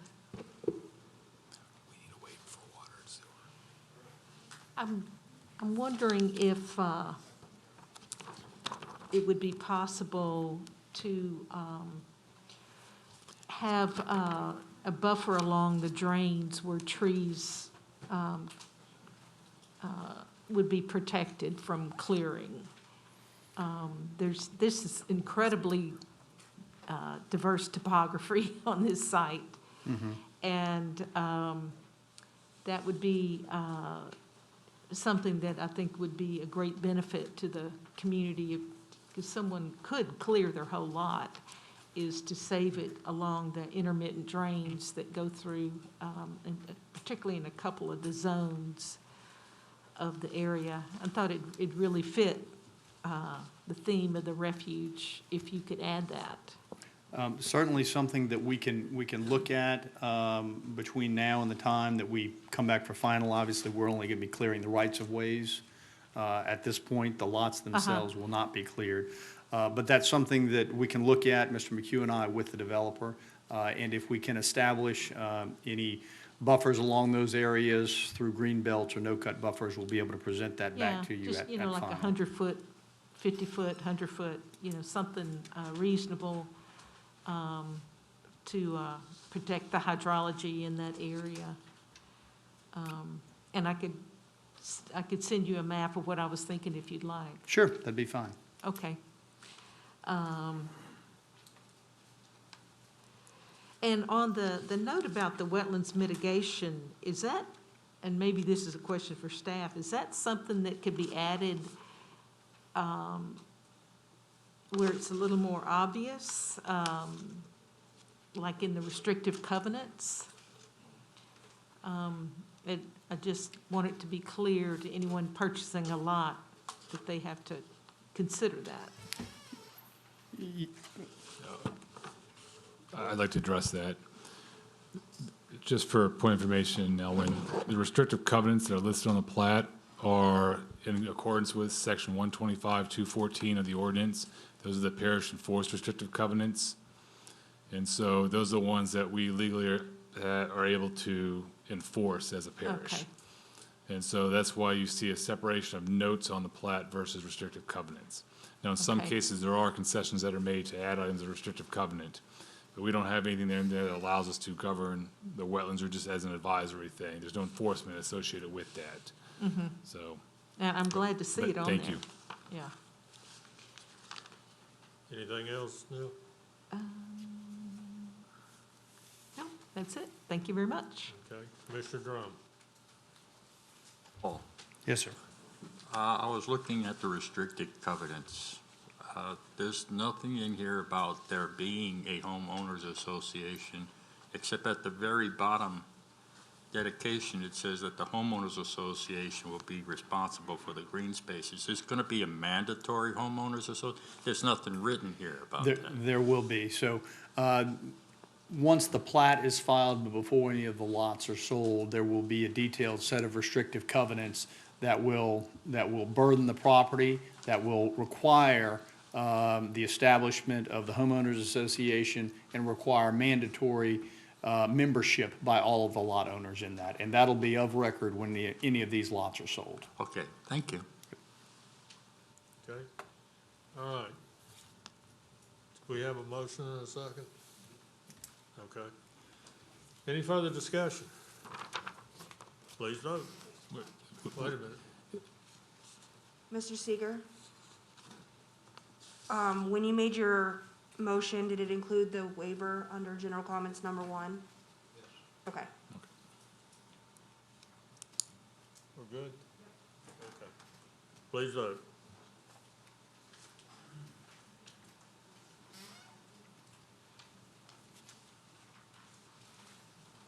Motion carries. Thank you.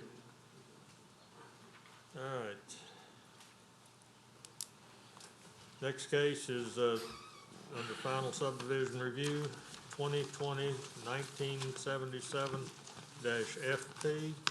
This is Dove Park Estates resubmitted. Developer owner Dove Park Estates LLC.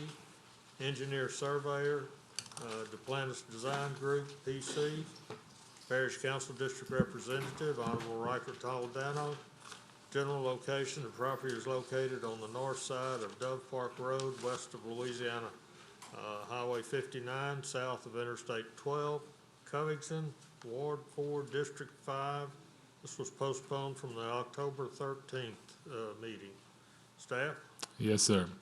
Periodic inspections have been made by this office during construction, and the final inspection was made on October 2nd, 2020, and a confirmation inspection made on October 30th, 2020. The inspection disclosed that all the asphalt roads and roadside shoulders are constructed and the subsurface drainage is functioning. The following uncompleted items existed at the time of the final inspection and will be completed before the plats are signed. 1, clean all streets throughout the development. 2, the detention ponds throughout this development need to be reworked to eliminate standing water, remove siltation, reestablish pond bank slopes, and vegetate to avoid further erosion. 3, remove the subsurface drains between Dove Park Road and the newly constructed sidewalk and regrade the adjoining ditches in this area. This subsurface drainage was not approved and was installed incorrectly, does not have the required pipe coverage, and the installed catch basins are not functioning as most of them are higher than Dove Park Road. 4, the plastic pipe on the northwest side of Emerald Dove Drive connecting to the detention pond has caused significant erosion to the pond bank. This needs to be reestablished, stabilized, and vegetated or armored. 5, update the provided test results to show the lot location where the tests were taken. 6, provide utility trench bedding test results.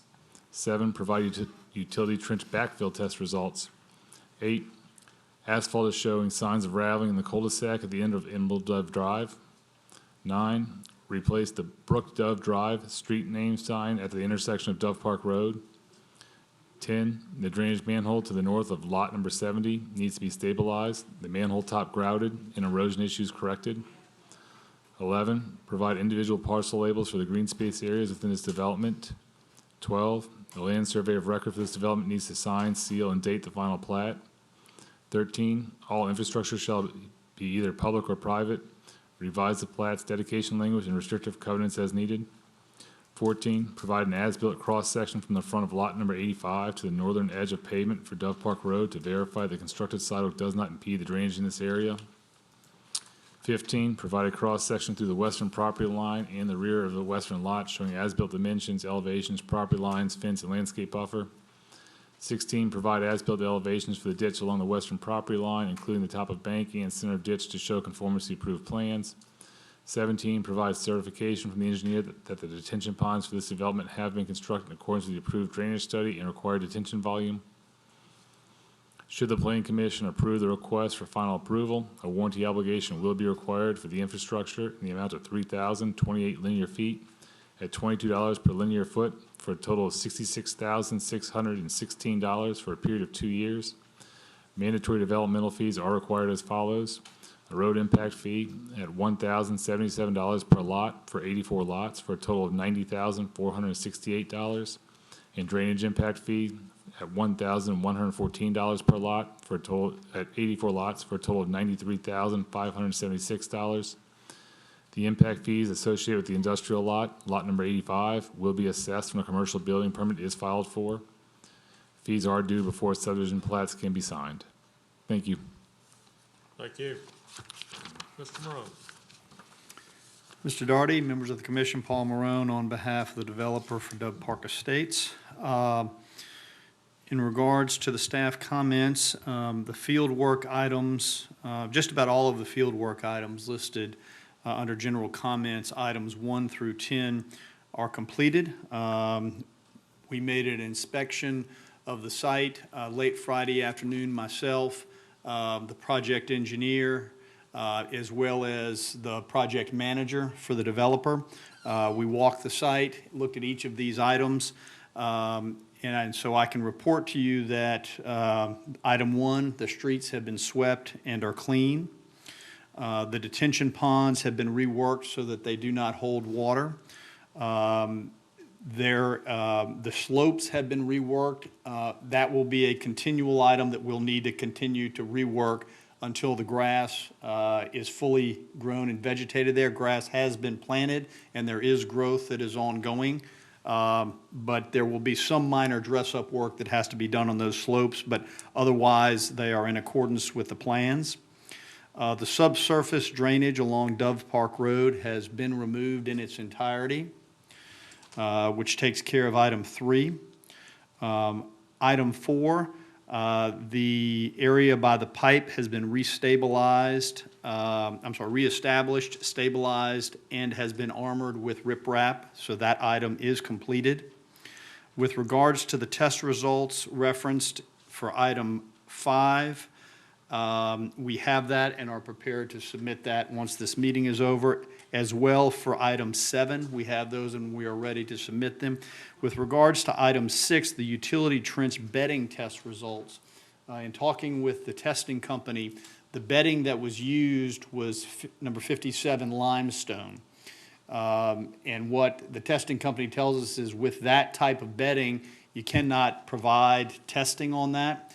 I brought that to Mr. Tissue's attention, and we will work with your staff as to whatever they might need there. Whatever ultimately they decide in light of that information, we will comply with that. But we're just not quite sure what it is we should provide at this point. But whatever the staff decides, we'll work with them and with our testing company and make sure that we provide that so that we can satisfy that item. Number 8 is the one item that is not completed, and that is the raveling and the cul-de-sac. Now, we inspected the cul-de-sac on Friday, and we're not exactly sure what areas would need attention. So we will make those changes. We really need the assistance from staff just to clarify, to make sure that we're addressing the right item.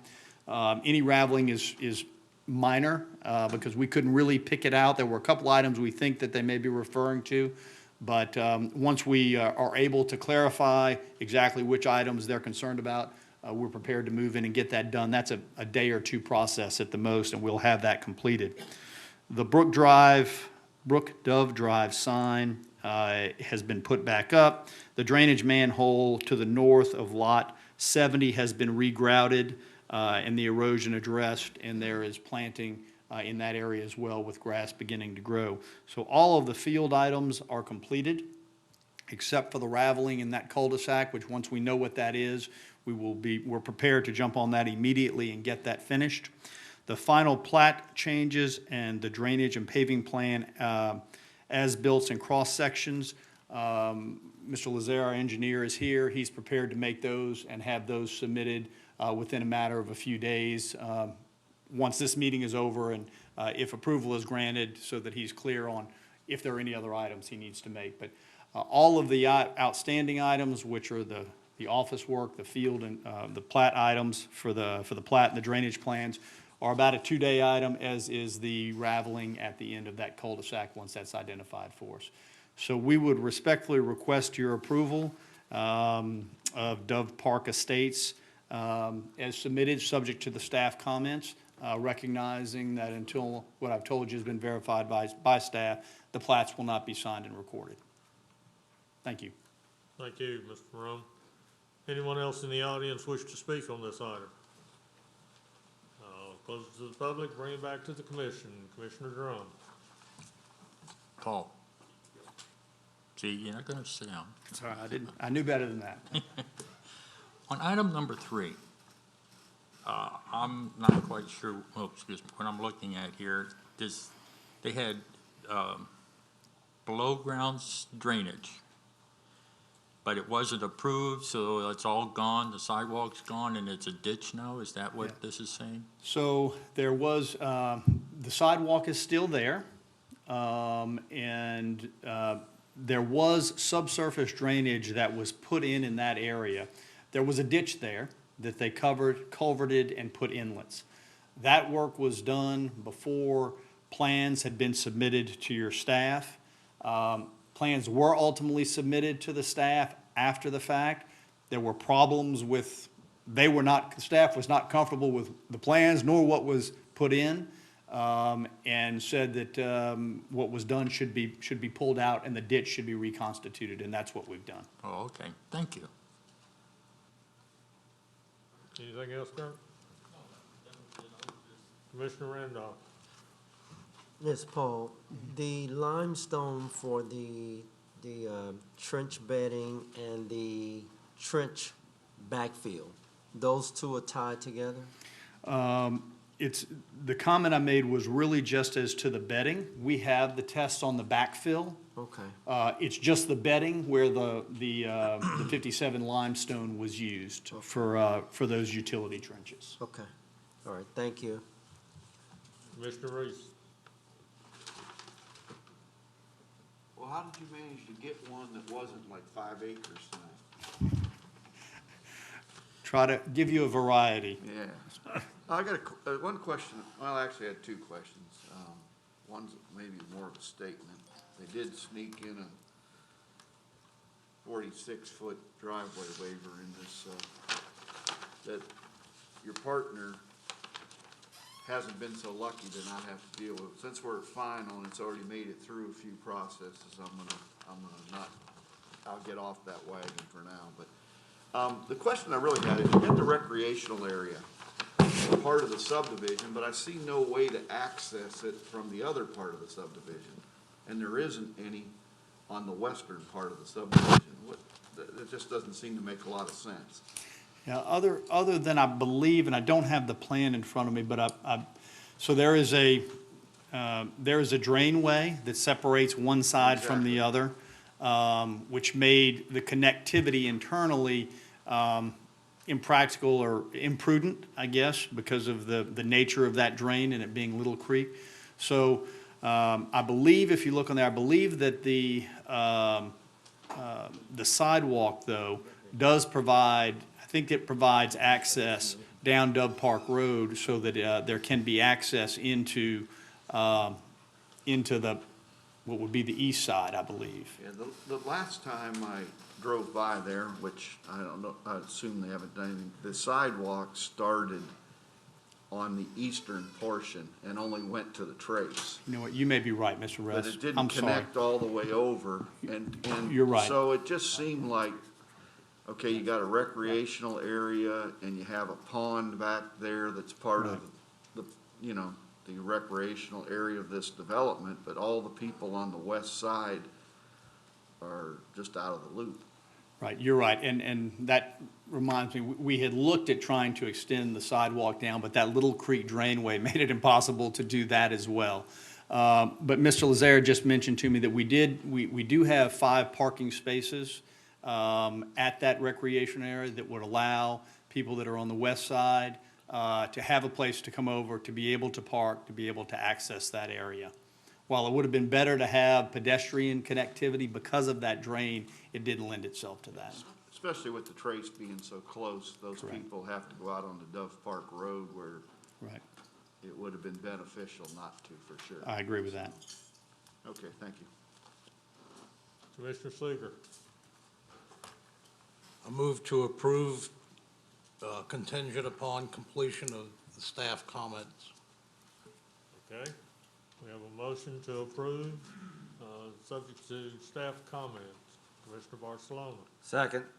Second by Commissioner Barcelona. Any further discussion? Please vote.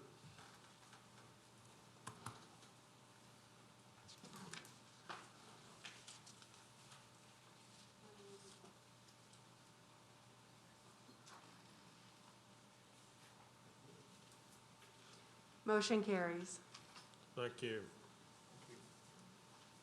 All right, next item is 2020-2101-FP, Lakeshore Villages, Phase 8B, developer owner DR Horton Incorporated, Gulf Coast, engineer surveyor Duplantis Group, PC, Parish Council District Representative, Honorable Jake Airy, general location, property located north of Oak Harbor Boulevard, west of Louisiana 433, east of Interstate 10, Slide L, Ward 9, District 13. Staff? Yes, sir. Periodic inspections have been made by this office during construction, and the final inspection was made on October 30th, 2020. The inspection disclosed that all the asphalt roads are constructed and the subsurface drainage is functioning. The following uncompleted items existed at the time of the final inspection and will be completed before the plats are signed. 1, the streets throughout this phase of Lakeshore Villages need to be cleaned so a meaningful inspection can be made. 2, blue reflectors need to be installed in the vicinity of all fire hydrants. 3, reinstall the stop sign at the intersection of First Lake Drive and Cypress Branch Drive. 4, remove dumpsters and construction material from the First Lake Drive roadway. 5, the drainage ditch leading to the detention pond from the subsurface drain line between lots 1768 and 1769 needs to be cleaned out to provide positive flow. 6, a West Lakeshore Landing Drive street sign needs to be installed in the field and the as-built signage plan updated accordingly. 7, revise the address of lot 1671 to 7527.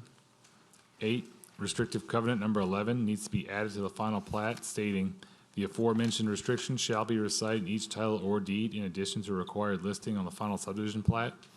9, revise restrictive covenant number 9 to remove the reference to lot 1827 as this lot is not located within Phase 8B. 10, provide individual parcel labels for the pond and green space areas in this phase of Lakeshore Villages. Update the final plat and as-built plans accordingly. 11, remove the match line A reference from the final plat as there is no match line for this phase of Lakeshore Villages. 12, the lot boundaries shown for lot 1754 in the as-built plans differ from the boundary described on the final plat. Revise the as-built plans to eliminate this conflict. 13, the lot boundaries shown for lot 1769 on the as-built plans differ from the boundary described on the final plat. Revise the as-built plans to eliminate this conflict. 14, update the as-built plans to show the as-built information for the western pond constructed in this phase of Lakeshore Villages. Include the invert elevations for all subsurface pipes associated with this pond and update the final plat to include all associated drainage servitudes. 15, provide a water and sewer letter of capacity for this development from Oak Harbor East Utilities. 16, provide a letter of acceptance and responsibility for the perpetual maintenance and operation of the water and sewer systems from Oak Harbor East Utilities. Should the Planning Commission approve the request for final approval, a warranty obligation will be required for the infrastructure in the amount of 7,250 linear feet at $22 per linear foot for a total of $159,500 for a period of 2 years. No mandatory development fees are required since a public hearing was held prior to January 1st, 2005. Thank you. Thank you. Good evening again, Mr. Shane. Thank you, Mr. Chairman. Jeff Shane of the Jones Fussell Law Firm, P.O. Box 1810 in Covington, representing D.R. Horton, Inc., Gulf Coast, the owner and developer, seeking final subdivision approval in connection with Phase 8B. If I could, I would like to respond to each of the 16 staff comment items with what I think are positive responses. With regard to item 1, the response is that the streets will be cleaned accordingly. As to number 2, blue reflectors had been installed at all hydrants when my engineer did their inspection before submittal to the parish. Apparently, maybe some of those have been moved or got pulled when the roads were being cleaned, but we understand that they must be reinstalled. Number 3, the signed contractor will, if not already, make a visit to the site to take an inventory of repairs due to Hurricane Zeta. The stop sign will be certainly accounted for and reinstalled as required. Number 4, the home contractors have been contacted and we've been informed that they've already moved the dumpsters and the construction material from the roadway accordingly. Item 5, the grading around that pipe in particular will be cleaned up in order to allow for flow to make it to the lake. The contractor is aware of this issue and will be taking care of this short ditch very, very soon. Item 6, the plans were approved without this street sign, but we agree that it will be appropriate to add the street sign to provide more clarity to the future drivers in the area. Item 7, the plat will be updated accordingly. Item 8, the plat will be updated accordingly. Item 9, the plat will be updated accordingly. Item 10, both the plat and as-built plans will be updated accordingly. Item 11, the plat will be updated accordingly. Item 12, DDG, our engineer, will request that the latest plat line work from the surveyor and update as-builts reflect accordingly. Item 13, DDG will request the latest plat line work from the surveyor and update the as-builts accordingly. Item 14, the plan view on the as-builts will be expanded to show the above-described lake and subsurface pipes. That information was provided by the surveyor already, so the as-builts can in fact be updated accordingly. The plat will get updated based on the as-built information provided by the surveyor.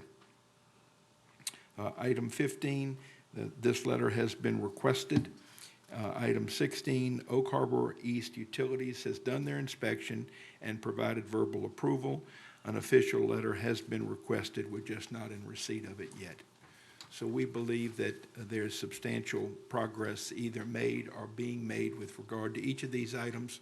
We would ask that you grant final subdivision approval subject to all staff comments with an understanding that the plat will not be signed and recorded until your staff is satisfied that all these conditions have been met. If any of you have any questions, I'll be glad to address them at the appropriate time. Thank you, Mr. Shane. Thank you. Anyone in the audience wish to comment, either for or against? I see no one. I'll close it to the public and bring it back to the commission. Commissioner Randolph. Make a motion to approve with staff's approval of the items just discussed. Okay. Commissioner Crawford. Second that motion. Second by Commissioner Crawford. Any further discussion? Please vote.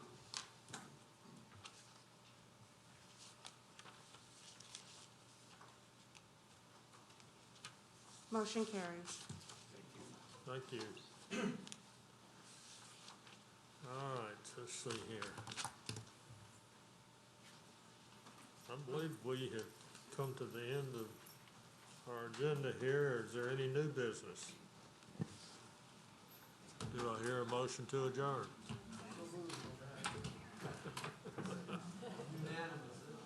It's only 10:40, guys.